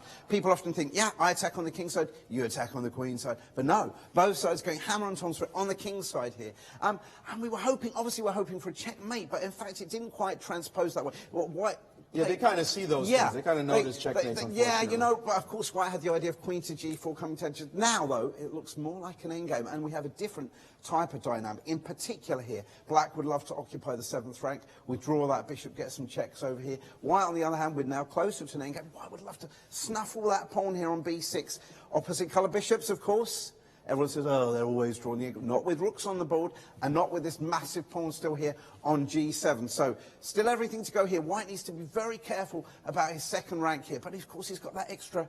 that massive pawn there on G7. Black, of course, never going to be able to leave the back rank completely while there's a rook D8 check. Certainly a lot happening here, for sure. Let's go to some games that are... full of more content, as a matter of fact. This one we thought Anand was just going to roll over MVL, but somehow that knight-off genius, he's figured out a way to complicate things, and it's not as easy as it was. This is absolutely right. If we go back to the move Queen F2, just a few moves back here, right here, Queen F2. Now, after the move Queen F2, which I think was a good move by White, of course, pinning this knight on B6 here, on C5 to the queen on B6, and there was a long thought about this particular move here, and the problem is Black wants to be able to play this move A4. Let's not forget, he is a whole pawn down, and he would love to get at that white king, but he can't play this move pawn up to A4 at the moment, because after the complications of knight takes pawn and the queen swapping off, the bishop would hang on B4. But something very crafty happens here, because move on a few more moves here, and we get the same scenario, but with the bishop actually on E5 just before he plays A4 here. And, of course, now he can play A4, so finally we're seeing Black get some excitement. Maxim's probably thinking, oh, you know, I sacrificed that pawn. He could have done that rook takes c3. I would have done rook takes c3. Long time ago. Long time ago, but we can't go back to things. All right, well, let's jump. We see Michael Adams has stabilized the position. Yeah, I have to. Let's go to this one, though, that's also full of Oh, my word. And do you know the other thing which is absolutely amazing? I'm sure anybody following any club player, the most refreshing thing about this whole tournament isn't even just the fact that we're getting exciting games. It's not even the fact that there's blunders and everyone's human, we can all blunder things. But it's the fact that we're seeing so many different chess openings. That's what we love. People are sitting there going, oh, we never see the French defence anymore at top-level chess. I played the French defence. We do today. We've seen the Sicilian. What other openings may we still yet get? Well, we've got the French defence here, and I have to say, if we go back again, just a couple more moves here. Yeah, just before the rook on the 7th rank. So when the white rook, that's it, around about this stage here, and things were starting to liven up. We were actually in the audience quite liking black's position around here.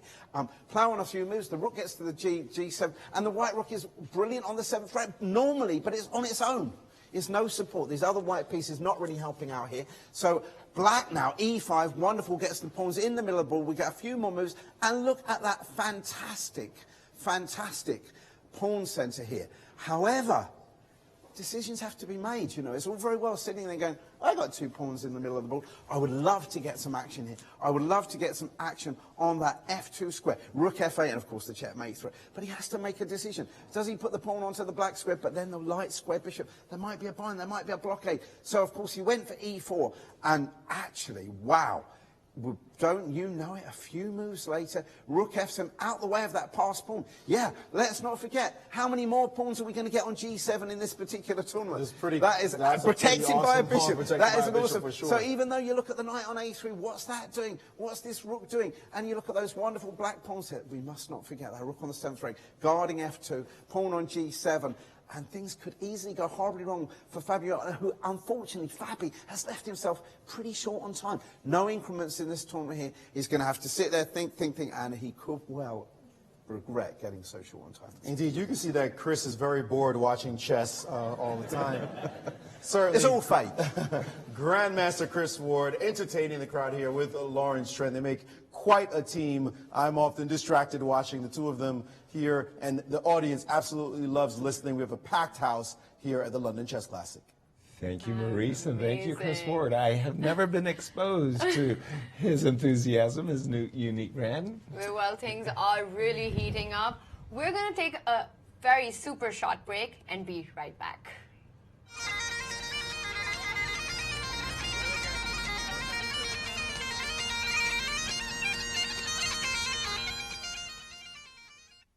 I'm Mike Matheny, manager of the Cardinals and chess fanatic. At the world-renowned Chess Club and Scholastic Center of St. Louis, across from the World Chess Hall of Fame, St. Louis' status as the chess capital of the nation is on full display. With a welcoming environment and scholastic outreach program that works with over 100 schools, our goal is to teach, play, and promote the sport. So whether you've played for years or never before, we invite you to experience all chess has to offer.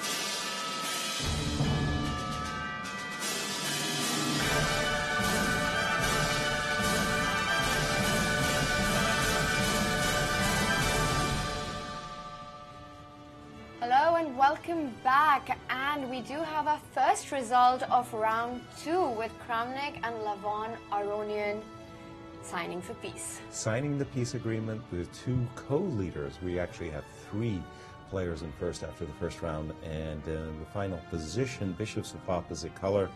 I thought Vladimir still had something. Alejandro is convincing me that it wasn't the case, and the draw was the proper result. An exciting game that suddenly fizzled. Yes, a game which had the possibility of either side Getting being checkmated at any point.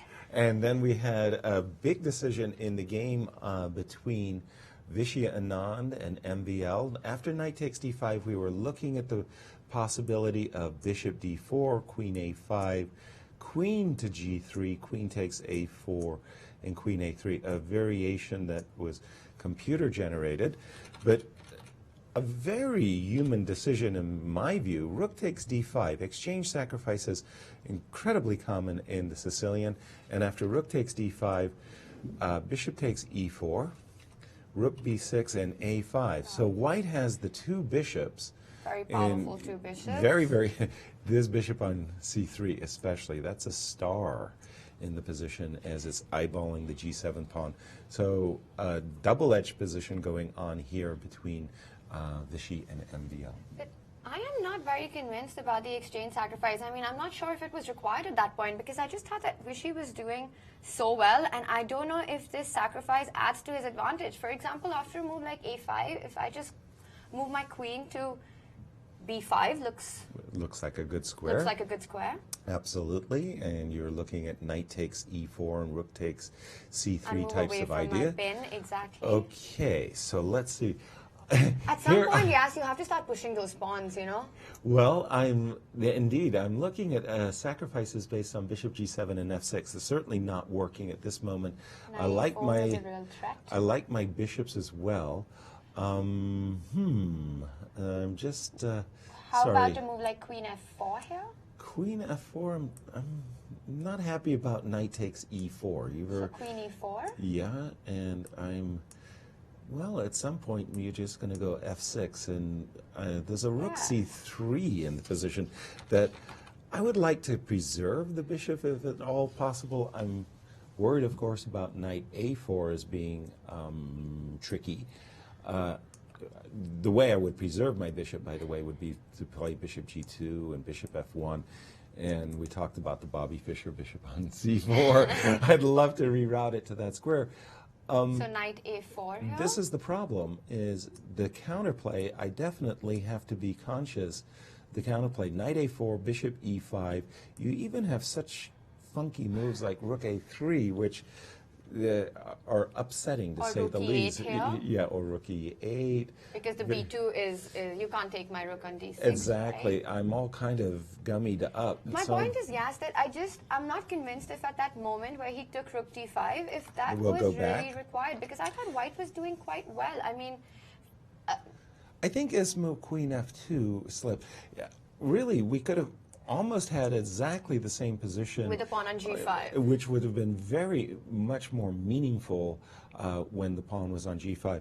I think this was a how do you say, a human decision where you think you're more than enough compensation, and definitely, you're still trying. Yeah, and you've taken some of the heat off by eliminating that knight on d5. Now the question is after a5, queen b5, has Vishy misjudged the position that this move, knight a4, knight e4, gaining black, in this case, too much counterplay? I think it's the case. Let me get some reassurance from Alejandro here. Has Vishy spoiled his position, Alejandro? Yeah, sir, the computers are not very happy about what he's done, honestly. They didn't like sacrificing the exchange that much, but you can understand it's a very human decision to go for this because now there's really not that much risk. Even though perhaps his advantage has diminished, in a sense he's not getting mated in any variation, and that's somewhat comforting when you're a human being. In this case, after the move queen b5, which we do have on the board, queen e2. Queen e2 seems to be like the only real try. You absolutely have to trade queens as black. Queen takes, rook takes. And now the interesting thing is to evaluate the endgame. The endgame is obviously favoring white. You have just a slightly more material, the bishop and the 2 pawns. Bishop on c3 is obviously very well placed. The thing is that the rooks are very active, and in an open position, they can really cause a lot of problems. After just taking on e4, you don't really want to allow the 2 bishops to survive.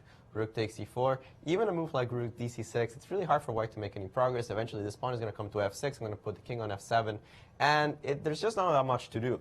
Remember that any trade of rooks here will be favoring black, but it's difficult for this rook to get active without black trying to threaten some kind of rook trade. You also have to be worried about rook h6 taking this pawn in some cases. Alejandro, couldn't black have just gone rook e8 in that position where you took knight e4? I think strategically it's a mistake to play rook e8 because then you're playing this kind of endgame. And in this kind of endgame, I actually do think that white has chances because the pair of bishops is very, very powerful. Unless you can get one of my bishops immediately, then I can start coordinating my bishops and start pushing the queenside pawns, whereas black doesn't have much of a concrete idea. The knight on c5, we talked about this over and over, needs an anchor. It doesn't have an anchor in the entire board.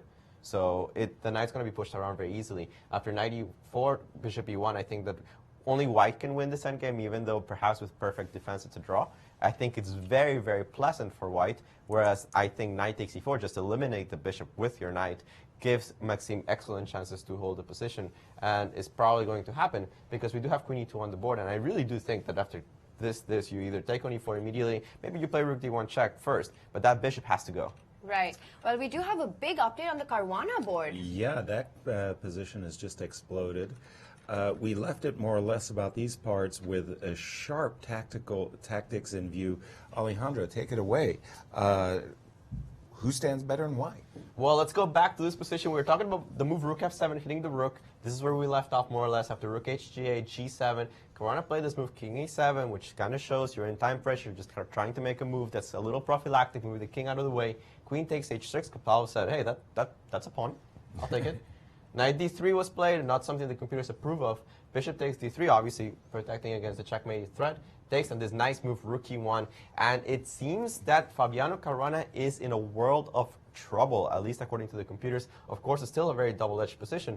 But unfortunately for him, this pawn on g7 is really killing any type of counterplay that he wants to achieve. The rooks cannot get in the game. You cannot put pressure on the king. Even though the knight is misplaced considerably, there's really nothing much that black can do about it because you cannot coordinate the pieces against the king. This pawn on d3, it's not really going anywhere. The computer's already suggested to play d2. And Fabiano's in a terrible time situation. I would like to get a close-up on his clock if we can at some point to get the exact time that he has. Looking at the position, tactically, it's already very dangerous for him. I think that the brightness is not really allowing us to see it. But if we go back to the board and we see, and I'll start analyzing some of the ideas here in this position, we'll take a look at, for example, something like knight e5. Cannot play because of bishop takes e5, but then how do you get the knight in the game? This is the reason the computers are suggesting the move d2, so that you move the bishop out of the way in order to get the knight in. But look at how easily black's position can fall apart. Now, you cannot take on d2 with the queen because d4, suddenly this bishop is trapped. Kind of a funny way to trapping the bishop. You have to take with the bishop, but that's good enough. After knight e5, something even like rook takes e5, bishop takes e5, I really like this move. Bishop e3, very important to allow the knight to come in the game if you play d4, because I trade queens and then go knight c4. If bishop d4, then takes on b6, takes on knight c2 here. This endgame looks almost winning for the white side. The pawn on g7 is just way too strong. Nothing black can really do about it. These are the kind of things that he has to be very worried about. So after rook e1, the challenge is, first of all, trying to find a move for black, which is not easy when you're in time pressure, especially in such a sharp position where you're trying to create something concrete.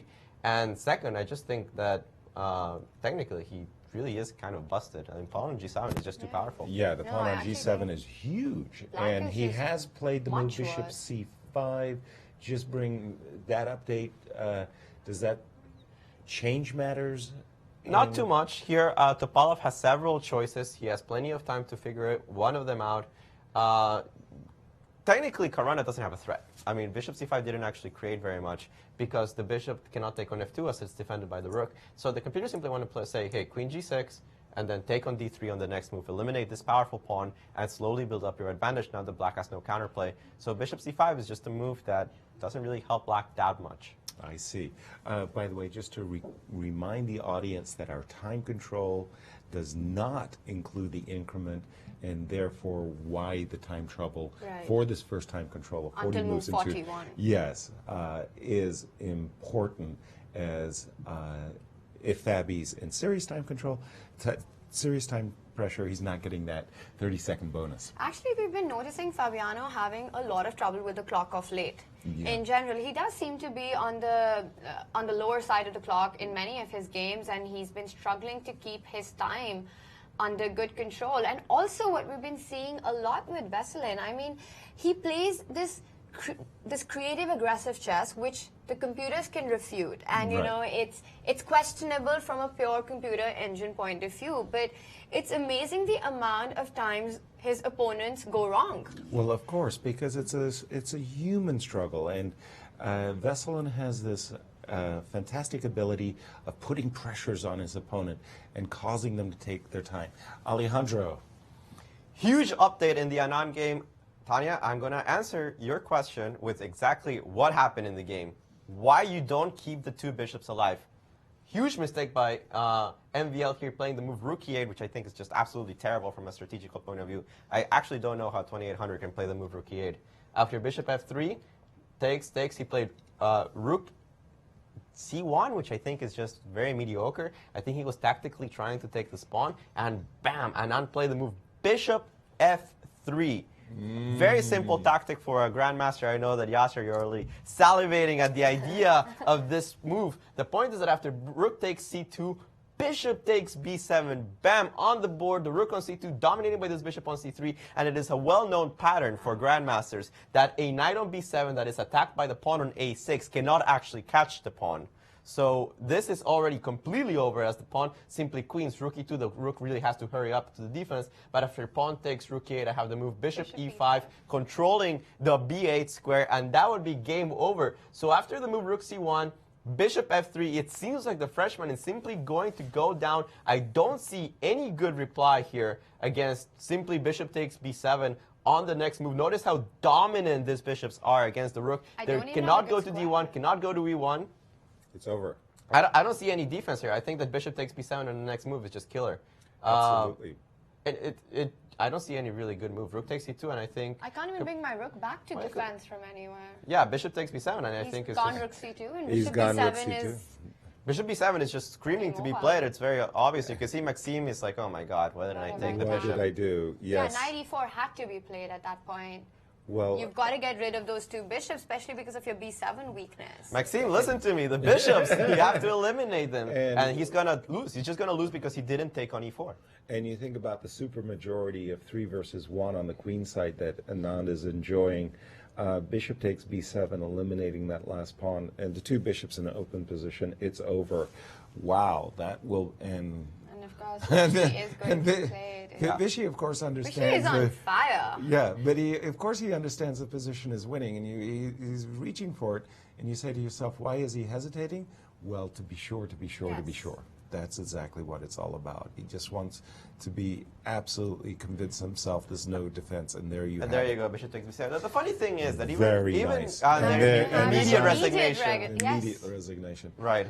When Maxime went for Rook D1 check to Rook C1, he must have just had it in his mind that the C2 pawn was falling, and just Bishop F3, and then he realized it's over. But I think it's such a bad decision, not because Bishop takes B7 wasn't there and he missed it. Right. Honestly, even if White, for some magic, Bishop takes B7 does not work. Right. This is just much better for White. You just go King A3, King B4, you march the king up. It looks extremely dangerous. Why not take the bishop? It was a forced decision, and it's a remarkable blindness there. No explanation for it. You're absolutely right. How a 2800 would not make that decision is shocking. We have a new co-leader. Sudden result on Vishy MVL's board just when you thought that Maxime had everything under control. And this idea of Bishop B7, because we all know that the knight against this side A or H pawn in any endgame is a complete disaster. The knight is not able to defend it from queening. So this is a very basic concept that we know from forever. But for our viewers, that's a beautiful pattern, very much worth remembering, because it does happen so often in night endings, Yes. where B7 pawn is defending an A5, and you eliminate that B7 Even pawn. by giving a piece for it. Absolutely, a rook even, and Yes. then the knight can't stop. Can't stop the the A pawn. pawn from queening, and wow, what a finish by Vishy, and very disappointing for MVL. Big time result there. Turning to our other co-leader going into the round, and our Grand Chess Tour leader, we have Wesley So against Mickey Adams. It was the two bishops, but with this kind of fractured pawns over here, split pawns I should say, on the queen side. When we left it, we were leaving it about these parts. We haven't paid too much attention since bishop d1, queen c6, bishop c2, king f8, and e4. Okay, by Wesley as he's trying to get in the e4, e5, and causing some mischief in the position. Now the question is, how much mischief is being caused? If we play a move like bishop c5, Right, so if I, yes, I check. give check. and I'll drop back with my knight. Notice very importantly that there is no bishop takes g7 check, because the knight on e8 is defended also by the queen on c6. Do we follow it up with e5 or perhaps queen d5? But I look at Kinda this like queen position, d5. yes, queen d5. Looks like a nice way of continuing. You don't really want to trade those queens, and well, I don't know. This pawn on c4 was a target. Now it's actually playing a very nice role And in with the White's two favor. bishops, you've got to like this ending for White. Yeah, is Wesley going to squeeze something? Now I played the move bishop d6. Well, we're going to get back to this. We've got Maurice with Maxime. We're with Maxime Vachier-Lagrave, who has lost his game to Vishwanathan Anand. Maxime, this seemed like a very sharp opening right from the start. A Najdorf, you are a Najdorf specialist. You had to play Najdorf yesterday. Today, it was not so easy. How did you feel when he was playing all these rambunctious pawn moves, f4, g4, f5 in the opening? Were you comfortable? Because it seemed like he was very much in his preparation. Yeah, it's very typical, of course, in the Najdorf that, you know, White's pawns fall over and you need to react correctly.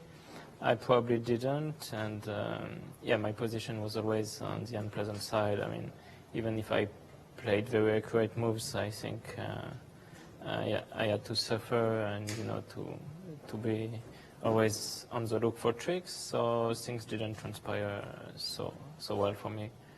There did seem to be a moment in the game, though, like around now, that you had fought back. You played this a5, a4 idea. It seemed like you were back in the game.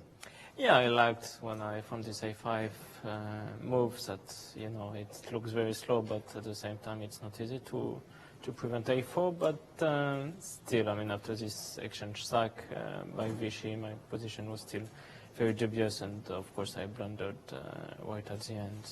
It seems like the engines, I mean, right around here after they changed sack, they weren't that impressed by the sacrifice. It seemed like Black was okay. Did you feel under a lot of pressure while you were in the game that this sacrifice was overwhelming? Yeah, of course. I mean, the thing is here, I mean, I basically blundered when I played this rook d1, rook 8. I could take, of course, this was, of course, the way to play probably, but it's still very unpleasant. And because of the majority on this side? Yes, among others. Also, it's not so easy to know what to do on the king side, and, you know, White just brings this king. I don't know, maybe starts with rook b4 or king a2 simply. And okay, maybe I'm holding, but you know, it seems like, you know, it seems like a long stretch, I would say. Like I take, I play king b3, yeah, and suddenly, you know, things. My king is too far. Yeah, my king is too far. Coming up in the simply. game. So, not a great result for you today. How do you bounce back going into the next rounds? Yeah, I mean, it's never pleasant, you know, to get out prepared and to get outplayed so convincingly. So, you know, I need to refocus, to make use of the chances I will get in the next rounds, and see how it goes. I mean, you have to take it one by one from here. I do have one question for you. Sorry to keep you. There was a move you had in the game, rook takes c3, much earlier. If I can get my screen to go back to that position. Right out of the opening, you was playing very quickly, and you played d5. Yeah. It was right here. Yeah, I could take, of course. But, you know, in this kind of positions, the lack of light squared bishops is felt. White has to play h4, but still, it's not... And queen b6 was the idea? Yeah, just... I mean, it's very possible that this actually was what I looked at, because I'm pretty sure I looked at this line for black. And, of course, it's playable, and maybe it was a way to go, but in the game, you know, when you don't really know how to respond, it's not... It doesn't look so easy, but, yeah, maybe this was a way to play it if I was maybe not right in this position. Well, thanks a lot for joining us, and we hope for better chances for you in the rest of your games. Thank you. Maxime Vachier-Lagrave, number 4 player in the world, taking on the chin today, but he'll be back for the next few rounds of the London Chess Classic. Thank you, Maurice. And it's really, really tough when you lose a game and you come on, and it's sort of like, you know, how did it go? Badly, you know. But it was very nice of MVL to come and share his thoughts. Absolutely. Alejandro, what's happening in that Caruana game? Is it still Topalov? Well, Topal was blowing it. That's what's going on. Here after rook e6, rook c8 was forced. Rook e6 I don't like. I like queen g6 and eliminating this pawn. And here he played the move queen g5, which I actually don't know what purpose it serves, because even though you might take the pawn on d5, this is not exactly the pawn you wanted to take, as it allows the rooks to come to the d file and support the already passed pawn on d3. I'm not really sure what the move queen g5 is about. But more than that, it has a tactical issue that after bishop takes a3, pawn takes a3, I have queen b5 unpinning my knight and threatening d2, which allows me to threaten both knight d8 and d2 on the next move. Very powerful continuation. Unfortunately, Caruana is running out of time, and he did not find this line. This is would have been completely crazy after a4, queen c4, all these moves forced. White has to find rook takes c6, rook takes c6, and hope that after bishop d2, this is kind of holding on this side of the board. The pawn on g7 provides some counterplay, but you can see that this is a mess and not the clear advantage that he used to have. We're going to update you on what he did play right after we have this interview with Vishy Anand from London. Well, we are with the Tiger from Madras, Vishwanathan Anand, and we saw the claws come out today. Vishy, a great game on your part. First of all, congratulations. This game was wild. The way you blitzed out the first few moves, tell us, were you deep in your preparation up to this point? Yes. In fact, the idea with e4, queen e2, and the castles on opposite sides was known to me. And the point is, of course, black has very good play, but I think the process of getting the pawn on d5 back is going to cost him. Whenever he tries to resolve the tension and take the pawn back, it's going to be tough for him. Okay, so before we jump to that, let's get to this position, because Julian Hodgson was going apoplectic in the VIP room, talking about this sacrifice with rook takes c3, pawn takes, and knight takes on e4, saying it was forced, it had to be done. You clearly must have seen this position at home. What was your assessment here, if you may share those thoughts? I will just say that neither the possibility was not unknown to me, nor was Julian going apoplectic unknown to me. I'm well aware of both, so I'll just say that. Okay, so I thought you might have had one or two ideas about what to do after rook takes on c3. Rook c3 is the first thing you check, so rook c3 is a very sharp try, but like I said, I have seen it before. Yes, okay, the political answer. All right, let's jump down to the point, though, when it did start to get a bit strange right around here when he played the move a5 and queen f2 here. Were you still feeling very confident about your position at this point? It seemed like somehow he had gotten just a little bit going in the game. Yes, I kept waiting for black to be forced to resolve the tension, but I mean simply that this thing explodes. Bishop takes c3, knight takes d5, go bishop d4, or something, some mass exchange. But I mean, I can see why he doesn't do it, because he's always a pawn down at the end of it. But here, after rook fd8, I guess it's rook h1 seems like a natural enough move, because there are positions where I want to take on e4 and I don't want to be pinned. Right. And I wanted to find some, I mean, I looked at rook f1, g5, many moves, but I couldn't find something that I was fully happy with. So finally I went with this. Maybe g5 is reasonable. I went with this, thinking again, what is he going to do against A5? I mean, sorry, against G5. And then he came up with A5.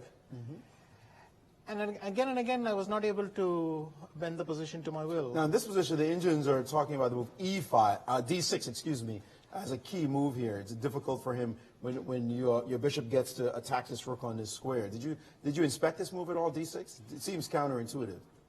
Yes, I didn't entirely see the point after rook takes D6, but... so the capture here, and now to force him to... and then knight takes E4, attacks the rook. Okay, I see it now. Yeah, D6 is a deep move. I wish I'd found it, but... so maybe this was the point. But Queen F2 looked, again, excellent. I mean, look at the move he finds. Queen C7, and we're just, again, repeating. And this was, again, very hard for me to... And what I also missed was here G5. Knight takes D5. Yeah, and knight takes E4, knight D3. I couldn't make this work for me. I don't know if it's a slow engine or I'm wrong, but king A1, queen takes B3, and somehow I kept running into trouble here. The sharp, you worried about the attack on this side, of course. Yes, exactly. Rook C1, bishop D2, queen D2, knight B4, knight C3. Yeah, this could scare anybody, this kind of line with the mating threats potential, but yeah, but he A4, seems, but it looks like he might be kind running of out. relaxed. I don't know why. I mean, anyway, A4, A3 was one possibility, but I didn't even see what's happening here. What is the queen E2 winning? Wow. Mate threat on the back rank, holding up the No, attack. that I kind of saw, but I just felt that black could make a pawn move, but of course he probably wants me to continue G6. Well, this would have been good if I had... highly complicated line. Yeah, and then I liked bishop F4 because I think, but he very calmly went back here, and then exactly with my bishop on D2, I have knight A4 against A4. Right. But he has got my bishop out on the other side. Then I went for this... Now, what was your assessment right here? And we don't have too much time because there's time pressure happening in other games. But right here, when you took on D5, did you feel that you had a real advantage or that the game was just transforming into a different material imbalance? I felt on a good day I was better, but with the time and with this pieces swarming around the queen side, I was a bit cautious in my assessment. What was the time pressure here? What was the situation? No, I still had 20 minutes, but it's somehow still very tactical, and if I drift another 10 minutes, suddenly you're down to something like that. I was not in serious time pressure, of course. So rook D5 was a practical decision in this moment? Well, I don't see what else. I don't see what else here. Because the bishop D4 equals queen B4. And that would have led to some sharp things as well. Very complicated game. Yes, so, but then when I saw A5 and queen E2, I was happy because I knew that all the endgames are much better for me. Even the two bishops against the rook and knight is very comfortable because it's two pawns, it's not one. And as Maxime pointed out, if I can put the bishop on D4 and play C3 and B4, then I'm winning. So it's difficult for him. Tell me, were you surprised when he blundered, just gave you bishop takes B7? Or just happy? Too happy to be surprised? Well, it was clear from his reaction he had missed it also. So. Yeah, well, how did you feel? I'm asking. Well, I'm depending on this resource. So I was kind of, in many lines, if he goes rook H1 and all, I need bishop F3, B7 to work. So. Indeed. Well, congratulations on that victory. Puts you in a tie for first. Or are you in clear first? No, you're tied for first. Sorry, you're tied for first. Early tournament still, but good start. Sure, of course, I'm very happy with the result. Vishwanathan Anand showing why he is indeed a 5-time world champion, giving the youngster a lesson today in the Sicilian defense. Thank you. Well, bishop b7 work it did, but things have gotten extremely crazy in the Caruana game. I mean, he missed this opportunity that he had to take on a3, and instead he went with bishop d4. Right. And now I'm just looking at this position, Yas, and wondering, can't I take on d5? Queen takes d5. Well, as Alejandro was mentioning, the problem is that's not really the pawn you want to capture because it's this pawn on d3 that should be frightening you. So after something like bishop takes c3, B takes C3, rook D8. And now let's say. rook D6 or rook D7? Rook D6, let's say, because Rook I D6. like my rook on the 7th rank. Understood. But now there's going to be a queen E2 issue. So queen B2. Queen B2. This is getting scary. So I take on D. Guys, okay. We have a move, so we should analyze that, especially because Fabiano Caruana has 2 minutes. We have this position on the board. Topalov has just played the move Rook E1, and this is something that should go on the tactics books. Black has the move Rook takes G7, eliminating the pawn on this square. You might be wondering, what's the point of that? If Bishop takes D4, I take the queen, that's clear. But if Rook takes G7, there is no defense against Rook H8. Oh my God, is Talk Fabian about going a to find tactic. this? In 2 minutes? No, he's not. And he didn't. And he That's did. nasty. And he didn't. He took on C3, takes on C3, which is also a viable move. Rook takes G7 just gave him a huge advantage. What a tactic, though. Rook H8, and you cannot stop Rook H1. There's just no way of doing it. Amazing tactic. Queen B2 is what he played? Yes. Still very double-edged. Many moves to go to move 40. He has only 2 minutes left, so we can definitely focus on that game. Topalov's trying to keep the pressure, but with this queen on b2 being very annoying, this knight is very weak. Black obviously got counterplay, and this is what I'm saying, that Topalov went from a winning position to something that is just completely a mess right now. Unbelievable. And in that final position that you had on your board, Alejandro, okay, we see the move Rook E1, Bishop takes C3, B takes C3, Queen B2. I was wondering, can I'd love to trade queens. Yes. I think. Queen C1, you don't have D2 because my king protects E1. So can I just take on A2? Well, that was what I was hoping, because then I could go Queen B1, threatening checkmate, forcing the trade, and I'm hoping that this pawn on G7 will carry the day in any endgame. But is it over yet? Because I play Queen B1. Knight B1, getting my knight for the first time. Almost since the opening back into the game. I mean, no, it's not over. It's just a very unclear endgame.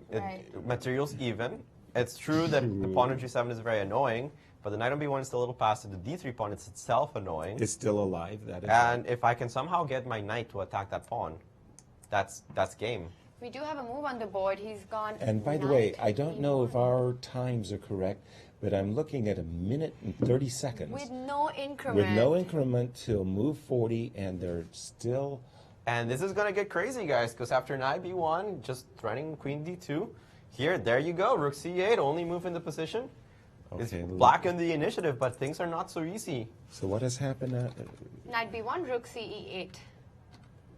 Knight b1, rook e... Ooh. Indeed. And now there's some stuff going on. Rook takes e8 is possible, surprisingly. Really? Rook takes c8 is actually the top move of the computer, but it gets very wild. Rook takes c8, rook takes c8, and it just wants to play like a computer. G3. G3. Just to get out of the checkmate, inviting Queen the B1 capture check. of a piece with a check. King G2. And of course, everybody's favorite computer evaluation. 0.000. After something like D2, I suspect. It wants to take on A2, so that's simply wants to take on A2. This is That's how a good computers question. think. What is going on after D2? D2, I think I can. Queen takes D2, I'm supposed. Oh, right, Queen D2, just But sorry. then Queen G6, and I thought that was how you're going to get Then now 0, Queen 0, D5, 0. right? But now I'm going Rook F8. There could be 4 queens appearing on the board here. This is a crazy position. Yeah, D2, Queen takes D2 is winning for white. D2, Queen takes D2 is winning for white. Yeah, because I was thinking Rook takes E8. Not at this point. No, He's no, saying at this before point. Queen Yes. Yeah. Over here, D2 doesn't work because white just simply takes the pawn. You And can't. on Queen G6, you have Rook F8. Yes. Got it. Yes, Got it. that's very important. D2, Queen takes D2, Queen G6, Rook F8. So now our viewers up to date with our problem. The pawn on G7 is just huge. Huge. Is the problem. Yeah, so after Rook E8... But he has also other options. I mean, I think the more human move is to just play Queen D2, honestly. Yes. I think a lot of us would just say, okay, I got to block the pawn on D2 and save my knight on B1. And then again, black has choices. You can take on E1. Yes. Or you can play a cheeky move, Queen C2. Queen C2. That is cheeky. Still a crazy game. With all three results. All three results possible. Very, very, very complicated. And we have an update in the game between Wesley So, our tournament leader, versus Mickey Adams. And apparently Wesley is pulling out the stops. I will turn it over to you, Alejandro, as I find the game on my Guys, boards. we left it off here in this position after the move. Queen d5, queen g6 was played. You were considering queen takes d5. Adams decided not to exchange the queens. But after queen g6, well, some quiet moves, king g7, king e7, decided, okay, let's push my pawns. Let's augment the power of these bishops. f4 is very logical. And on knight c6, too much, a little weakening, but okay, it's not a terrible move. Queen d3, knight went to c7, already a blunder. And this is the point, that after f5, the queen has no good squares. It has to retreat to h7, which is obviously not what Adams wanted to do. He wanted to put it on g5. But there's a huge move here in this position. If So plays the move bishop e5, I'm going to have to ask you, how do you defend this knight? Right, and the queen might get trapped too. That's the big problem. If the knight retreats on e8, bishop f4 traps the queen. If queen h5, bishop d1 simply attacks the queen and it's game over. Exactly. And if the queen goes to f6, then e5 traps the queen and it's game over. Yes. So after bishop e5, that's game. You cannot actually defend the knight. You would like to play knight e6, pawn takes, but you don't have time to take my bishop because the queen d7, queen takes f7, checkmate very soon. So you have to take on e6, which is just resigns. You might as well resign because you're just down a piece. So bishop e5 is completely winning. A very easy move for Wesley to find, honestly, because, well, you're attacking the horsey. And he's gone bishop e5. And he goes bishop e5, and Adams can resign. Very similar to yesterday's game. In time pressure, Adams goes from a almost equal position to blundering it all away in a couple moves. This is awful for Mickey. Truly it is, but look at what that could mean. It means for Wesley So that he'll I believe that will propel him to the 2800 club on the live ratings. He Absolutely. will be one of 12 players in to the have history ever of crossed 2800 in the barrier. history of chess. Wow, and what a... But he's earned it. I mean, He even this definitely game, is you know, with these, you feel that there's an advantage with double bishop, but to convert it like this and brilliant win, and that means 2 losses for Mickey. It's going to be a tough tournament to come back from, and what a start Wesley has had. But going back to our game of Caruana, I mean, this position is just incredibly captivating. I mean, there are so many tactical possibilities here going on, and let's get an update to what the players got up to. After the human move queen d2, not the rook e8 variation that we're looking at, was played, and after queen takes e1, Fabi, with a minute on his clock against 10 minutes of Veselin, and that's not so accurate, played d4. Still 6 moves to go, Yasser, and it's a very tough situation, but I have to say that it has liquidated a bit. I mean, a few moves ago it would have been a lot more tougher, but now I feel Black has still got it a bit under control. Alejandro, does he? It seems like his position is okay, at least. The pawn on g7 is powerful, but because of the weakness of the king on f1 and the power of the pawn on d3, there's nothing White can really do about it. Notice that the knight on b1 here is just too far out of place still. It's been the curse for White ever since he put it on e3 early in the opening. Here he has this position where Topalov is also kind of running out of time. He doesn't have an infinite amount of time. Caruana is the one that's in heavy time pressure, but hey, the Western also has to find correct continuations. Here, there's obviously the threat of taking on c3 and then pushing the pawn. You have to really do something here on the queen side. Computer suggesting to simply take the pawn on d4, but here, knight takes d4. It seems that White is still surviving. He can either put the knight on d2, he can also go g4 with the idea of giving the king a loft, and the computers are saying White's holding on, because the pawn on g7 is still quite powerful, but it's immensely complicated and it's so easy to go wrong in this position. Alejandro, c3 takes d4. For me, I wouldn't want to invite the knight to the party. If I were in White shoes and it was a blitz game, I would play c3, c4 with the hoped-for idea of blockading on d2. And we are just very quickly going to update you with the Wesley So game as...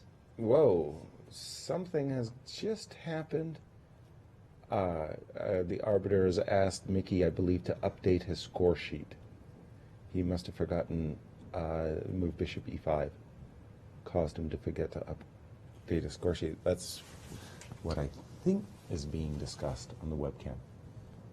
Well, no, I think you ran out of time. Oops. I apologize. apologize. Few more more seconds on his clock, but well, he anyways resigned because we it was do have that a result. position. Yes. I mean, and it it's doesn't matter. definitely White's king on the winning square. Right. Yeah. And Wesley So 2-0, and I What a believe start. 2,800. That's correct. I He mean, is we over just have 2,800. to recognize what a great achievement it is for this young man. He's Wow. unstoppable. He seems unstoppable right now. I mean, even though you might say that yesterday's game he got gifted a point, but this was He earned it. He this earned was it such today. a masterpiece. Yes. Yeah, and Mickey Adams usually is very, very tough in those positions and holding it. But let me come back to you again, Alejandro. I was going to suggest C4. Yeah, C4 loses, but we're C4 loses just like that. We're going to be worried about that later. But C4 still looks more logical than the move Topalov played that I have no idea how he even came up with it. He played knight D2. What is that? What? Inviting D takes C3? And What? I mean, he's just... What is knight D2? Which Which has happened, happened. by the way. I know. That's why I'm updating Oh, it. he's got the idea of knight C4 perhaps and queen Knight E3 C4, and I check? think he missed this move. Knight C4 seems like it's winning for White because you have queen E3 coming. Yes. He missed this move. That's an easy move to miss. Sorry. Easy move to miss. That is Fabiano hasn't made it yet. The big question is he going to find it? It's the only move. Now it's completely winning after knight takes b2, rook takes e1, king takes e1, pawn takes b2. You cannot stop this pawn. If you capture the rook here after rook e8, mate, you have queen c1 check. Not made yet, but you have d2. Right. And now that's completely winning. Fabiano We've has got found rook rook e8. on the board. The game is basically over. It is completely losing for Topalov. Must have completely overlooked the move rook e8. Right, and especially when your opponent is in time trouble, that he finds that move rook e8. And That's it's completely done. There is not tricky- even a chance of maybe making the game complicated for the last few seconds that Fabiano does have. It's very simple now that he found rook e8. The pawns push forward, and that's game over. Wow, a winning move, and a spectacular winning move. That's such an easy move to miss. Rook Yes, I have e8. to say, it is exactly because of this problem that Fabiano was in time trouble that I felt that at some point Westland started playing against the time rather than the position and making some moves faster than he should have. He messed up a huge advantage.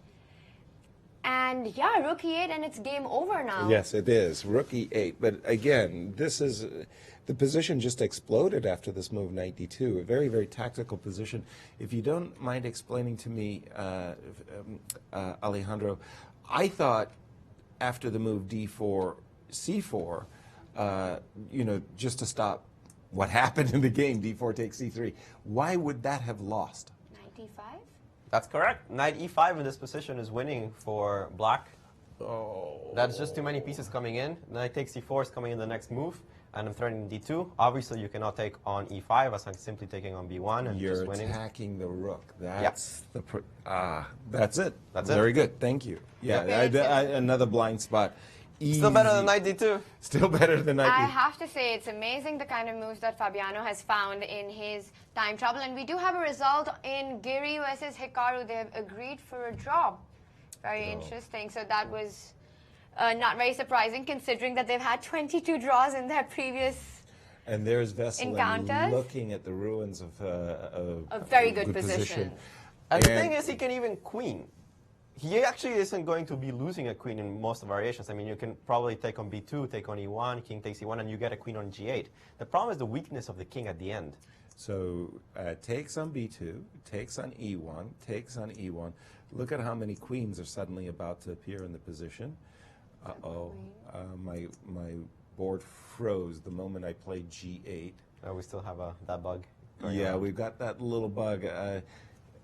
A graphic comes on and it asks me what piece I'd like to promote to, and sometimes it doesn't come on, and maybe on your side you'll have to show it. Oh man, Yeah. let's try not to freeze both of the boards. I King do takes have a e1, queen, takes, by the way. And queen. I I got it. queen. Oh, very good. It works on mine. Queen, and we have this position. The problem is that the weakness of the king is just way too much here. Check on c2, king e3. Check on e2, king f4, and at some point I just go d2. You don't have anything to do about it. It's just completely losing. And we have Maurice Ashley with our current tournament leader, a perfect 2 out of 2, Wesley So. And an absolutely historic moment for Wesley So fans. First of all, he's now #4 player in the world. That is a personal high. He's also over 2,800 for the first time ever, joining a very elite club of players at the 2,800 level. Wesley, you must be very satisfied with this result today. Yeah, definitely better than what I expected. You know, I went for this quiet line, but unfortunately I started to make some mistakes, and then in the end he ran real low on time, which is surprising because he had more time around the middle. But yeah, very satisfying win in another game tomorrow. You saw when this game was going on, it looked like it was solid for him. Some of the commentators were saying, no way Black loses this position, but it seemed like there was always a little bit of fire in the position. Yeah, no, I think no way for anyone to lose is too much to make, too much a statement. But at the same time, Black indeed has a very solid position, but I had the bishop pair, which I was very satisfied about. And I also play basically pawn up in the king side, 4 pawns versus 3. And of course I couldn't have won without the help of his mistakes. But at the same time, I believe White has small chances all throughout. You're 2-0, you're leading the tournament, you're leading the Grand Chess Tour, and you have all these accomplishments all in one day. Tell us what that feels like. Really amazing feeling not to have all the hard work and sacrifice by me and my family to pay off. But at the same time, I'll be playing 2 blacks in my next 2 games, so I have to be really careful against the dangerous opponents. But hopefully I can look back after the tournament's over and say that the good start helped me finish well. Well, congratulations. We certainly are proud of seeing you play this great chess, and good luck in the rest of your games. Thank you. Grandmaster Wesley So leading the tournament in clear first, but also, guys, only 11 players before him had broken the 2,800 mark. He has joined an elite club of 2,800 players. A fantastic moment for this young gentleman to my right. Congratulations, Wesley. What a brilliant achievement. Absolutely deserved. And we do have a result on the Topalov-Fabiano game. Topalov has resigned. Speaking of high-rated American players, let's just take a quick look at that finish after Rook E8. Topalov, in desperation, played the move Rook takes B7. Actually, taking with the king also works. It's not a problem. But taking with the queen is probably the most precise. Queen takes E8. And after queen B1 check, Topalov resigned. The problem for him being that after queen E1 C2, even though I promote first, Black is promoting with checkmate on C1. The game is completely done. Topalov had to resign, heartbreaking because he had a winning position at some point. Not only that, he had a huge time advantage.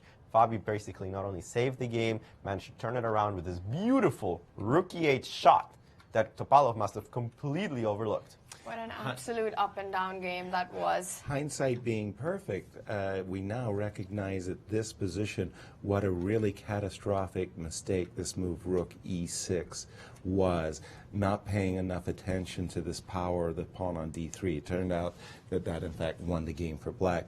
The move Queen G6, as suggested by Alejandro much earlier, eliminating that D3 pawn was probably the road to victory, and what a narrow path it was. No, absolutely, but I think this gets us to the point that in chess, so often when our opponent is in time trouble, we start playing quickly to make advantage of that. So you're actually playing against your against the time and not the opponent in the position, and that's never a good idea because we see that things like these happen then. Well, I must say to Fabi's credit, when opportunity knocked, he came out with some really super moves. This move D3, D5, D4, it's really easy to underestimate the power of that. At this exact moment, I still thought, oh, White's doing fine. I mean, his pawn on G7 is far more dangerous than this pawn on D2. Knight D2 Not the case. Not the case. Yes. So dangerous. I mean, at DC3, you've got to calculate this move completely because you're just allowing 2 pawns on the third rank. Even a move like G3, you know. Well, that was important, actually. The white king ended up being the one that was really under a lot of threat. And G3 might have been a better resource than what was played. Does that complete our round, by the way? Yes, that's it. Yes, and we've got 3 decisive results today again, we're as well. Spoiled. We'll take us through. We'll get the results, but 2-0. We know who's our tournament leader. Wesley, who's been having a fantastic tour and has got 3 players in second. That's right. Well, we're going to be having the standings up shortly, but I mean, this game, what a game we've had. Turnaround. And let's take a look at the current standings. So our big tournament leader is Wesley So, 2 points, beating Mickey Adams today in a very nice game. Vishy Anand also played some brilliant chess, took some practical decisions which paid off in the end, showing a really typical pattern of sacrificing the bishop and creating an A-pass pawn in the end, which could not be stopped. Fabiano Caruana, I've got to say, got extremely lucky, but kudos to him to actually find resources when he was down to seconds. Exactly. And Vladimir Kramnik is on 1.5.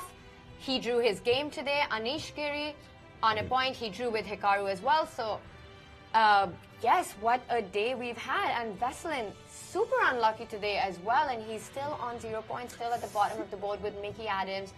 They're still to And what a tournament we've had. Point out that Anish Giri is the only person at 50%. Yes, 2 draws. The only person with 2 draws, that's true. And 50%, yeah. MVL. MVL, Hikaru -1. are both at half a -1. point, yes. Wow. Well, again, some other little dramas going on. One of them is, of course, that Fabiano Caruana within striking distance of world's #1 Magnus Carlsen. We were talking that he needs a big result. He got a huge result today. He was gambling. Gambling a bit, but it paid off. It paid off, and I think he found some excellent resources in time trouble, and Veselin was just not able to handle it. Well, let's go to London, because we've got Caruana with Maurice. Well, we have one American, Wesley So, on 2-0, and another one at 1.5 now, +1, Grandmaster Fabiano Caruana, after what really is a miraculous comeback. Fabi, you started off the game. At some point, you looked okay, and right around now, you seem to start drifting, and it looked all right, like you were going to get killed this game. Yeah, I thought that my position was good around this point or a few moves before, but it's so complicated. I mean, White has a pass G pawn, which I'm never getting rid of, and my compensation is basically the knight on A3. And yeah, later I felt like I was losing. I also had, very little time. But, I mean, right here, the engine's saying you're better, but after this move pushing, and then especially here, right around now, you started to drift a bit, and King A7, was this just, what was the purpose behind the move King A7? Well, the idea is that it avoids back rank stuff, and after Bishop C5, maybe there are no checks on this diagonal. But Knight D3 was just a bad move. So right here, you play the move Knight D3. That was an awful move. I can't. Yeah, suddenly you were in a lot of trouble. Did you feel the trouble right around now? Did you I thought realize that I you were in? should be basically lost. Okay, so you. But I thought that realized it's the danger. very unclear anyway, because the knight on A3 is still misplaced, and I do have a pass pawn, which is hard to get rid of. But I didn't see what I'm doing, and I thought Rook E6 was already a big step in the wrong direction. Yes, now, the after Rook engines agree. C8, there's always a lot of back rank tricks. Queen G5 is probably also not a good move. I think Bishop D4 is maybe not even the only move, but Well, the engines here, I think it was Queen D5. yeah, but Queen it's D5 still I was still not totally clear. trying to figure out after Bishop C3, B3, Rook D8. And I mean, it's possible for either side to lose just with one mistake. What were you thinking right now? Your clock was terrible. I mean, you were really starting to tick down. Were you just playing on instinct? What do you do in a situation like this when there's just not much time to think? I was trying to take the time that he was thinking to calculate any variations. But every move he played surprised me. Rook E6, Queen G5, and Rook E1 were all non-moves I had even considered. But I think I managed to at least not blunder anything. And then after... So right here, the game changed dramatically. Now, yes, so this move was possible as well. Rook G7 with the idea of Rook H8. That one came out of nowhere. That is brutal. And King G1, Bishop F2. Yeah, that... That was that's a computer move for sure. Yeah, nobody else noticed this is the computer, of course. So you played more logically with this move, and now it was in this position that he played here, and you're back in the game. When did you see you played very quickly and played the move yeah, D4? When I saw D4, I thought it was okay. I was expecting C takes D4 here.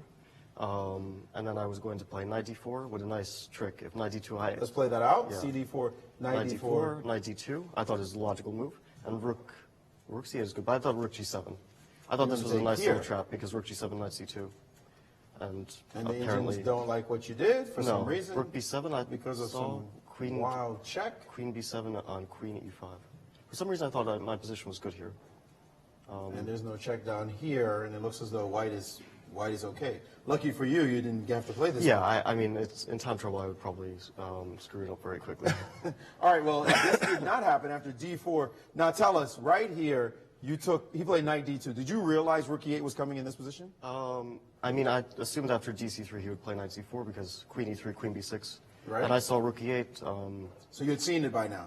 Yeah, I mean, I don't know if it's the only move. I could also play queen b4, queen e3, king b8, and there's no rook f8 check. But I assume it's a perpetual there, and rook e8 just wins on the spot. How did he respond? I wasn't in the room. He played rook to e8. Did you see a physical reaction from him when this move landed on the board? He looked surprised at first, and then he looked unhappy. So he did react emotionally. Well, a great win for you. I mean, it's a great save at least. What are your feelings now moving forward in the tournament? I mean, I got lucky today, and I can't say I played the first two games exceptionally well, but the result is still good. I can't complain at all. And your thoughts on your compatriot, Wesley So? You've been watching him all year long. You saw how great he played next to you in the Olympiad as a teammate. You guys won together. And now this. Are you surprised by how well he's playing, or how well his results are stacking up? Yeah, something must have clicked for him because he's improved a lot, at least in terms of results recently. And he rarely puts himself in any danger. He's a very consistent player. He doesn't go on rampages or anything, but he usually just quietly accumulates points. And if his opponents do, self-destruct, as we saw in the first round, then he gladly takes the point. Indeed. Well, congratulations on your results, and good luck in the rest of your games. Grandmaster Fabiano Caruana tied for second place. Hey, luck counts in chess. We'll take those points. Absolutely does. Thank you, Maurice, and the luckless Veselin Topolov, because this is a real setback. Yes. This is really, really tough. He was playing very well to a point, and then it just all went wrong. Right, yes. And going back to that point of rook h8, I have no doubts that the only reason Fabiano was not able to find that was because he was short on time. I mean, these guys would... It's a gorgeous tactic, beautiful by tactics, but I am sure that the reason that it wasn't on board was only because they've got such less time.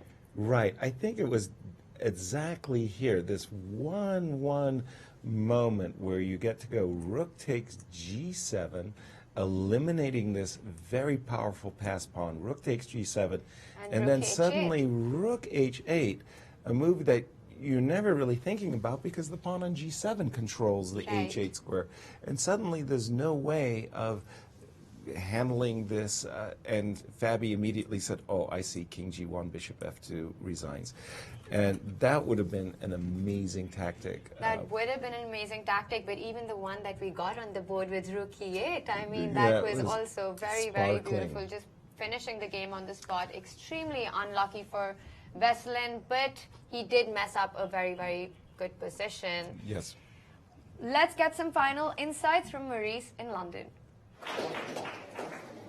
Well, the place is simply abuzz. The fans getting their money's worth for this tournament. Yesterday we saw 3 wins. Today we saw 3 wins. Extremely exciting chess going on here at the London Chess Classic. Just incredible watching Wesley So, the star rising, now over 2,800, joining an elite club. What will happen next in the next rounds? Well, you don't want to miss it. And we will be giving you all the blow-by-blow here from London. Yes, we will. When I'm thinking about the 2,800, I'm thinking to myself, I'm laughing to myself, but I think the TPR has to be close to 3,800 at this exact moment. What do you think, Alejandro? 3,800 TPR after 2 games? I know it's a joke, but... Yeah, the TPR breaks on, the tournament performance rating breaks when there's 100% score. You actually cannot calculate it. But... I mean, Wesley, he's just playing good chess. His opponents are crumbling under pressure that he's putting on. Adams, he never fully equalized. I mean, you can't say that Wesley got lucky that Adams blundered. He was just under pressure, and in time pressure, he cracked. And that's what happened. I mean, Wesley was just better the entire game. And sometimes this happens. But what a round we had today. I mean, let's go through it. Kramnik's Aronian, bishop takes g2, sharpening the position out of nowhere. That was fantastic. Maxime Vacher-Lagrave, what a game from the opening. Just Vichy throwing those pawns forward. Excellent preparation. And the final shot, bishop takes b7. You know that's going to go in the book. We already talked about Wesley pushing with a pair of bishops. Topalov, zigzag. Wow, what a game here we had. I mean, yes, we didn't get the rook takes g7 shot, but we got rook e8. That's almost as good. And, well, the final game was Hikaru Nakamura finally stabilizing a little bit and defending a slightly worse position against Anish Giri for a while. I mean, what a round. We had a great start here in the first 2 games in London, and I can only hope that it continues this way. Absolutely. 3 decisive results. I tell you, I feel love spoiled. it. I love it. I feel spoiled. And I was just about to say, before we go off the air, do we know who's playing who tomorrow? Do we have the pairings, or we'll do that tomorrow? Here we go. Let's take a look at the matchups for tomorrow. I mean, what do we have in store, Tanya? So we've got Levon Aronian up against the tournament leader, Wesley So, who is so in form right now. We've got Michael Adams, who's had a terrible start, playing Anish Giri, the super solid Anish, who drew with Hikaru today in probably a slightly better position out of the opening, but nothing much. Hikaru Nakamura is up against Vishy Anand, and I've got to say that Vishy is also seeming like the tiger on the board that he is. And Maxime is, who had a really tough game against Vishy today, and what an end we saw on that, is up against Wesley. So both these players are definitely looking to bounce back into the tournament. Fabiano Caruana. At that last big matchup. Number 2 versus number 3 in the world. So we've got 2 2800s. A face-off tomorrow between Fabiano Caruana and Vladimir Kramnik. And live ratings. Wesley So is at 2803. So he is the 12th player to make history by crossing the 2800. And the first Asian player. Well, actually, Vichy is the first Asian player over 2800. The first Philippine player. Yes. What an extraordinary accomplishment. Really a great hat tip to Wesley. Bravo, bravo, bravo. Absolutely. Well, we're going to be back tomorrow because London Chess Classic is just getting exciting by the day. So see you tomorrow, same time.